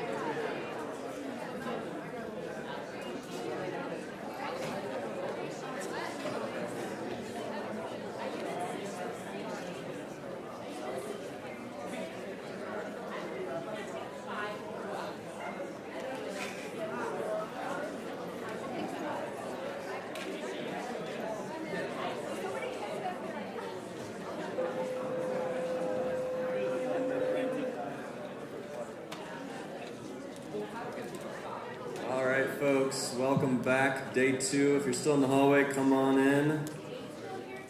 We will get going. How we doing? It's Friday. Spring break's around the corner. How we doing? Yeah? All right, good. How'd yesterday go at Writers Expo? Good. I wasn't here, so I don't know. I have to rely on you guys. Well, welcome back. This is the last day of our 2-day event. We are so thankful that you have been here and wonderful audience members as well. Again, just a couple reminders, right? Not to bring the hammer down, but try and keep food put away, keep the caps on the water, right? Keep the feet off the backs of the seats or even the sides of the seats or any other part of the seats. And then if you can keep the phones away, that's kind of the big pet peeve for me personally, but if you can keep the phones away, that would be amazing. And just, of course, not chat with your neighbor. And like I said yesterday, I think if you need to laugh because something was said up here that was funny, you can laugh. If you need to cry, cry. And yeah, we'll move through this together. Big thanks again, just quickly, to Mr. Helvey, B&G, the AV team, Mr. Treptow, Wildcat Productions, Mr. Gerlach, the whole English department, including now Miss Lechner, who's going to be up here 7th period if you're back next period. Okay? We have no more student presenters today, this period. Let me just throw this out there, though. Before COVID really kind of cut this event off at the knees, like it did so many things, we had probably 2 or 3 students per period who would come up to present. And this year, I think, and last year too, I think we averaged like less than 1. So we really, one of our main goals with this event is to show off you guys. As the advisor of Slant of Light, I know we have amazing writers in this building as an English teacher, and I think fellow English teachers in the room, you would agree, we have some amazing writers, not just in this school, but I'm sure sitting in this audience right now. So let us know if next year you would like to get up here and present, even if you haven't written whatever it is you want to present yet. If you want to get up here and share your work and use it for the experience that it can be, we are here for you, okay? So you can let me know, you can let your English teacher know, you can let Dr. Reef know, and I also know that none of us want to be thinking about after spring break, but after spring break, I'm going to send around a Google form to all students, letting you give us some feedback, some thoughts. We've had some brilliant ideas that staff members have had for next year's event and cool things we can do. If you have ideas, we would love to hear them, and if you want to get up here, we would love to give you the mic, okay? We have already for next year a few students who not only are going to read like a poem, but we're dedicating like half a period to so that they can share their work. We're open to that if it fits. So yeah, let us know, and if you have a friend who's just maybe a little gun shy, feel free to, bring them into the mix and have a conversation with us, because again, we want this to be as much about you as possible, okay? All right, that said, are we ready for the main event? All right, good. Tell the people are. That's great.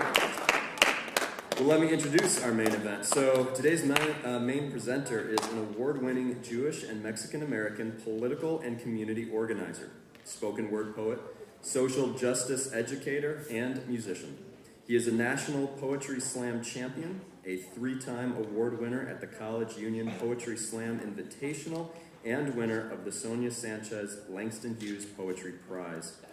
His work has been featured in the Huffington Post, the Boston Globe, NPR, the Poetry Foundation, and the Economic Hardship Reporting Project. Please welcome Jonathan Mendoza.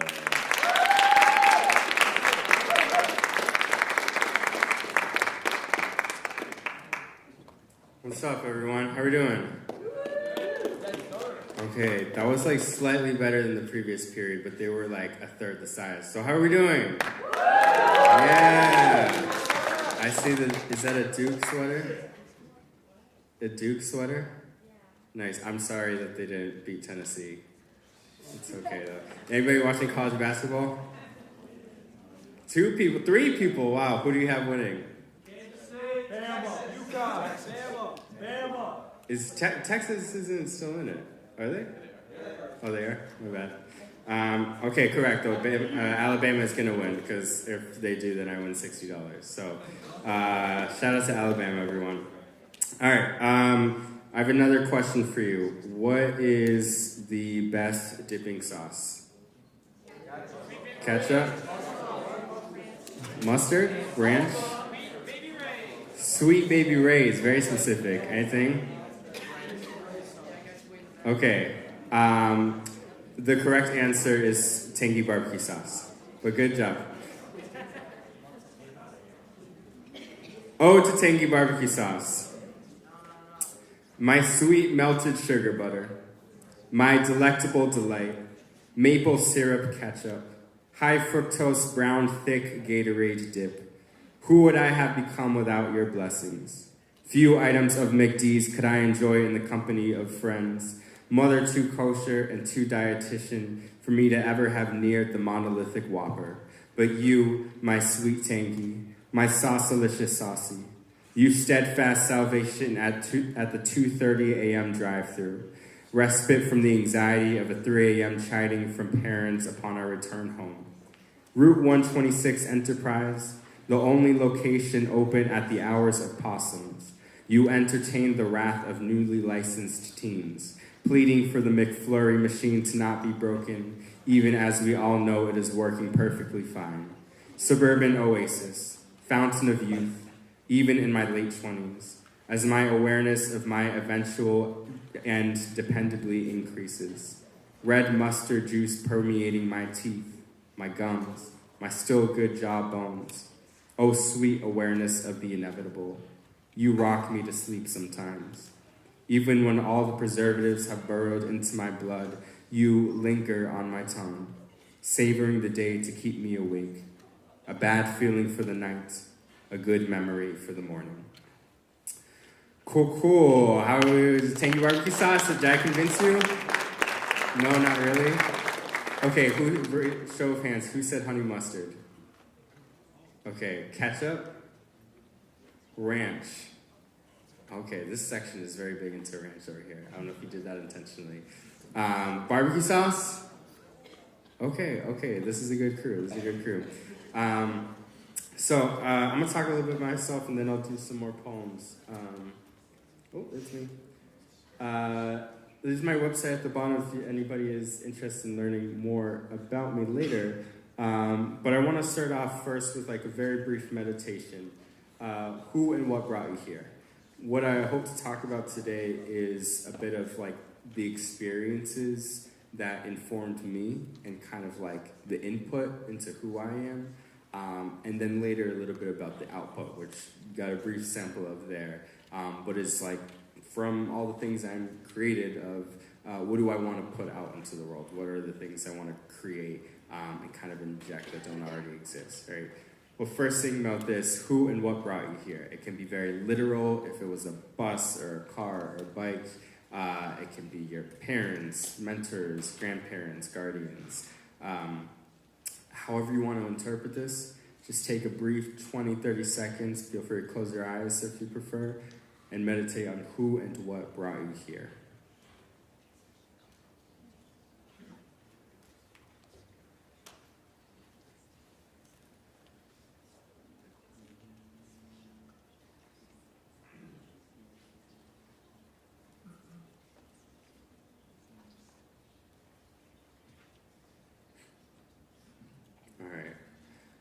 Anybody feel up to sharing? It can just be like a word. Just throw our hands up if there's something that came to mind right there. Definitely my feet. Your feet. Perfect answer. Love that. Thankful for our feet, whatever gets us to go from one place to another. Any other answers? What'd y'all think about? How about here? The bus. The bus? My AirPods. Your AirPods. Beautiful. Can you say more?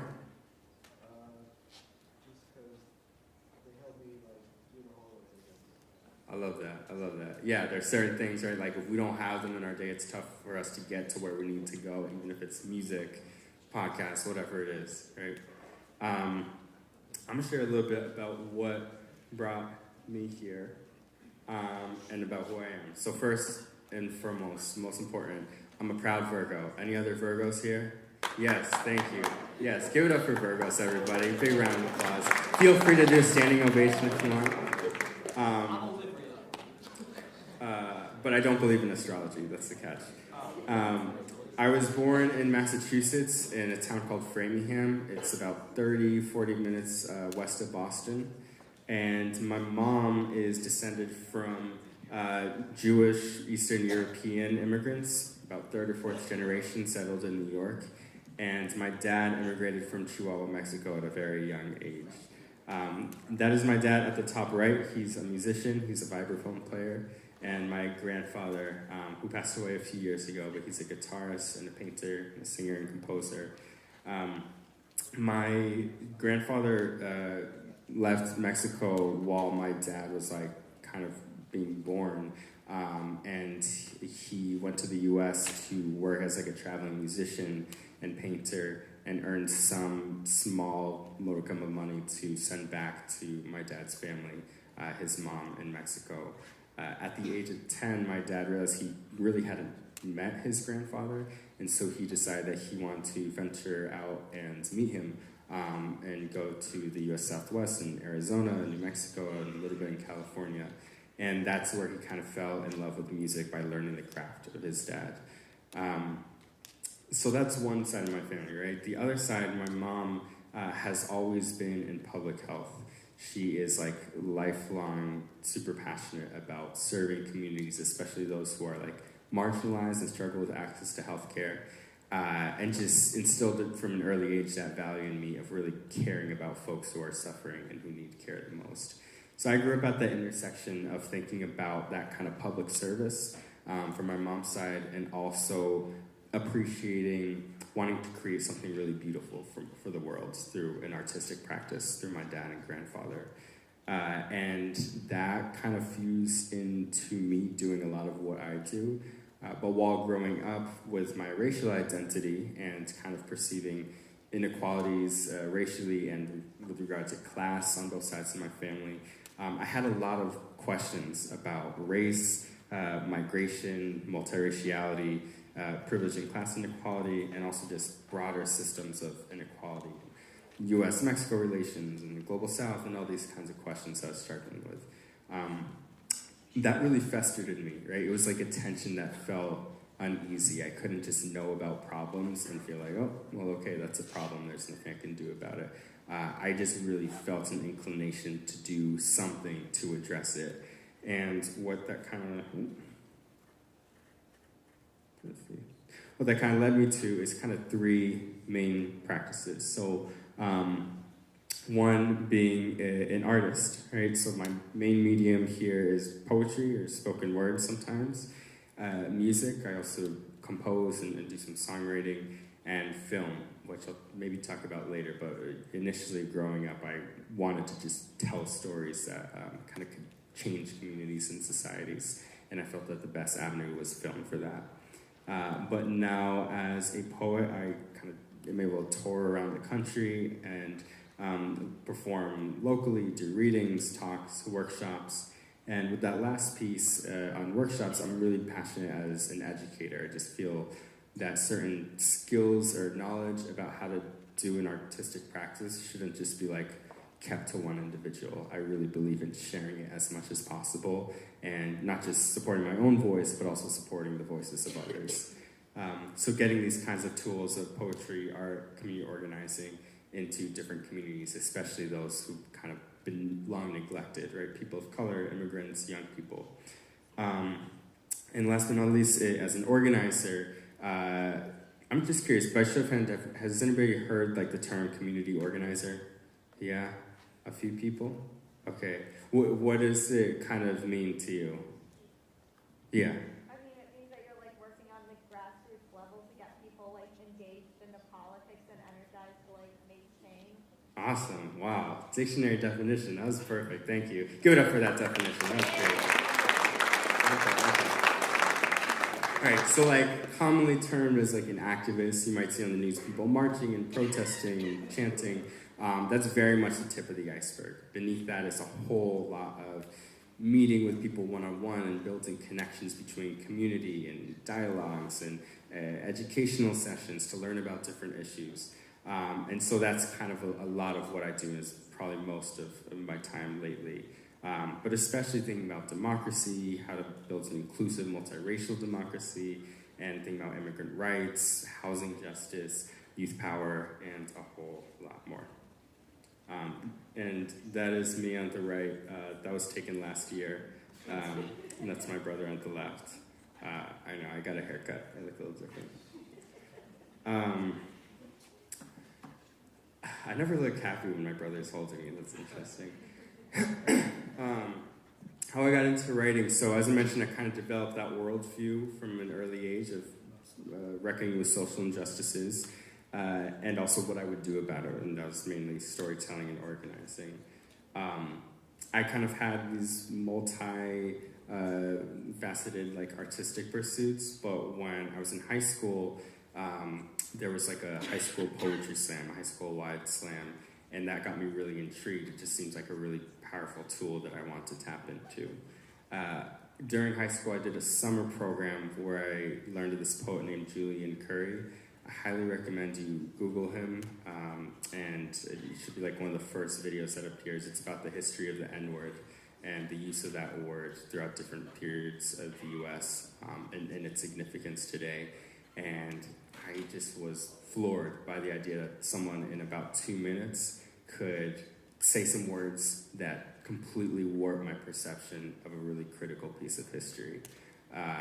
And I was just like, this is a tool that I want to learn. I want to be able to use it. I want to be able to change people's perceptions on issues the same way that he did for me. And so that's what I did. I, coming out of high school, went to Emerson College, bottom left, and did a year of film, because that's still what I felt I wanted to do. But as I got more and more immersed in poetry, I realized this is really how I want to tell stories. I transferred to Berklee College of Music for a number of personal and financial reasons, but I was able to kind of craft my own major and explore this intersection of art and social justice and poetry and politics. And I was very fortunate. Let's see here. On the left there, I was able to get a lot of recognition at kind of these national college poetry slams. I'm wearing that same exact sweater today on the left there. You can't really see it, but I accidentally shrank it in the dryer a couple days ago, so that's really sad. And that was in Austin, Texas. And in the middle was in 2015, we won the National Poetry Slam out in Oakland, and representing the team from Boston. And then on the right, I was able to produce a book. I produced a little chapbook with an independent press, and that was a huge joy for me. I want to share a poem, and then we can hold on this and then see if there's any questions. But yeah, I want to share a poem. It's a little bit older, but it's actually one of the ones I shared at that National Poetry Slam. It's a little bit about my identity and kind of how that informs a lot of what we are speaking about. So this is called Brown Boy, White Boy, and it's after Angel Nafis and John Sands. Biracial boy in social justice seminar is asked to join a racial affinity group. People of color or white. White boy does not want to infiltrate safe space for people of color. Brown boy does not want to keep white people from having honest, constructive dialogue. Biracial boy does not know what he is. Recalls posting a survey on Facebook in middle school asking how people categorize him. That would determine his clothes, his music, how he spoke. Biracial boy wishes his skin came with an instruction manual. Brown boy tells white boy he should not identify as a person of color, that he can pass, that he should not appropriate a struggle that is not his. White boy tells brown boy he will not identify as white, erase the brown from his blood, will not be the one who finishes the colonization of his own body. White boy visits family in Mexico, realizes he is the whitest intruder since conquistadors. Brown boy goes to white synagogue, is in the only family not invited to the dinner party. Biracial boy is welcome everywhere. Biracial boy is not welcome anywhere. Biracial boy is tug of war, but biracial boy is both sets of hands, pulling at each end. And biracial boy is sorry for this poem, for taking up space. Does not know if it's his white self that's doing so, if it's even letting the brown self speak. White boy apologizes for his privilege. Brown boy resents white boy for taking up so much space with apologies. White boy says, I'm sorry. Brown boy says, you're doing it again. Brown boy hates his white. This legacy like shingles all over his face. White boy gone, but biracial boy to brown family is still white. Still looks like coyote. Biracial boy is both the discolored sheep of each family and the dog that hunts it. Wishes he were purebred and not a mutt. Brown boy asks white boy what it's like not to get profiled, to go to your cousin's wedding in Arizona and feel safe. White boy goes to white barbecue, meets white cop. White cop does not know boy is biracial. Starts talking immigration policy.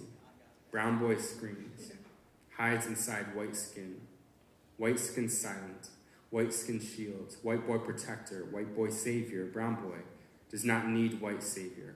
Strikes back at white self.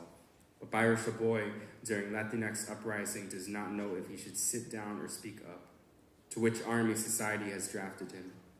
Biracial boy is tug of war, but biracial boy is the rope, is fraying, cannot hold his selves together. Biracial boy hates being two different selves, recalls it's the world that made him this way, that split him in half, housed oppressor and oppressed, insect and the boots, and biracial boy is both of them.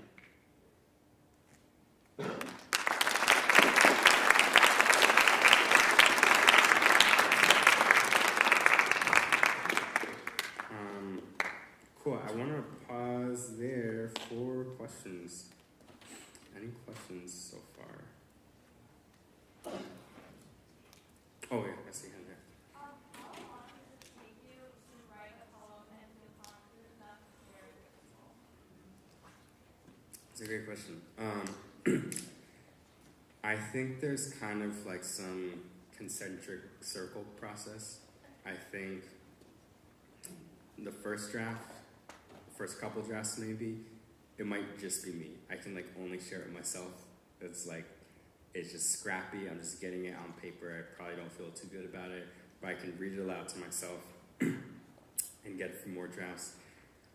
Try to get it to a place where maybe I can like show it to a friend, right? And maybe that's like draft 4 or 5 or something like that. I'm like, all right, I think I got something here that I want to like show to someone that it feels like worth their time to look at. And then maybe after that I get, another draft and show it to a few more people. And then draft 6 or 7, it's like, okay, I want to test this out. I'm going to share this at an open mic, or, the first poem that I read, like that's only, maybe 3rd or 4th draft, right? So it's like still pretty new. I'm still going to change a lot, but I want to test it out. And I share it with y'all, and am able to try to think like, oh, maybe I want to change this word or change this line, but at that point I still have like the general idea, and so I feel comfortable sharing it with a crowd like y'all. Also, I trust all of you dearly, so that's fine. And I would say a caveat is that this can change depending on the poem. I like really don't care much, not that I don't care about your opinions, but I don't care much about sharing a poem about an ode to tangy barbecue sauce with y'all. That's gonna be really different if I'm sharing something about like a deep personal trauma, right?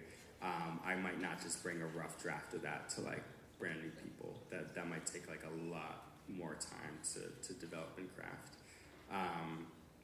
So yeah, I think it varies, but I will say that I think generally when I was younger, I waited too long to show people my mess. And if you have a friend, if you have a teacher, peers, whatever, and you just want to show them like your messy draft, don't feel like it has to be perfect. Just show it and you'll get the feedback you'll need. Even just reading it aloud sometimes to someone else, you hear it yourself and you're like, oh, that's what I want to change. So just like, I encourage y'all to like, as soon as you're comfortable, just start start reading it to people, share it with people, and you'll kind of craft it along the way. Any other questions? Oh, sorry. Yeah, firstly I'd like to start by saying I really loved the poem. It was really well written. Thank you. And, well, I think that like when you're sharing poetry that talks about your experiences, it definitely has the potential to make a large impact on people and change perspectives. So how do you typically like to present your writing? Because I can imagine that posting your writing online on a blog is different than like it has a different impact than presenting in front of a group of people. So what would you typically take? That's a great question. I'll say this, I'm like really bad at self-promotion. I like hate, like I will tweet all the SpongeBob memes in the world, but when it comes to like tweeting an important poem of mine, SpongeBob memes it is, right?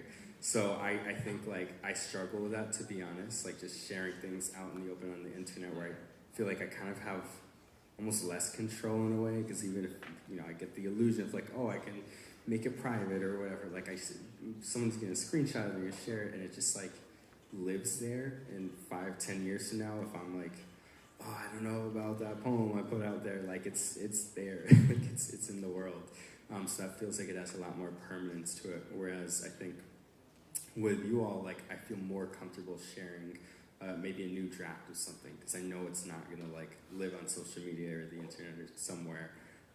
So I think like sometimes it'll be, I might have a poem that I feel like is done and it's pretty much the same like month to month, year to year, but I'll share it for a while, and then maybe, you know, 2-3 years later, someone asks me like, oh, hey, do you want to submit a poem for this journal or whatever? And I'll look through and I'm like, oh yeah, this poem's done. Like I've shared it and revised it enough. It feels like it can live in a bit more of a permanent state on the internet. So yeah, that's how I kind of tend to operate. I think video is interesting because sometimes I'll like read something and it's captured on video and then they'll upload it to YouTube and I might change it later. Like even that poem that I just shared, like that's on YouTube with like some small edits. Like I changed it, and I don't think people always realize that poetry especially is still like a pretty living, breathing thing. That like I oftentimes will revise after I just become a more developed person.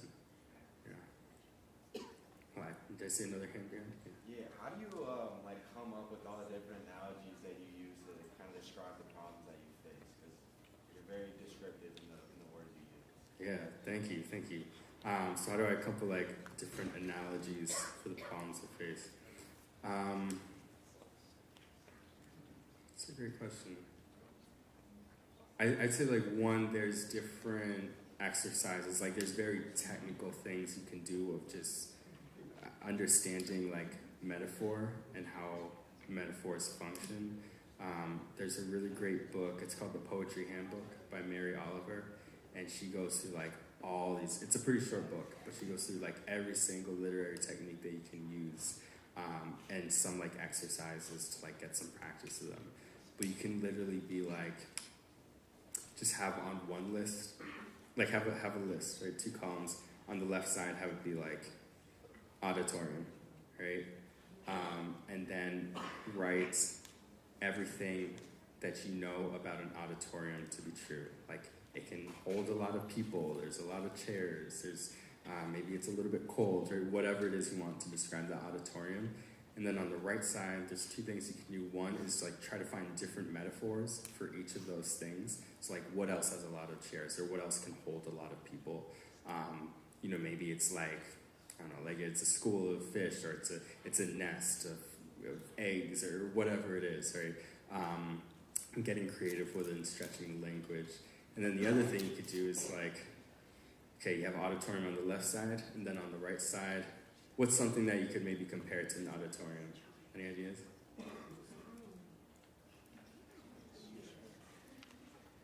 Give it a sec. What about like something that can just like hold a lot of people? Yeah. Definitely have to say a Broadway stage. Broadway stage? Yeah. right? So maybe if the auditorium is like pretty noisy and boisterous or something like that, and then you can have like, as a Broadway stage of a school, something like that, right? That's like, we would want to dig into that more, but you could write on the right side of the column, like Broadway stage, and what are all the things that align between a Broadway stage and a school auditorium. So there's very technical things like that, but I'd also say just like engaging with as much other content as possible. A lot of metaphors come from nature, so like if that's your vibe, like learning about science and nature, history, just like the more you inform yourselves of things like about your world, the more you'll have to pull from for these kinds of analogies and metaphors. Cool. I hope that answered it. Yeah? Cool. Yeah? What would you do with poems that you had scrapped a while ago but suddenly rediscovered? That's a great question. What would I do with poems I scrapped a while ago that I suddenly rediscovered? Can I ask, is this like something that you're experiencing too? I haven't really experienced it, but as this presentation has gone on, I sort of just thought of it like 8 minutes ago. Yeah. I love digging things back up. I think there's so many times where I feel like I had an idea. It's one thing to like have an idea for a poem, it's another thing to try to execute it. And sometimes I'm just like not in the right place to execute it. And sometimes I'm like struggling to come up with an idea, and then I'll dig back. I have like in my iPhone notes, I have like a folder just for poems, and anything that's even like a line or two, an idea, some scattered thoughts, I'll put in that folder.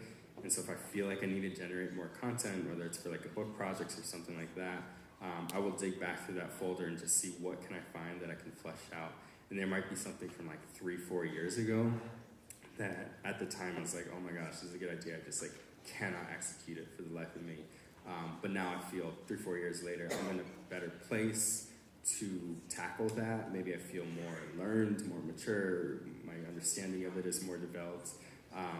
And so I love fleshing things out like that. I do the same thing with music too. Sometimes I'll just like record tiny little snippets of something and come back to it years later and just feel like I have the skill and ability to really unpack it. So I highly encourage keeping all your scraps somewhere, even if it's just like in a folder somewhere. Yeah. How do you like get yourself to feel comfortable presenting or like sharing poems about like really personal things in front of like big audiences? Yeah, big audiences. It's definitely, it takes a lot of time. I think there are times in my life where I shared something that's like very vulnerable that I don't think I gave myself enough time. I think I felt pressure because I felt like I had to impress people or get attention for some reason, and I wasn't like actually ready. I think like even that poem I shared with you earlier, when I wrote it, I think I had some distance, some healthy amount of distance between me and the thing. I think if I tried to write it like when I was in the thick of the problem, that would have been really hard, and maybe it could have been really good and emotionally cathartic, but I think it was also good for me to like write down like a few things, have some distance, maybe it's a couple months, a couple years, and then come back to it and reflect. And so now when I share, it like really feels pretty matter of fact, I try to like let the poem do the emotional work for itself, because at this point I kind of just feel like I'm looking back at a portrait of a younger version of myself, and it's like, yeah, that's where I was at that time. I'm no longer there now, but I have that healthy distance of separation. So yeah, I'd say in short, like it takes practice and just getting used to it. You just generally have stage fright, that's super real. There's like plenty of tools that you can get probably from teachers and friends and mentors. As I said, starting with a small circle and expanding is good. But also don't feel like you have to push yourself to share something extremely vulnerable if you like legitimately don't want to. If you do and it feels challenging, but you can still do it, like go for it. But if it's like, no, this is actually gonna like set me back a lot, like there's no need to do that. So yeah, that's helpful. I'm gonna do, let's see, how are we on time actually? What time does the period end? 45? Okay, cool. I'm going to do another poem. Is it okay if I share? I'm going to share a more vulnerable one that's like, it has some distance with it. Okay, so this one, I'll give a content warning. It's like, has to do with like mental health and yeah, like more serious mental health issues. Is that okay with folks? Cool? Yeah? All right. I wrote this a long time ago, a very long time ago, but it was mentioned by your teachers, so I'll share it. In the spirit of also like having healthy distance from a thing that I feel I can share with y'all.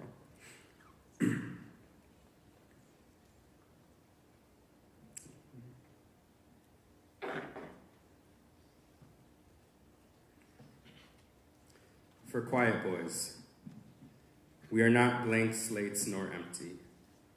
We are not dry minds nor desert soul, simply shriveled tongue, too afraid to add to a world that has already clothed us in gray.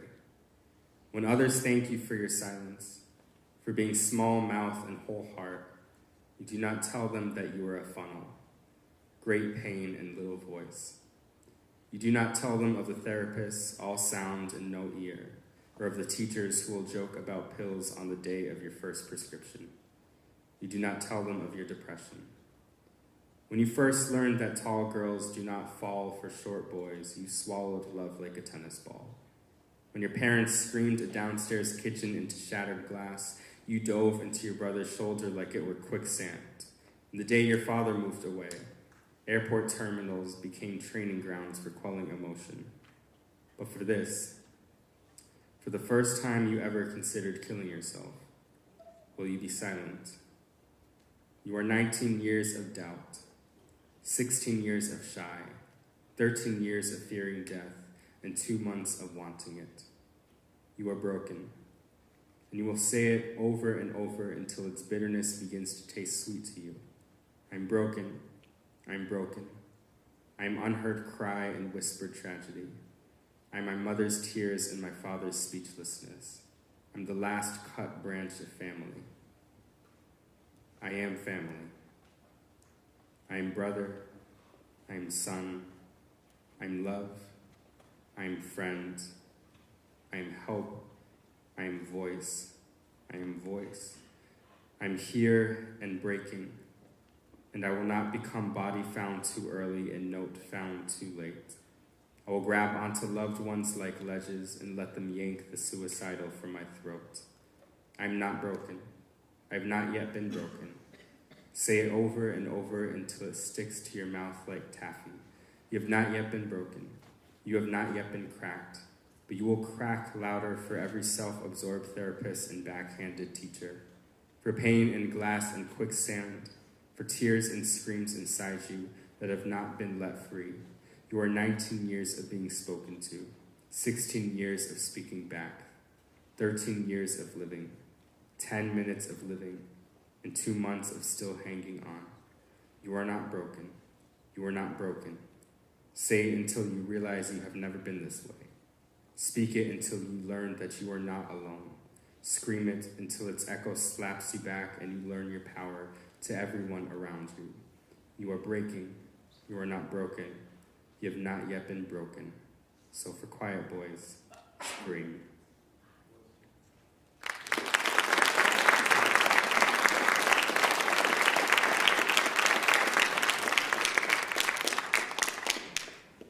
How are we doing? How are we doing?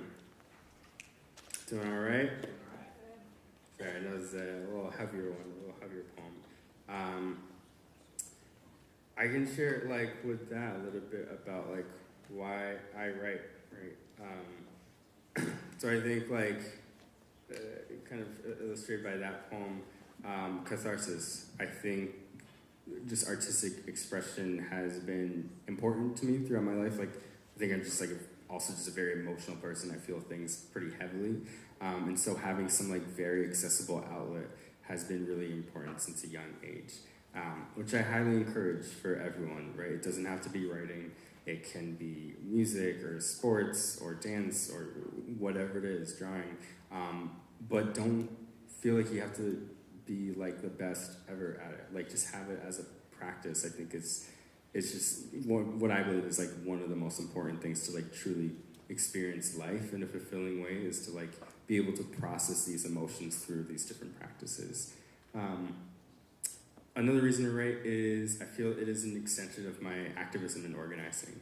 I think there's like political work that can only do so much, and poetry and art, I think and hope, can access people and connect with people in a way that other mediums can't, mainly by connecting with people's emotional experiences and intuition. And that can really create a stronger connection, I think, to these, combating these issues of social injustice. The last thing I'd say is that a lot of times our stories get told for us, right? We can like turn on the TV and see the CBS and ABC and NBC News, like maybe crafting certain narratives about our identities, or whether it's age or gender, race, whatever it is, and don't necessarily afford us the opportunity for us to tell our own stories. You are each unique, you have your own story to tell, and I encourage you to kind of like use art to create your own media, however that is feasible for you. And here's a little slideshow here. So on the left is, I facilitate a workshop there for, in Western Massachusetts, for folks who've like experienced houselessness, or we're supporting folks who've experienced houselessness on how to use poetry as a tool for mental health and almost for psychotherapy, especially for people who can't afford more traditional means of treatment for mental health issues. In the middle, I got the opportunity to speak at a immigrant rights rally and march in downtown Boston after the 2016 election, and that was really powerful to be able to, in such an immediate way, connect my poetry with my community organizing work. On the right, I gave a workshop at the Museum of Mexican Art in Chicago in Pilsen, where I lived for a number of years, and did a little bit of a youth workshop, like visual art and poetry thing there, and that has been like really fruitful and inspiring for me to be able to like take some of my learnings and offer them to folks who are kind of developing their own sense of identity at a younger age in artistic practice. Okay. I'll share this as like one, perhaps last tool.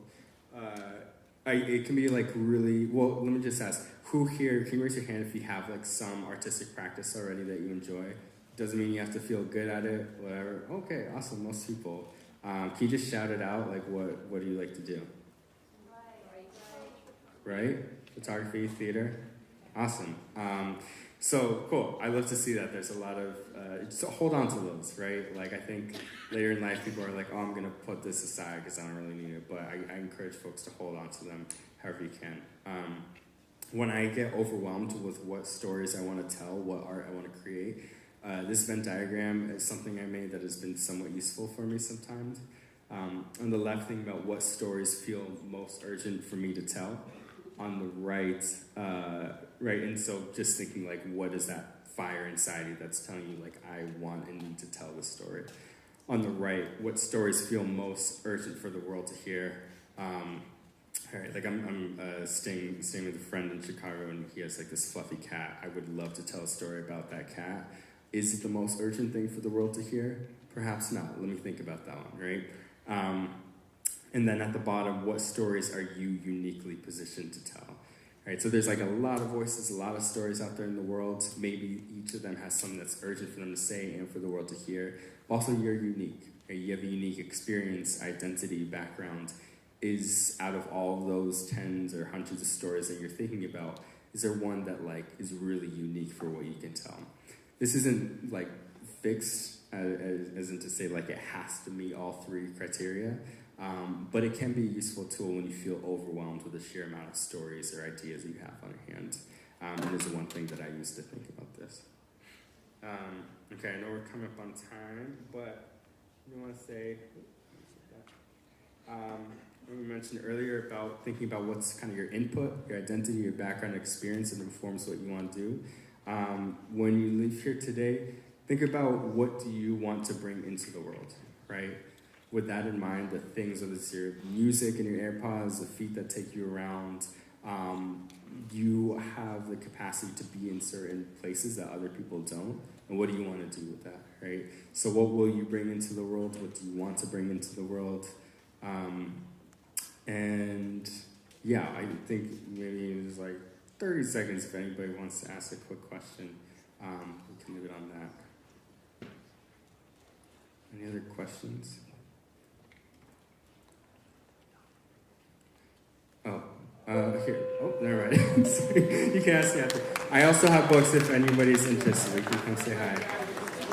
Thank you, everyone.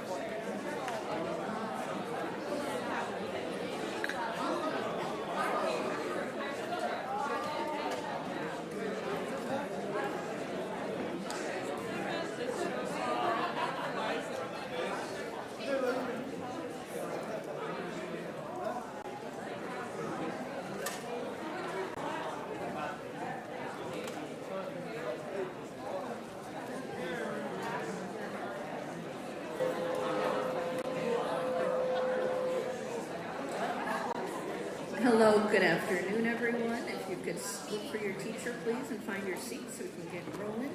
My name is Heidi Lechner. Thank you for coming today. We're looking forward to our second day of Writers Expo. Please remember to respect the space, the auditorium, no food, no drink, and no feet on chairs, just like you would expect, and respect the presenters, of course. Please put your phones away. I know that is difficult in this day and age, and you haven't heard that enough, but that would be quite respectful. We'd like to give a big thanks to everybody that made this possible, Mr. Helvey and the theater department for letting us use this space, B&G for helping set up, LHS's AV team for the lighting, sound, Mr. Treptow and Wildcat Productions for the live streaming and videos. This is live stream, so you can record it or find the recording later. Mr. Burlap for the logo health and the stickers, and to the entire English department, most especially Dr. Reeve, Mr. Schmidt, Mrs. LeMaistry, Ms. Singleton, and Ms. Constantinides. Okay, I would like to introduce our main act, but first, as you've been here yesterday and today, we've had some student acts, and we have nobody today from our student body, but we have a lot of talent in this room. If you are interested in perhaps performing any of your work at a next expo, there will be a Google form that will be sent out to your English classes. Think about it. I know one of my students is sitting in this auditorium, and he presented yesterday. And I've taught him for 4 years and had no idea that he was capable of what he did. And I'm very proud of him. We all have a lot of talents that are hidden. You may be shy, your teens, that's fine. A lot of us adults are shy too. Okay, so here we go. I would like to introduce a little bit of background of Mr. Mendoza, who will be speaking to us today. Today's main presenter is an award-winning Jewish and Mexican-American political and community organizer, spoken word poet, social justice educator, and musician.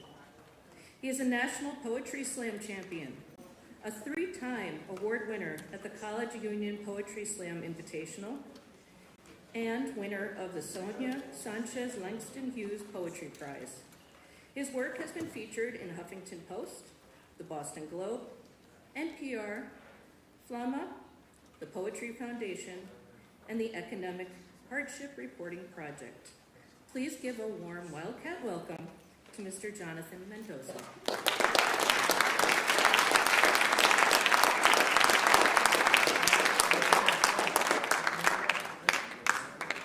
Hello, everyone.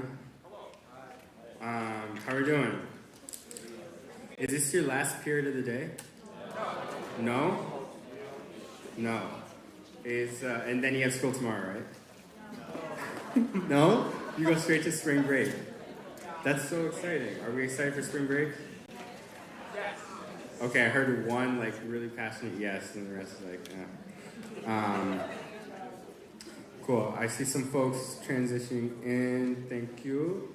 Let's see this. Oh, okay, there we go.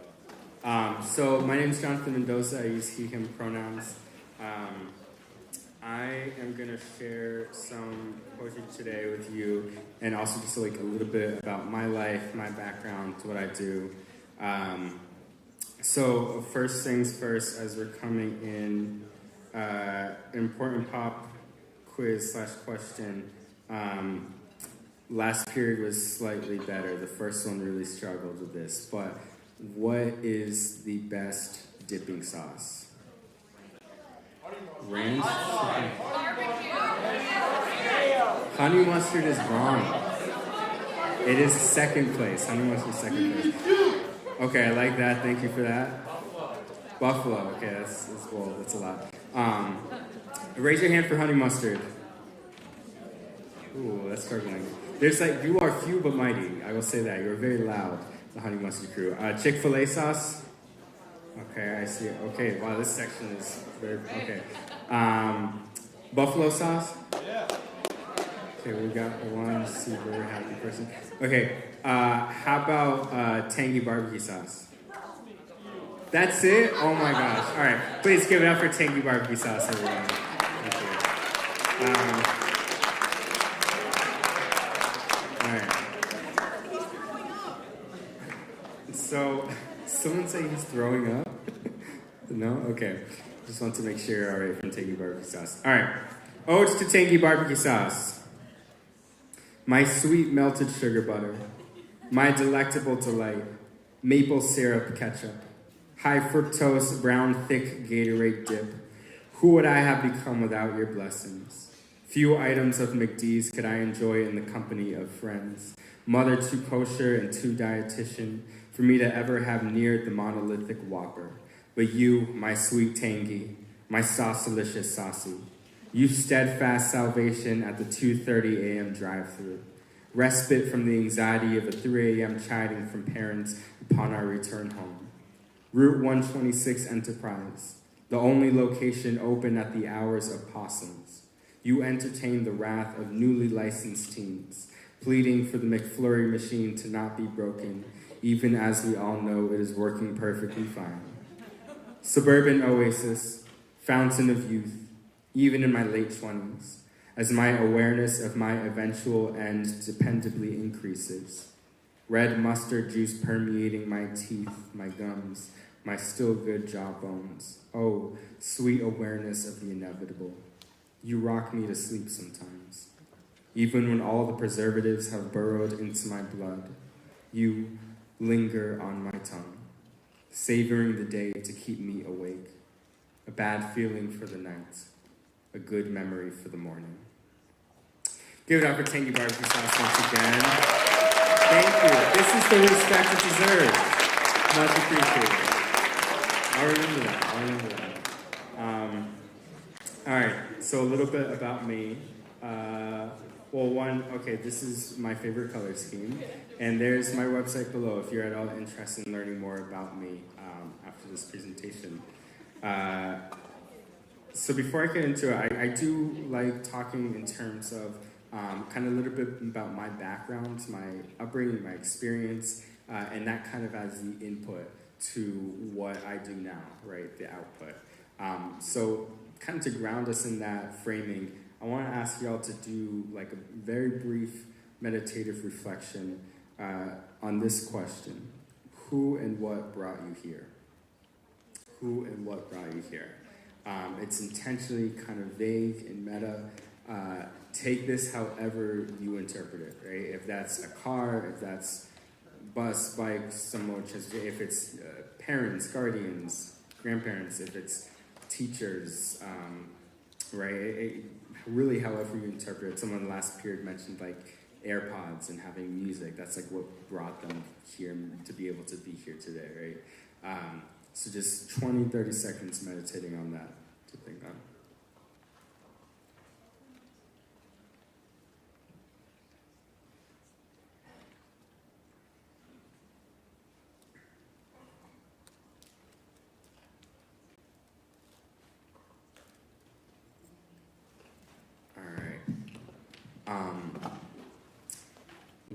What came up for y'all?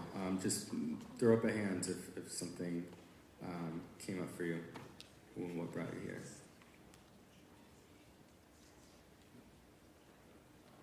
Yeah. Your sister. Awesome. In terms of like bringing you to this physical place? Awesome. How about back there? Did I see a hand? My teacher brought me here. Nice. Awesome. And so like actually like having folks that you see here, right? Yeah, about that. Family? Beautiful. Yeah. Friends. Love that. Wow, what a wholesome note. I love this. This makes me feel good. A lot of things bring us to the places that we are today, and each of these things can be like really unique to you. And there's also things that brought them there, right? There are people who brought the teacher here, or your friends here, your family here. There's just like this very long lineage of everything it took for you to be in this place today. So I want us to like kind of sit in the depth of that and the gravity of it, and kind of how incredible it is for us to like be in this moment together, right? And so with that, I also want to share what kind of brought me here. First, most importantly, I'm a proud Virgo. Any Virgos in the crowd? One. That's it. Okay, give it up for Virgos, everybody. We need some. I love this. I love it.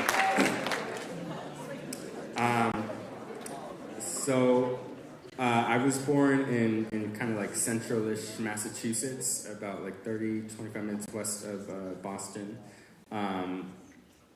And my parents, you see at the bottom picture on the right, my mom is descended from Jewish Eastern European immigrants in New York specifically, and family from Russia, Poland, Lithuania.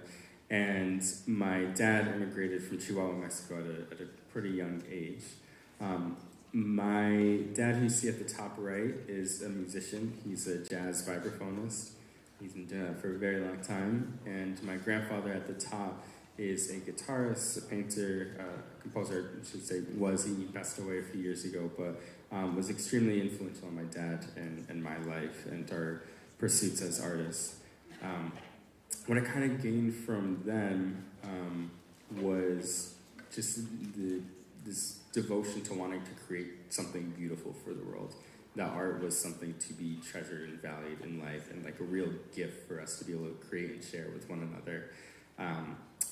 And some context for that, my grandfather left Chihuahua, Mexico to travel kind of around the Southwest United States for some time as a traveling musician to be able to gain some money to send back to my dad's family in Chihuahua.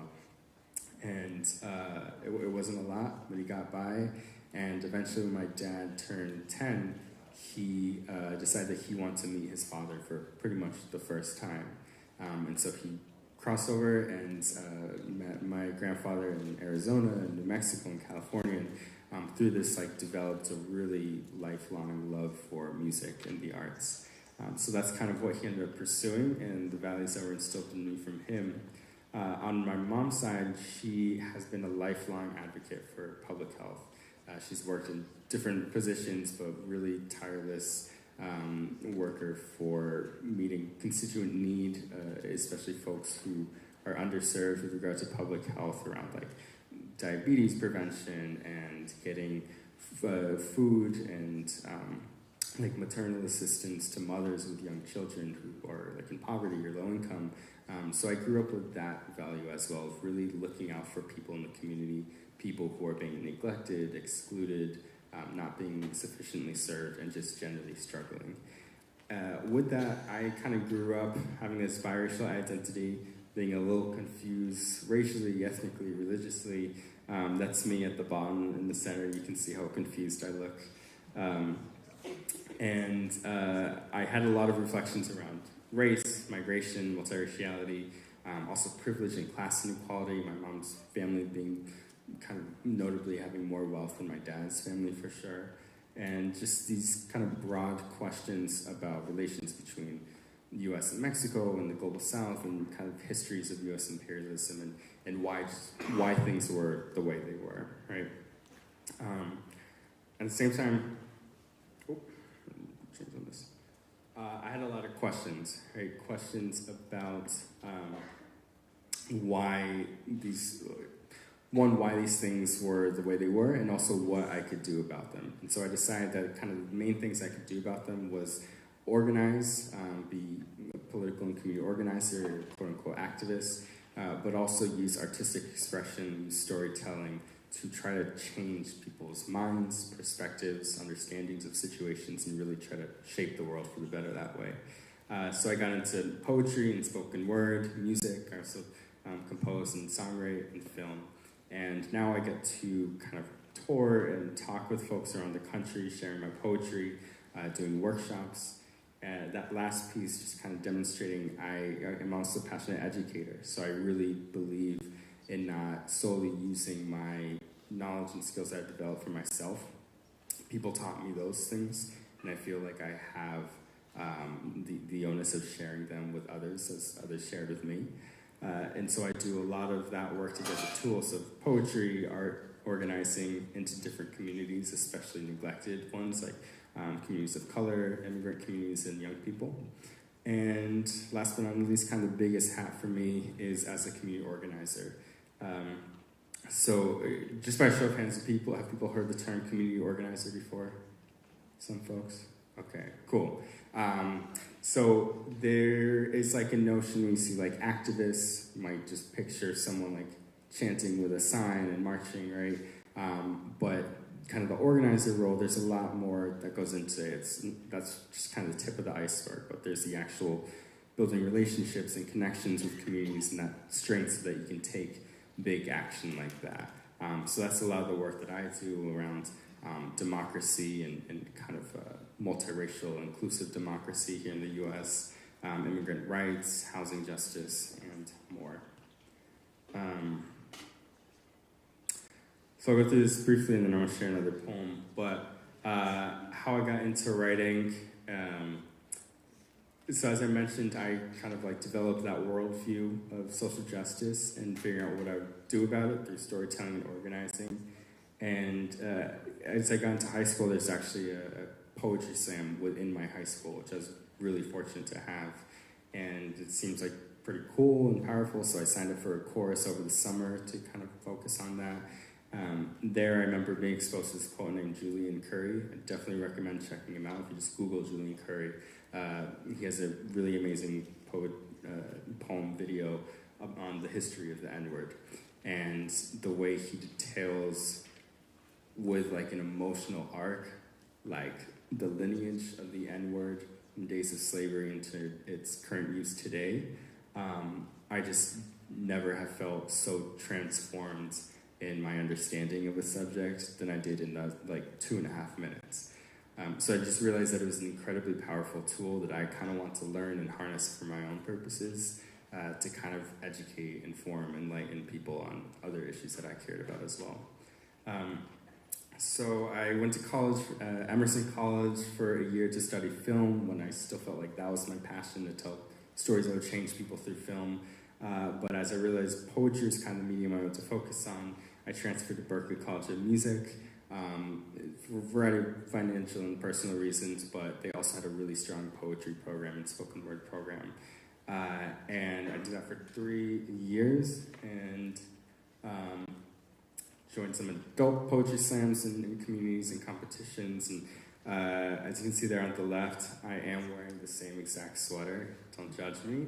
And that is in Austin, Texas, there with my friend at the National Slam, and we were to get recognized as like having one of the feature poems, as they call it, so one of the poems that is most desired to be featured on the final stage. And then in the middle, we won in 2015 the National Poetry Slam with the Boston Poetry Slam team in Oakland, California. And I just feel very fortunate that like poetry has been able to take me places through the opportunities I've pursued, and be able to share my work with more people, get more light shined kind of on what I've created, and also build community and meet really amazing people around the country and around the world who are doing this. And I have a little book, When the Crows Come. I have some also if anybody's interested in purchasing, as well as another one that I'm working on. But I was able to like publish a book with an indie press in 2018, and that was really exciting too. My grandfather painted the cover, and had an illustrator commissioned to do like drawings inside the book, which you saw earlier. And yeah, I think it's just been a delight to kind of finally feel like you have a product out in the world to share with people. I'm going to share another poem. How are we doing? You still with me? I know it's like later in the day. Yeah? Yeah. Say yeah. Yeah. There we go. Okay, that's the affirmation. Has anybody been to this? I think it's called just Libertyville restaurant. It's like half a mile away. Has anyone been to it? The Liberty, is that what it's called? Okay. They have a really good frittata. I highly recommend the frittata. But I didn't have enough water while I was eating it, so I'm just going to drink water.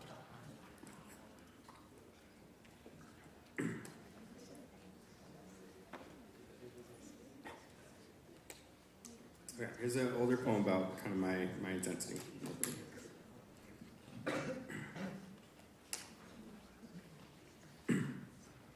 Brown boy, white boy, after Angel Nafis and John Sands. Biracial boy in social justice seminar, is asked to join a racial affinity group. People of color, or white. White boy does not want to infiltrate safe space for people of color. Brown boy does not want to keep white people from having honest, constructive dialogue. Biracial boy does not know what he is. Recalls posting a survey on Facebook in middle school asking how people categorize him. That would determine his clothes, his music, how he spoke. Biracial boy wishes his skin came with an instruction manual. Brown boy tells white boy he should not identify as a person of color, that he can pass, that he should not appropriate a struggle that is not his. White boy tells brown boy he will not identify as white, erase the brown from his blood, will not be the one who finishes the colonization of his own body. White boy visits family in Mexico, realizes he is the whitest intruder since conquistadors. Brown boy goes to white synagogue, is in the only family not invited to the dinner party. Biracial boy is welcome everywhere. Biracial boy is not welcome anywhere. Biracial boy is tug of war, but biracial boy is both sets of hands holding at each end, and biracial boy is sorry for this poem, for taking up space. Does not know if it's his white self that's doing so, if it's even letting the brown self speak. White boy apologizes for his privilege. Brown boy resents white boy for taking up so much space with apologies. White boy says, I'm sorry. Brown boy says, you're doing it again. Brown boy hates his white. This legacy like shingles all over his face. White boy gone, but biracial boy to brown family is still white. Still looks like coyote. Biracial boy is both the discolored sheep of each family and the dog that hunts it. Wishes he were purebred and not a mutt. Brown boy asks white boy what it's like not to get profiled, to go to your cousin's wedding in Arizona and feel safe. White boy goes to white barbecue, meets white cop. White cop does not know boy is biracial. Starts talking immigration policy. Brown boy screams, hides inside white skin. White skin silent. White skin shield. White boy protector. White boy savior. Brown boy does not need white savior. Strikes back at white self, but biracial boy during Latinx uprising does not know if he should sit down or speak up. To which army society has drafted him. Biracial boy is tug of war, but biracial boy is the rope, is fraying, cannot hold his selves together. Biracial boy hates being two different selves, recalls it's the world that made him this way, that split him in half, held oppressor and oppressed, insect and the boot, and biracial boy is both of them.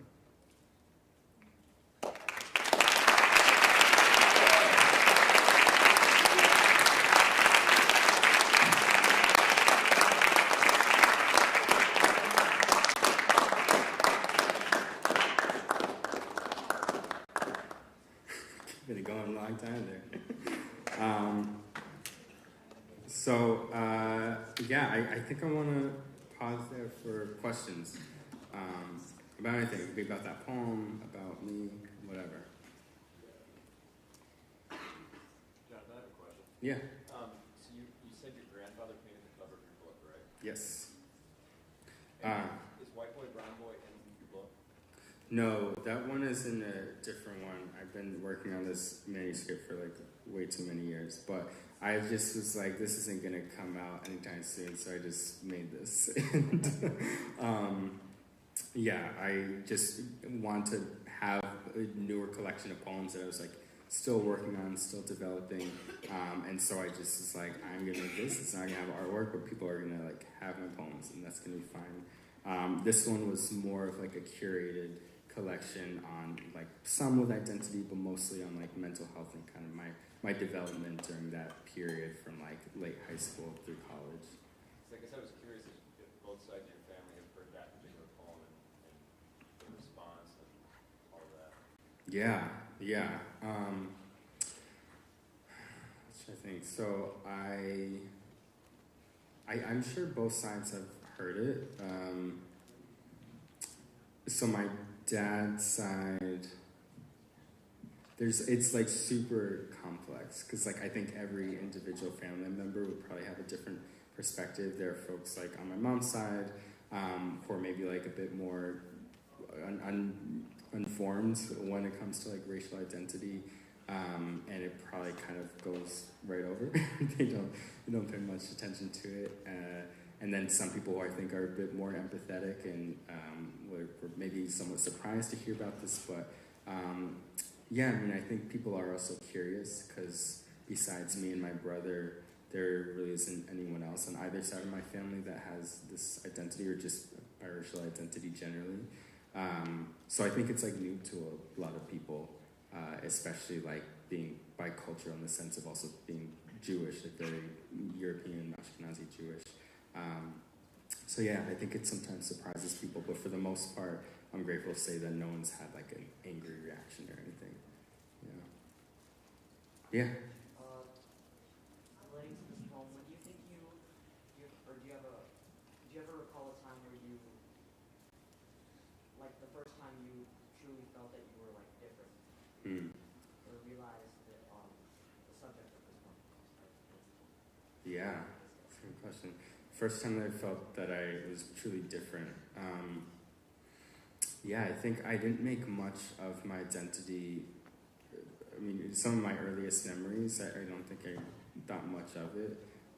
Also because my dad's like friend group is very diverse, and my dad like doesn't really speak with an accent. He came like at a very young age, at like 10 years old, and it has been like quite assimilated.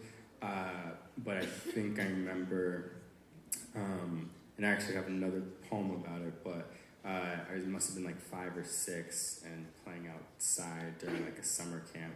And there was like one kid who was really, really annoying, and we started fighting, and he kind of looked like the kid from Stuart Little. Have people seen that movie, Stuart Little? Like the blonde spiky hair and glasses.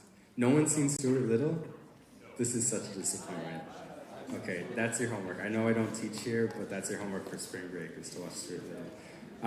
Anyway, we started fighting, and I think like it's like I'm like quite light-skinned, but I guess in the context of that circle, he like kind of said this like racist thing, and he was like super young. He was like 6, 7. So it's just like, where did you learn this? But I remember being super upset because I think that was one of the first times it's like, oh, like am I like at all different appearing?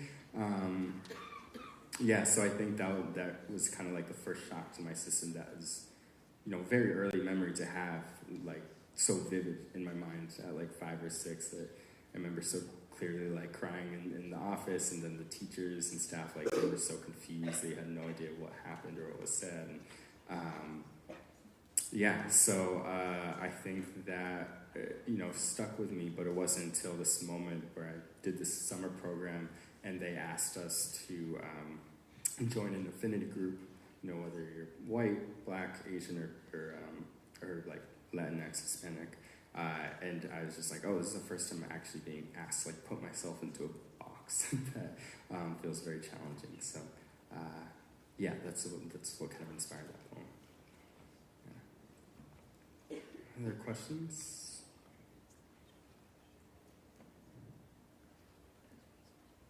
Oh, I'm sorry. How do you find the courage to put yourself on the page? How do I find the courage to put myself on the page? Do you mean like publishing or just like writing at all? Writing it and sharing it, whether it's publishing or it's just with your family and close. I think like the worst enemy for me with that is overthinking it. I think it especially becomes hard when you start like thinking of yourself as a writer. Do you identify as a writer? Well, I write, so yeah. Yeah. Awesome. So I like love that. I love claiming that, and I also think that a challenge for me was once I started identifying as a writer, I was like, oh, I have to be good. And so as soon as I put my pen to the page, whatever comes out, it has to be like, wow, that's incredible. And it's not. It never is. And that sets me back and holds me back a lot. And I just have to like get over that. And I forget who it is. There's like a famous artist, like intellectual person, but who just like really encourages like doing things really crappy, like just being really bad at something and doing it and like being happy about it. And so it's like, if I want to tackle a poem, I need to feel excited about writing the crappiest draft that can ever possibly come onto this page, and that's going to be what it is, and I'm going to love it. After that, whatever happens, happens. I can hate it and throw it out. I can just be like, oh, there's something here, and I can edit it, revise it, do all this. But yeah, I think almost trying to let go of like feeling like it needs courage to write. Like, ideally, it shouldn't be like this like valiant, big obstacle that you're jumping, but it's like just try to write something that sucks. Just like write the worst draft you can think of, and then you'll see like something come out. But once you like just get rid of all those restraints that tell you that you have to have courage, that it's this big obstacle you're trying to jump over. I think you just open a lot more possibilities for yourself to just like let yourself not have to be perfect off of that. I hope that helps a little bit. Yeah. Yeah. Do you think do you think poetry is for the poet or for the reader? Do I think poetry is for the poet or for the reader? That's an excellent question. I think it can be both. I think I heard someone say, and it kind of resonated with me, that like if you are putting something on paper to share with the world, like it should be for the world. Like if you're sharing something for an audience and you want to connect with them and resonate with them, it should be for them. And some people are like, I don't care what the audience thinks, I'm just gonna write my gibberish and it's gonna be whatever, and it's what I feel and what I love. And there's some folks who do that and love it, and audiences love it, and that's great. There's also people who do that and their audiences feel super abandoned and confused, and they don't know what they're writing about. It's just tough for them to engage with. I don't mean to like judge that or critique it. I can say like that's not what I want to do. Like if I'm gonna put a ton of time into creating this piece, I want it to like do something for y'all. I want it to inspire, or educate, or inform.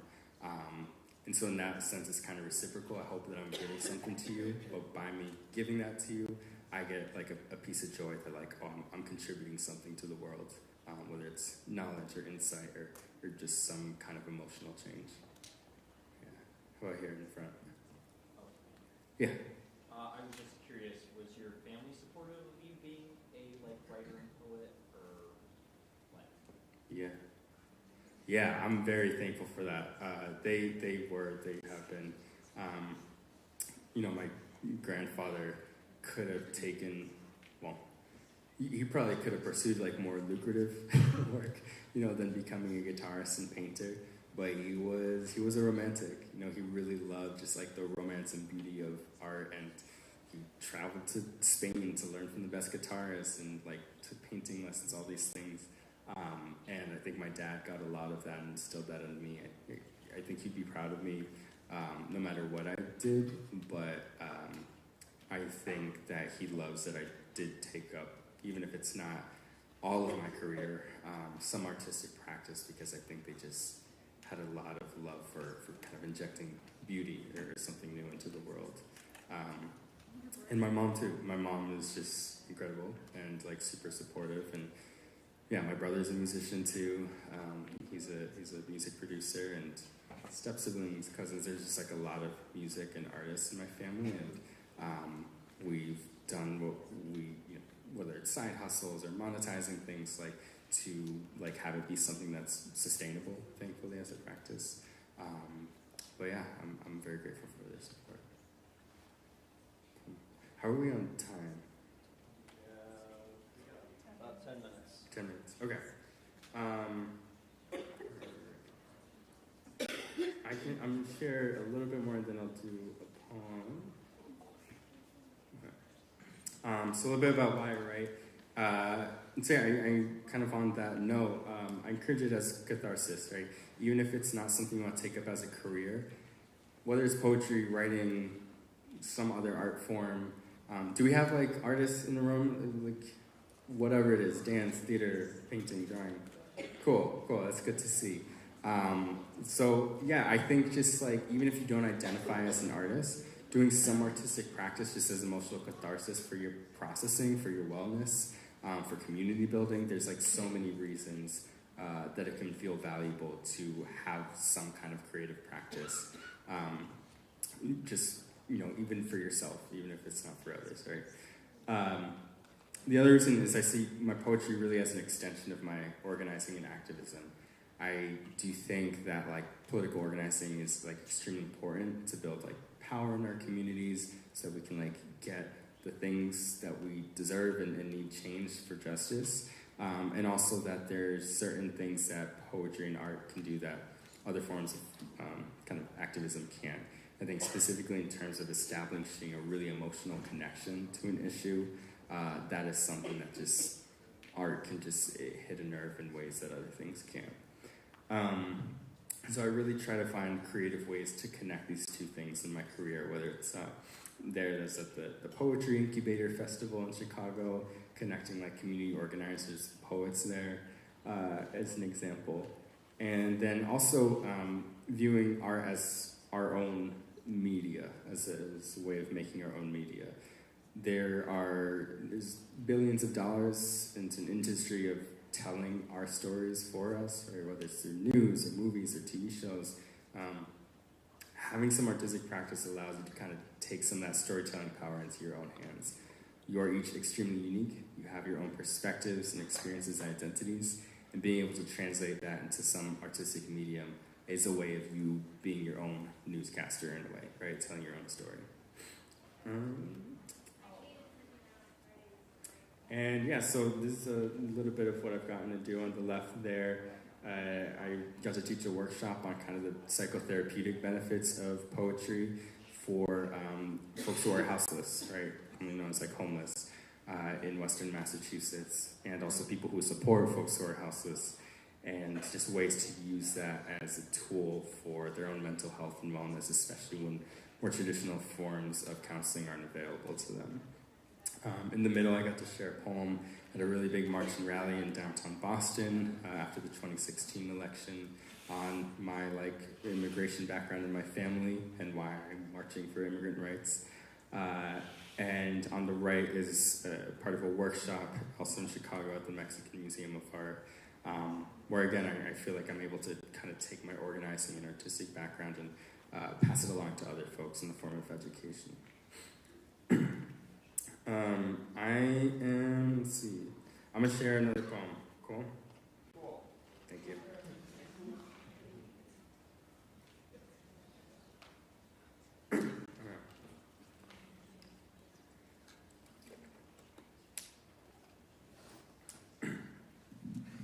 Oh, and in content warning, it's somewhat of a heavier poem touching on mental health, depression,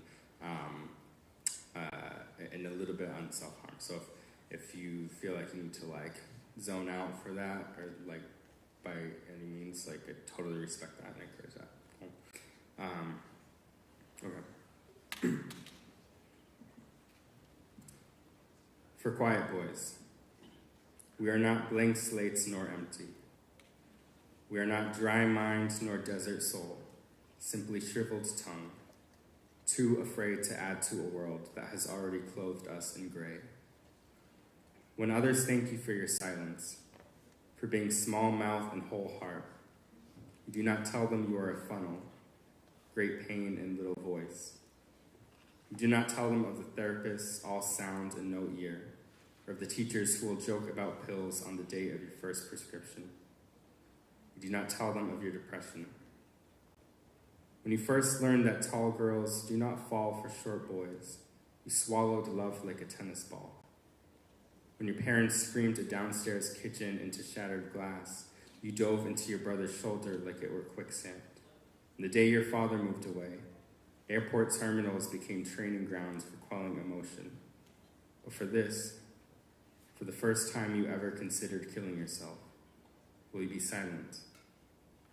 You were 19 years of doubt, 16 years of shy, 13 years of fearing death, and 2 months of wanting it. You are broken.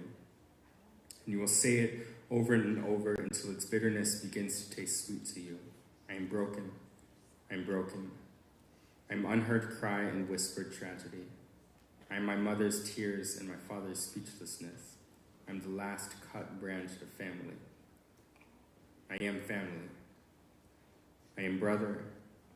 I am son. I am love and friend and help and voice. I am voice. I am here and breaking, and I will not become body found too early, notes found too late. I will grab onto loved ones like ledges, let them yank the suicidal from my throat. I'm not broken.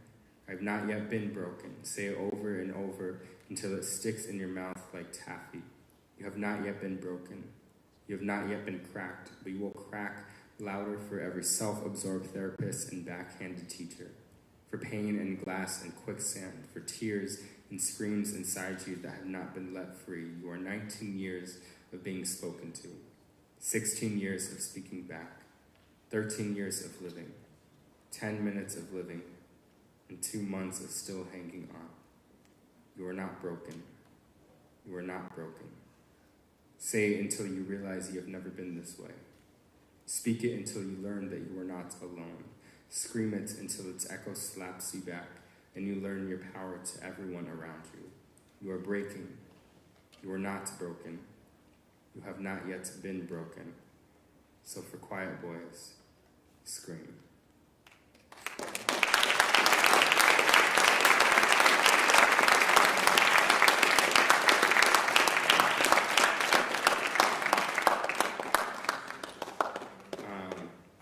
So I think we only have like a minute or so, right? Yeah.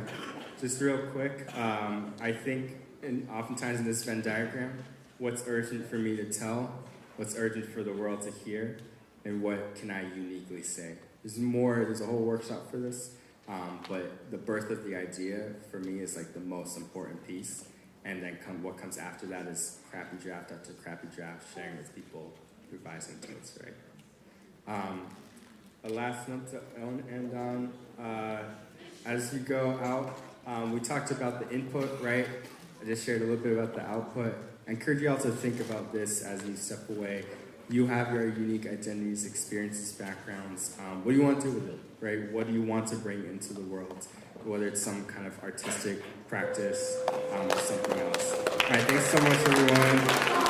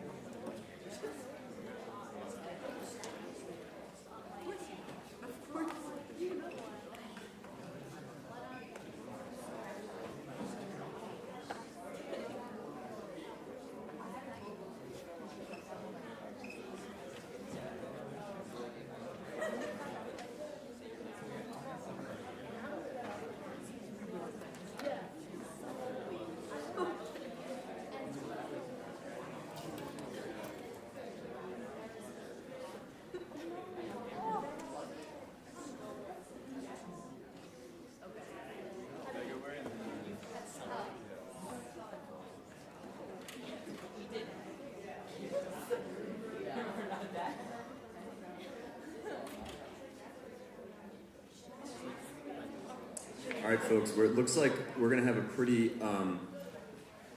small gathering today. So here's what I'm going to do. Those of you in the back, you might hate me, but I'm going to do it anyway. Yeah, those of you in the back left, can you move right behind Mr. Ebling's class here, front and center? We'll get a little bit more of an intimate setting. We can see hands a little bit easier if you do have questions. We'll make it a little bit easier. Thanks, I appreciate it. Gentleman in the back, you're refusing? Just checking. What's that? I have no problem with that.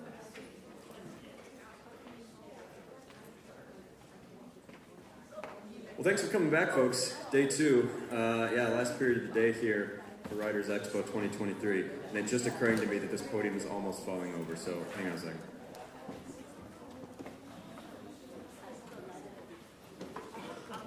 There we go. Been meaning to do that for 2 periods.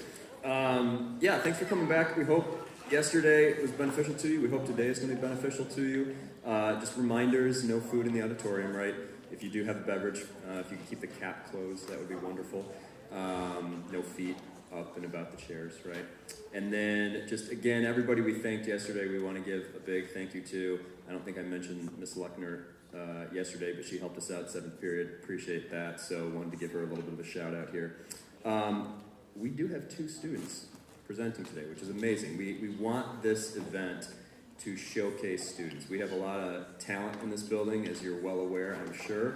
I think maybe more than you even realize individually, there is talent inside you, particularly when it comes to the craft of writing. You guys got to hear Mr. Busing yesterday, correct? Am I right about that? I think what he had to say was brilliant in terms of that whole idea of the average, right? And how some stuff you write is below and some stuff above. I was chatting with him after the period, and he was talking about how, he's now getting into sketching, which he said terrible at, but he wants to do these things that he's bad at, and he realizes that, he gets those moments where he has something that he thinks is of value and is of quality, and even though it may not be his average, it's obviously something that he feels proud in, and rightfully so, and I think you guys have that too. So consider it. If you think next year that you might want to share your work, get up here and have that experience, which from what I've been told by students is a wonderful experience, we would love to have you, okay? We would love to give you the time and space, okay? So think about it. I know none of us want to be thinking about after spring break, but after spring break, I'm going to send around a Google form that's going to give you a chance to give us some thoughts, some feedback. We've had some wonderful ideas already generated by people for things that we could do next year that would be super fun and interesting. So keep those ideas coming. And on that form, if you feel like next year you might want to present, just say so, okay? And then I can reach out to you. If you want to talk to me individually or Dr. Reef or your English teacher, that would be great too, okay? I think I'm going to turn this podium before I have you guys come up because I realize I'm facing these guys and not these guys. Bear with me.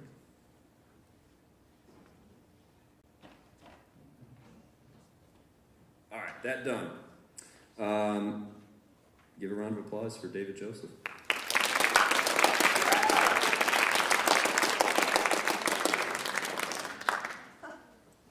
Hi guys. Okay. My name's David Joseph, and I'll be reading an original poem I wrote called Every Time. Every time, without fail, you return, panting, hounding, sweating, dogging, drooling in excitement. Every time I tie the lace on these specific hand-me-down gray Nikes. Not my dress shoes or my Vans or my newer $100 Nikes. Every time I finish a knot on only these running shoes alone, you return to me, without fail. What is it that you come for? Do you think we're going on a walk together? A run? What drives you to come to me? And, every morning I look into those same 2 brown eyes and I see your mother. I knew her dearly too. She too ran me those same phrases in her eyes long before she departed.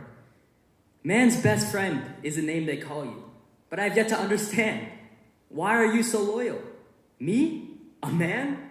I am no man. I am nothing of a man. I don't take you on daily walks anymore. I don't buy those treats you love from Target anymore. And I don't brush your hair anymore. So why? But still, every time, without fail, you return to me, expecting a different outcome than the one I gave you yesterday. Every time, you are here. Why? Why are you so loyal to me? I don't deserve your attention. I don't deserve your loyalty. Wherever I am, I'm always thinking about you. I feel sorry about your loneliness at home without me. And every time you come to me, I feel a little bit more emotion, you know? You yell at other dogs around me, you chase rabbits in our backyard, and you defecate in my basement, but despite all those reasons, you still return. But every single morning, in that split second where you come back, I throw out all these past arguments under my gray soul, and I stare in the brown soul staring back at me. I stare with so much emotion, and there, in that speck of time, I find you and your mother's soul aligned with mine, and I find out that our love is endearing. So that is why I will never leave these gray Nikes. The same Nikes that my toes hate and untie too frequently are the same Nikes that tie my soul to my root. The knot ties me to my best friend, tighter than anyone could ever know. Thank you.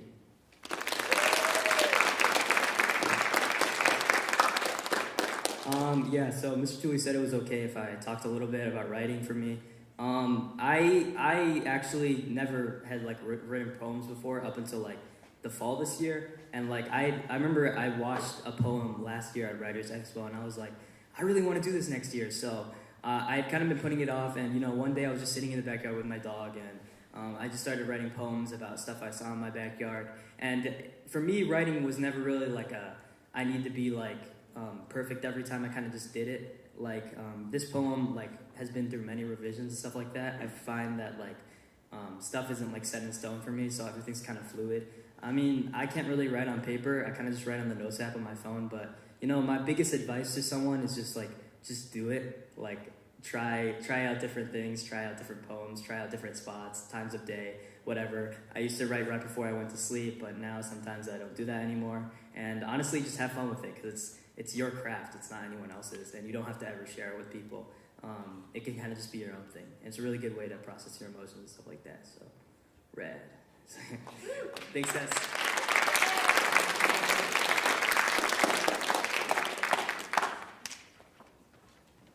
David, what year are you? I'm a senior. Senior? Okay. Olivia, when did I have you in class? Was that 2 years ago? Freshman year. Freshman year? Okay, cool. Are you junior now or senior? Junior. Junior. Okay. And we had freshmen up here before, so yeah, consider it for next year. All right. Enough from me. Olivia Poell, come on up. Give her a round of applause.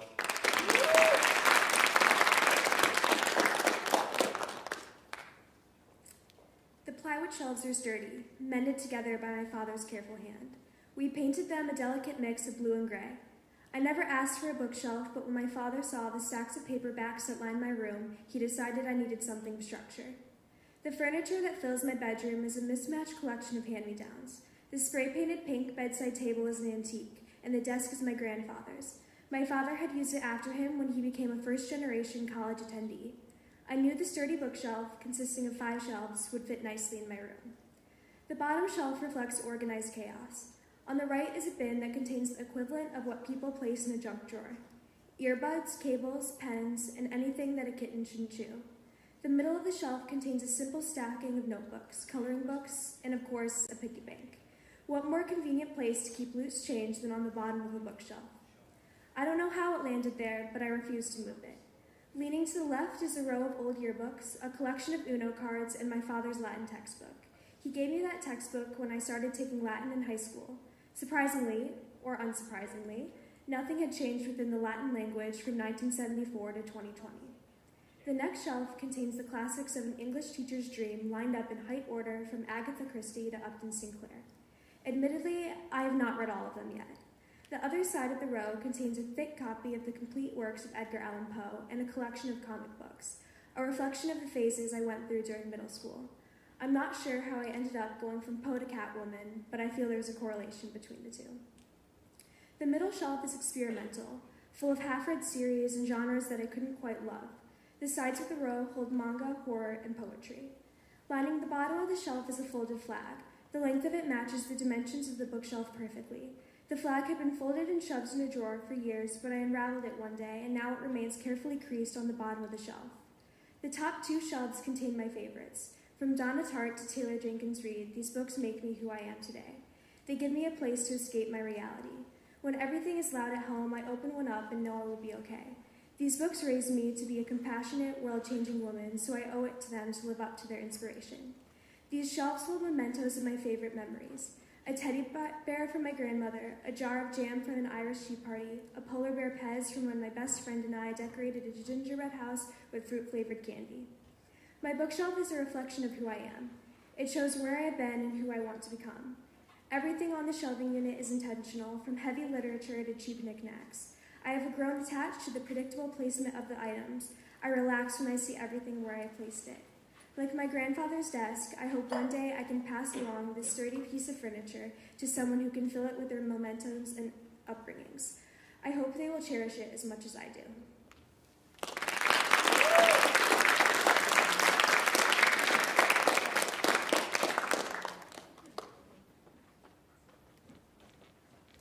All right.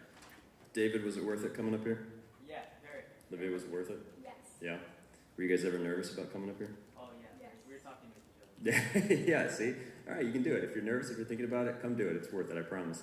By the way, before I forget, we have a bunch of leftover Writers Expo 2023 stickers.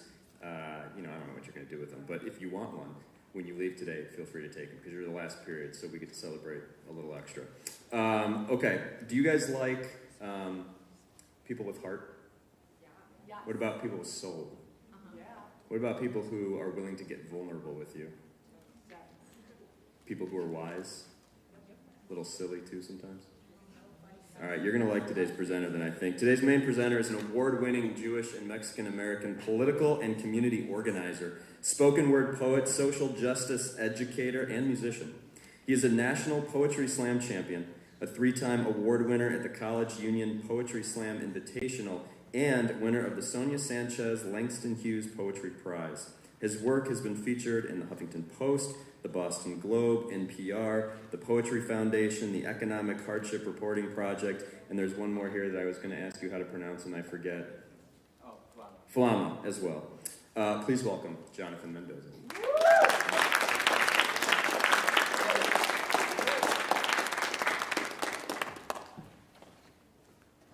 Awesome, thank you. Can you give it up one more time for Daniel and Olivia? Yeah.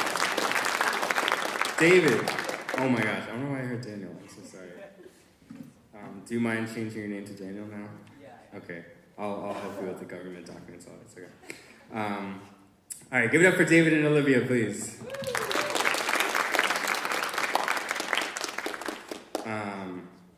Awesome. So, thank you for that lovely intro.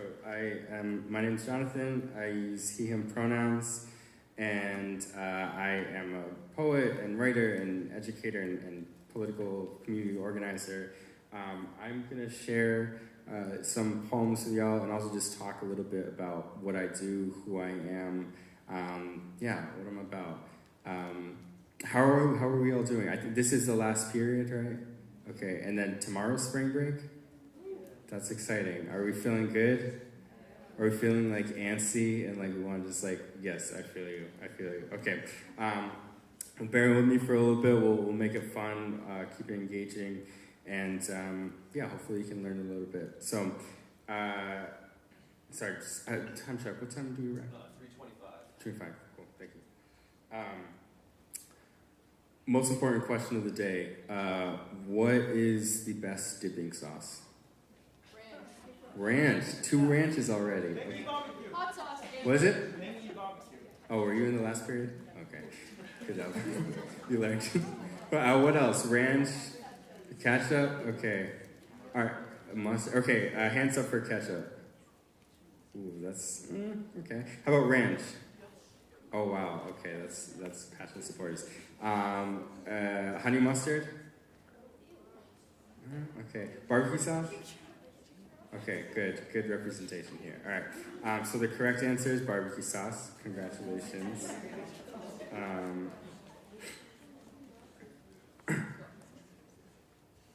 Ode to tangy barbecue sauce. My sweet melted sugar butter. My delectable delight. Maple syrup ketchup. High fructose brown thick Gatorade dip. Who would I have become without your blessings? Few items of McD's could I enjoy in the company of friends. Mother too kosher and too dietitian for me to ever have near the monolithic Whopper. But you, my sweet tangy, my sausalicious saucy, You steadfast salvation at the 2:30 a.m. drive-thru. Respite from the anxiety of a 3 a.m. chiding from parents upon our return home. Route 126 Enterprise, the only location open at the hours of possums. You entertain the wrath of newly licensed teens, pleading for the McFlurry machine to not be broken, even as we all know it is working perfectly fine. Suburban oasis, fountain of youth, even in my late 20s, as my awareness of my eventual end dependably increases. Red mustard juice permeating my teeth, my gums, my still good jawbones. Oh, sweet awareness of the inevitable. You rock me to sleep sometimes. Even when all the preservatives have burrowed into my blood, you linger on my tongue, savoring the day to keep me awake. A bad feeling for the night, a good memory for the morning. Do you like that very awkward headline? Has anybody experienced that where it's like 1 or 2 a.m. and you know you shouldn't be eating this, but it tastes so good, right? Yeah, okay, that's where that came from.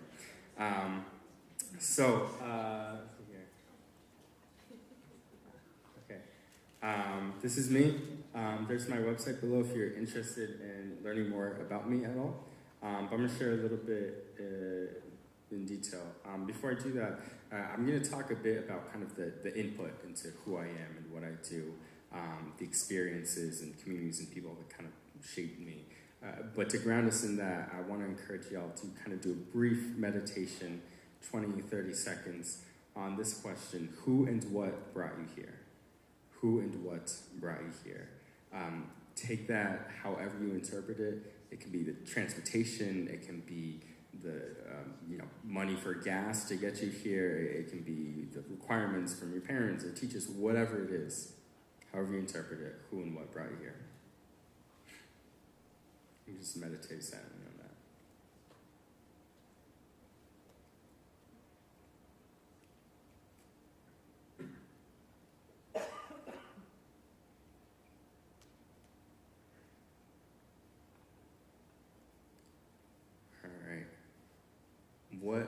What came up for people? You can just throw our hands up for what came up with you. Who and what brought you here?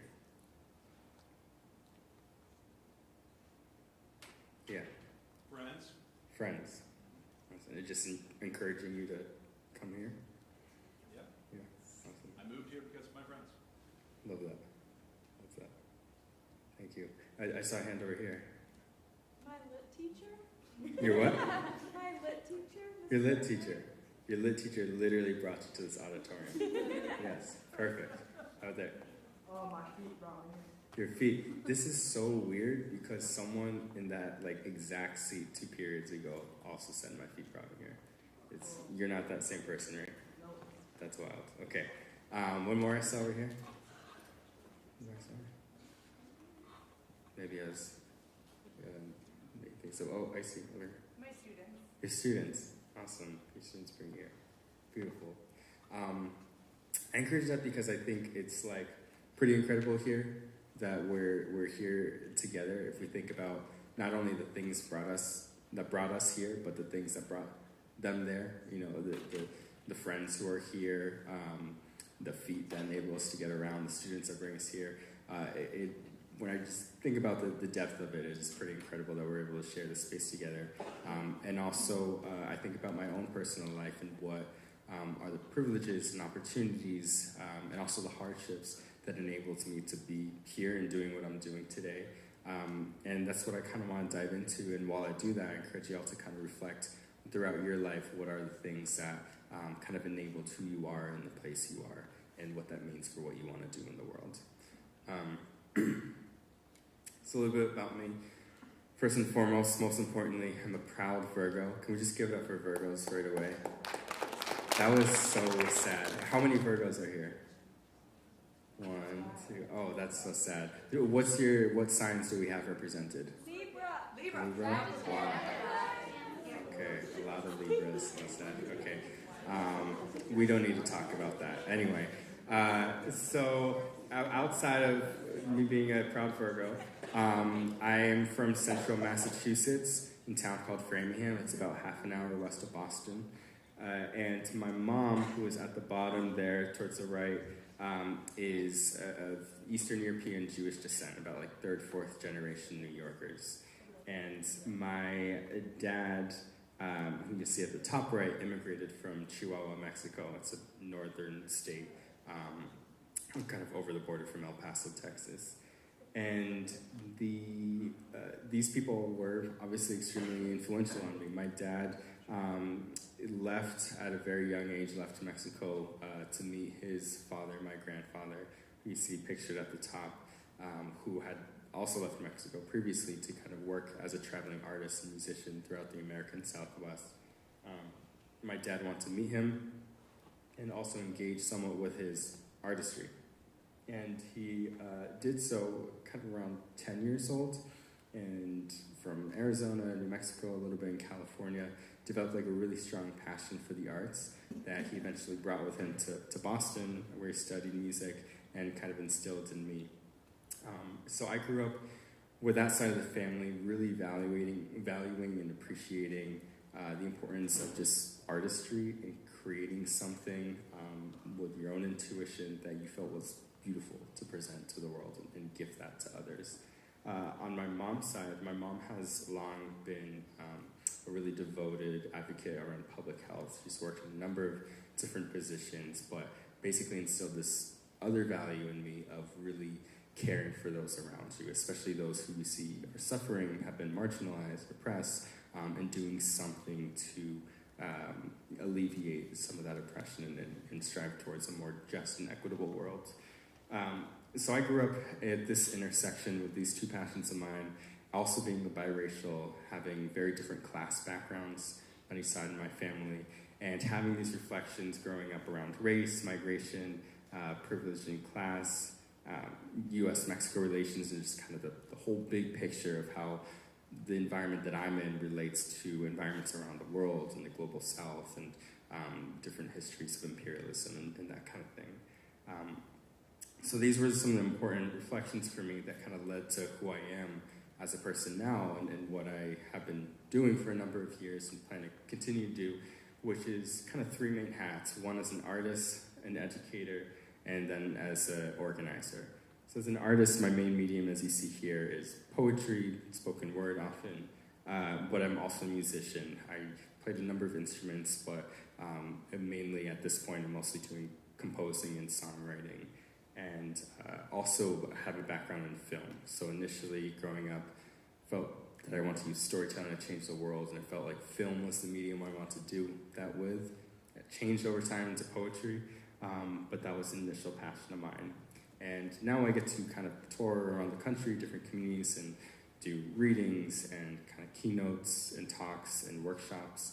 And that workshop piece has been especially important for me as an educator, just feeling that the importance of wanting to get a lot of my learnings into the hands of others. So there's a lot of really amazing teachers and mentors who empowered me to be able to do what I do. So I kind of feel the task and responsibility to pass that forward onto others, which it's really a gift that like I would not be standing here today if it weren't for people who took time and energy to like teach me and guide me. So that feels really important to be able to gift that with others and support other voices, not just my own. And lastly, as an organizer, so you may be more familiar with the term activist, right?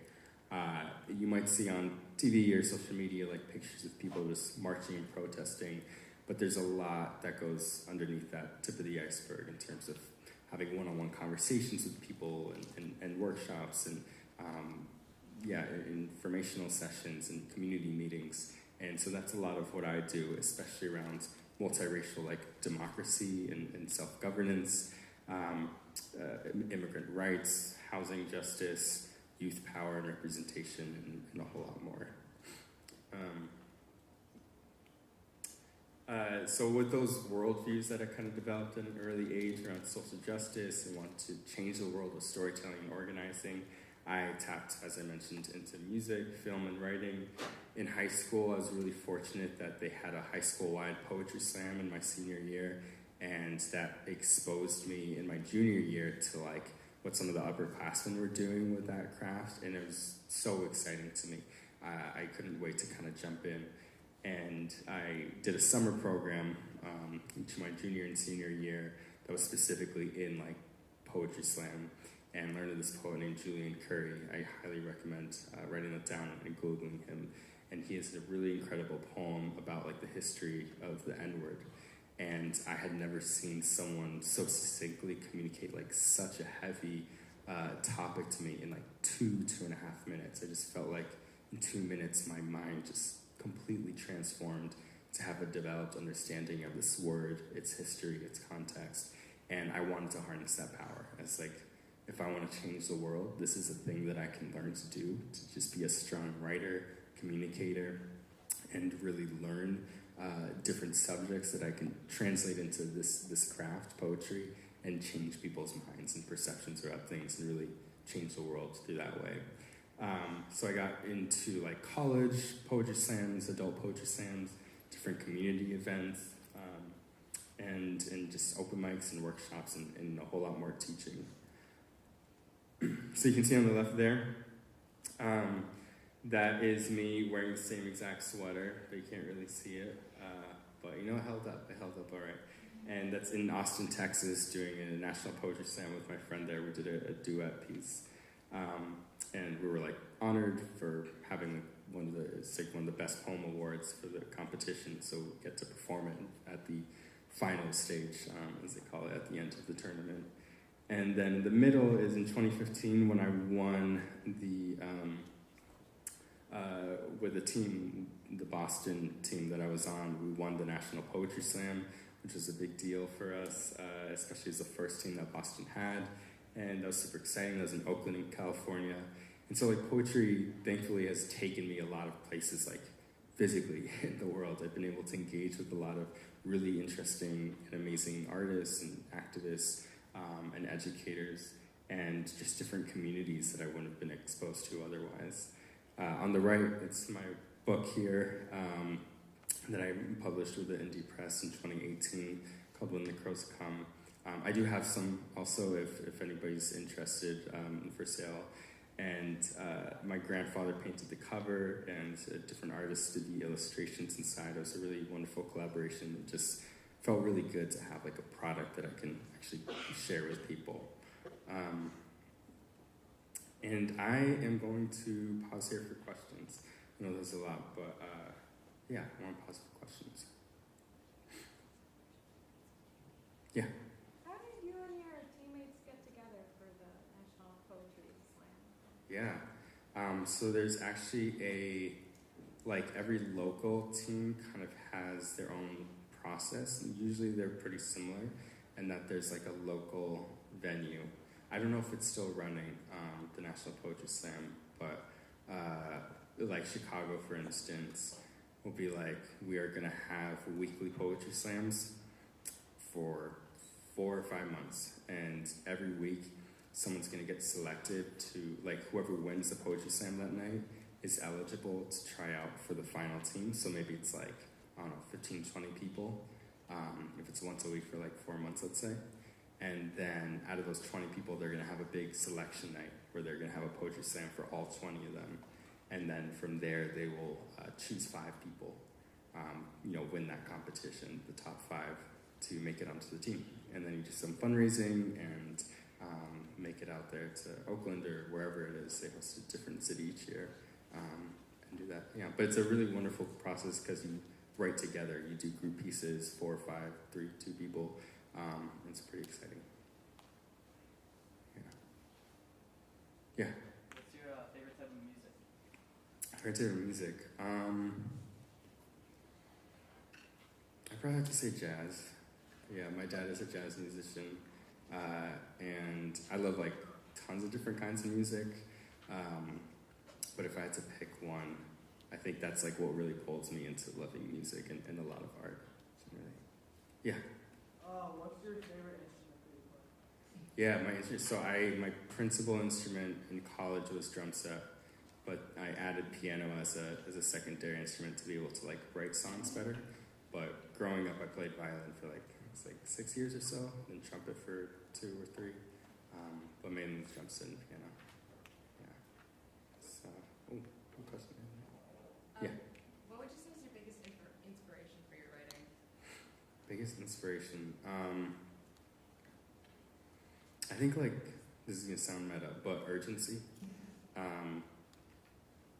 I think I write mostly when I feel really frustrated that something is being spoken about in a way that I don't think is true. At least not true to me or accurate, and might actually like be harmful to like the world in the way it's being spoken about. And I feel powerless. I'm like, there's, some news station that is just blasting a message about this group of people that I might relate to, that I just don't feel is true, and like, who's gonna tell their own story but us? Like, I have to take this responsibility on. And so that, that frustration, that anger, and wanting to like correct a message, I think is what inspires me. There's one more over here, yeah.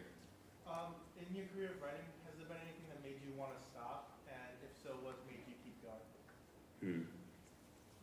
You said anything that makes me want to stop? Yeah, I think the biggest thing probably has been, kind of on an unrelated note, like there's a fluctuation, I'd say, between my political organizing work and my artistic work.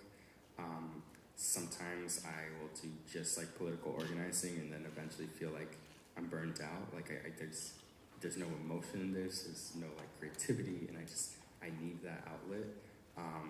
And then other times I will like just be doing writing and poetry and so much of that, and I will get burnt out of that because I will feel like I'm not doing enough in terms of like grassroots community organizing.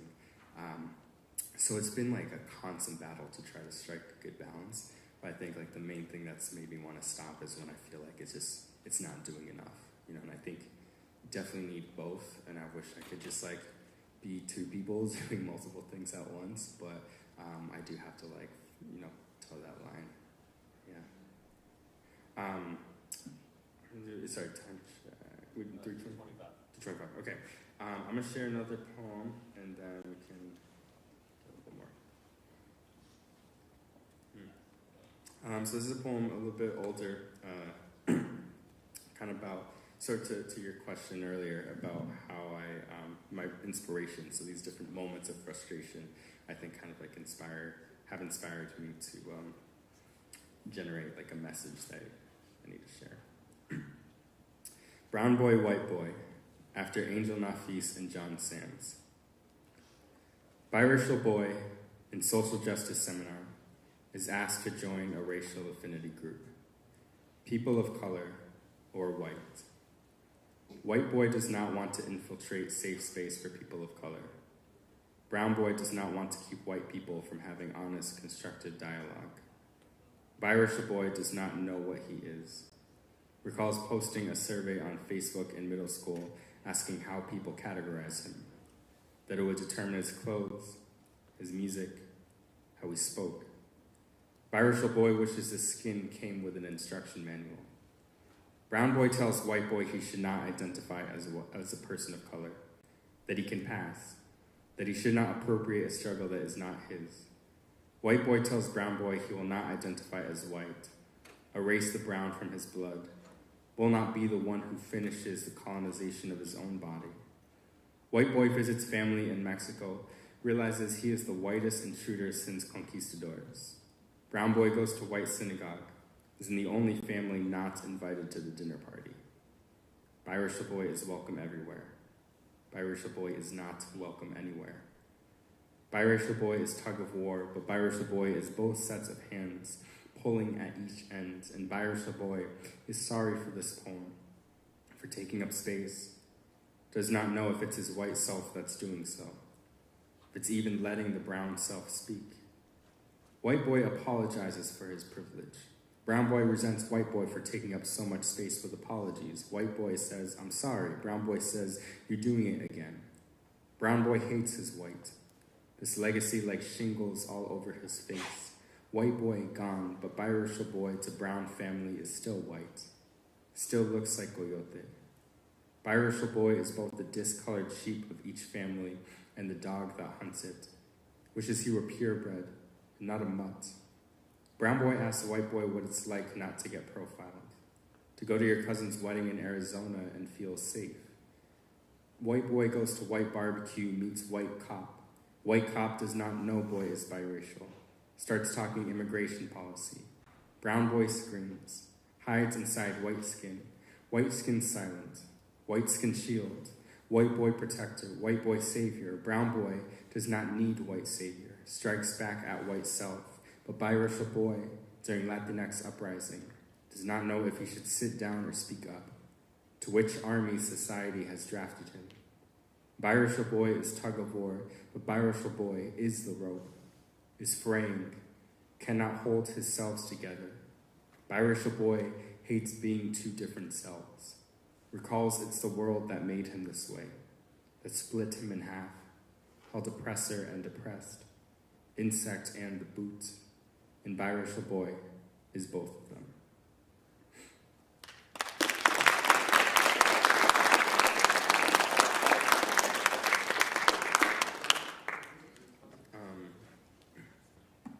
Cool.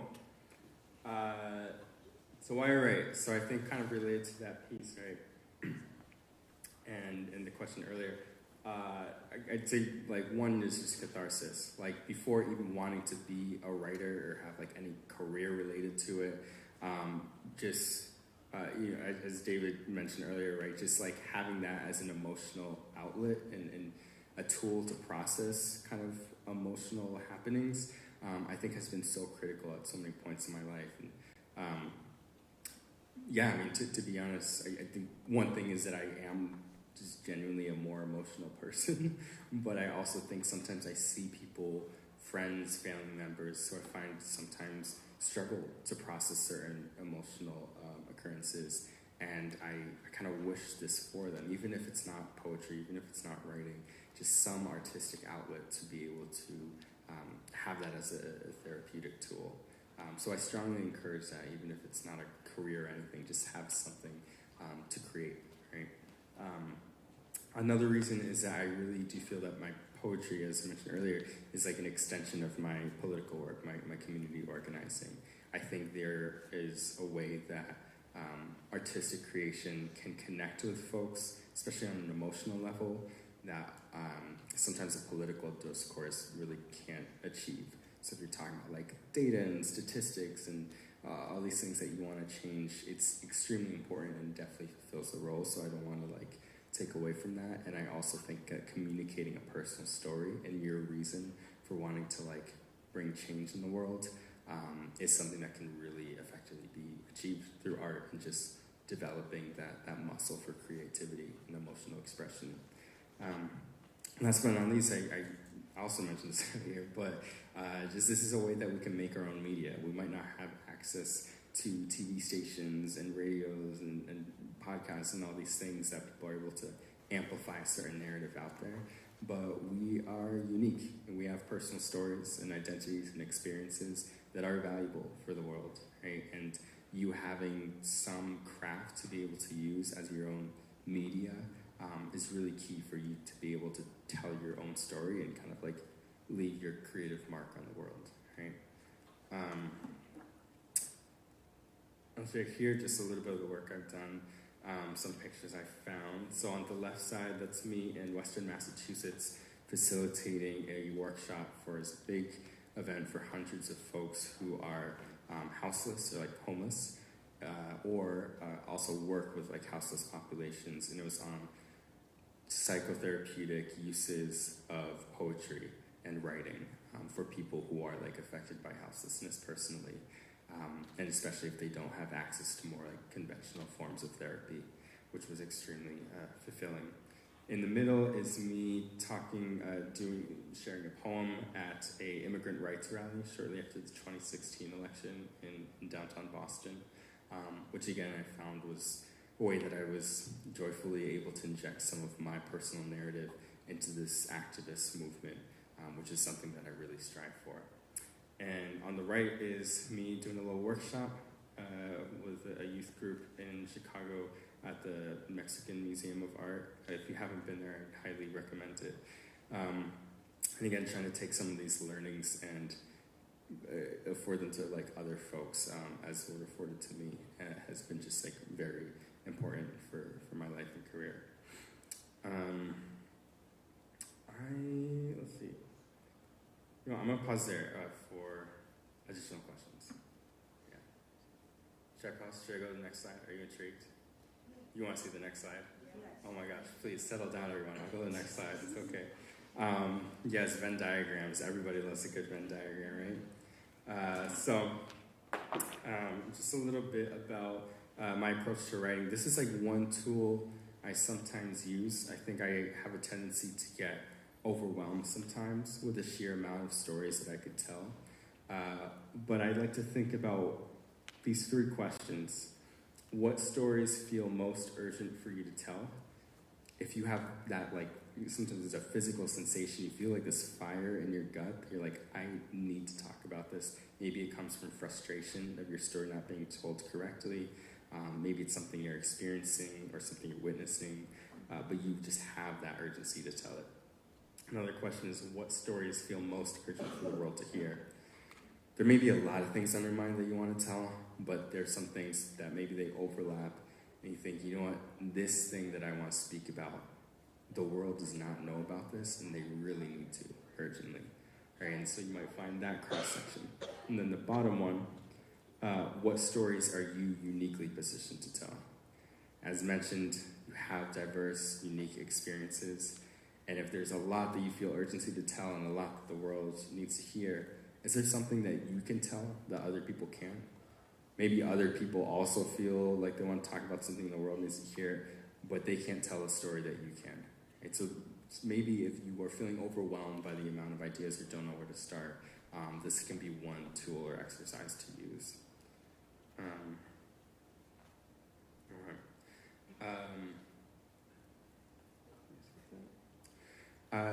So I know I talked earlier about like kind of the input into who you are and what you want to do, and I wanted to kind of bring us to a more conclusive meditation on what do you want to do with that, right? I shared a bit about the people, the experiences that informed who I am and my output to the world, and here we can kind of take a brief meditation, think about your own output, right? So you're going to take just like 20, 30 seconds to meditate on this question. What do you want to bring to the world? What do you want to put into the world, put out to the world? And just reflect on that however you interpret it.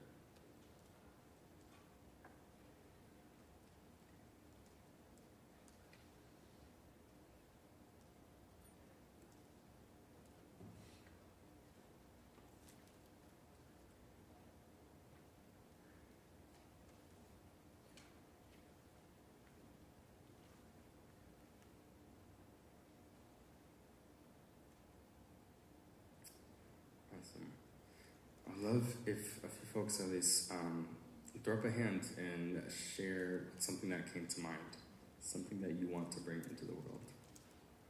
Yeah. Laughs. Beautiful. Love that. What else? Yeah. I want to be a teacher, so education. You want to be a teacher, so education. Awesome. Sharing that with other folks. I'm sure your teachers love to hear that. How about there? Joy. Joy. Yes. Yeah. Peace. Peace. Awesome. Yeah. Knowledge. Great. I encourage you all to hold on to these things. These are like really beautiful things to bring into the world and are special gifts that you have to offer. Right? So thinking again about the uniqueness of your own experience and your story, and how can you translate that into some of these things, whether it's laughter, joy, teaching, knowledge, right? There's a unique gift in each of those that you have to offer others, right? Cool. So I think we don't have that much time left, but if there's any short questions that folks want to ask, also leave me up there. Yeah. Any other questions? Yeah. What do you think of Libras? What do I think of Libras? I actually, true story. My slogan is, I don't believe in astrology, but I do believe in Virgo. I like just strictly Virgo only, so I can't speak to Libras. Yeah. I'm sure they're great people, though. Any other question?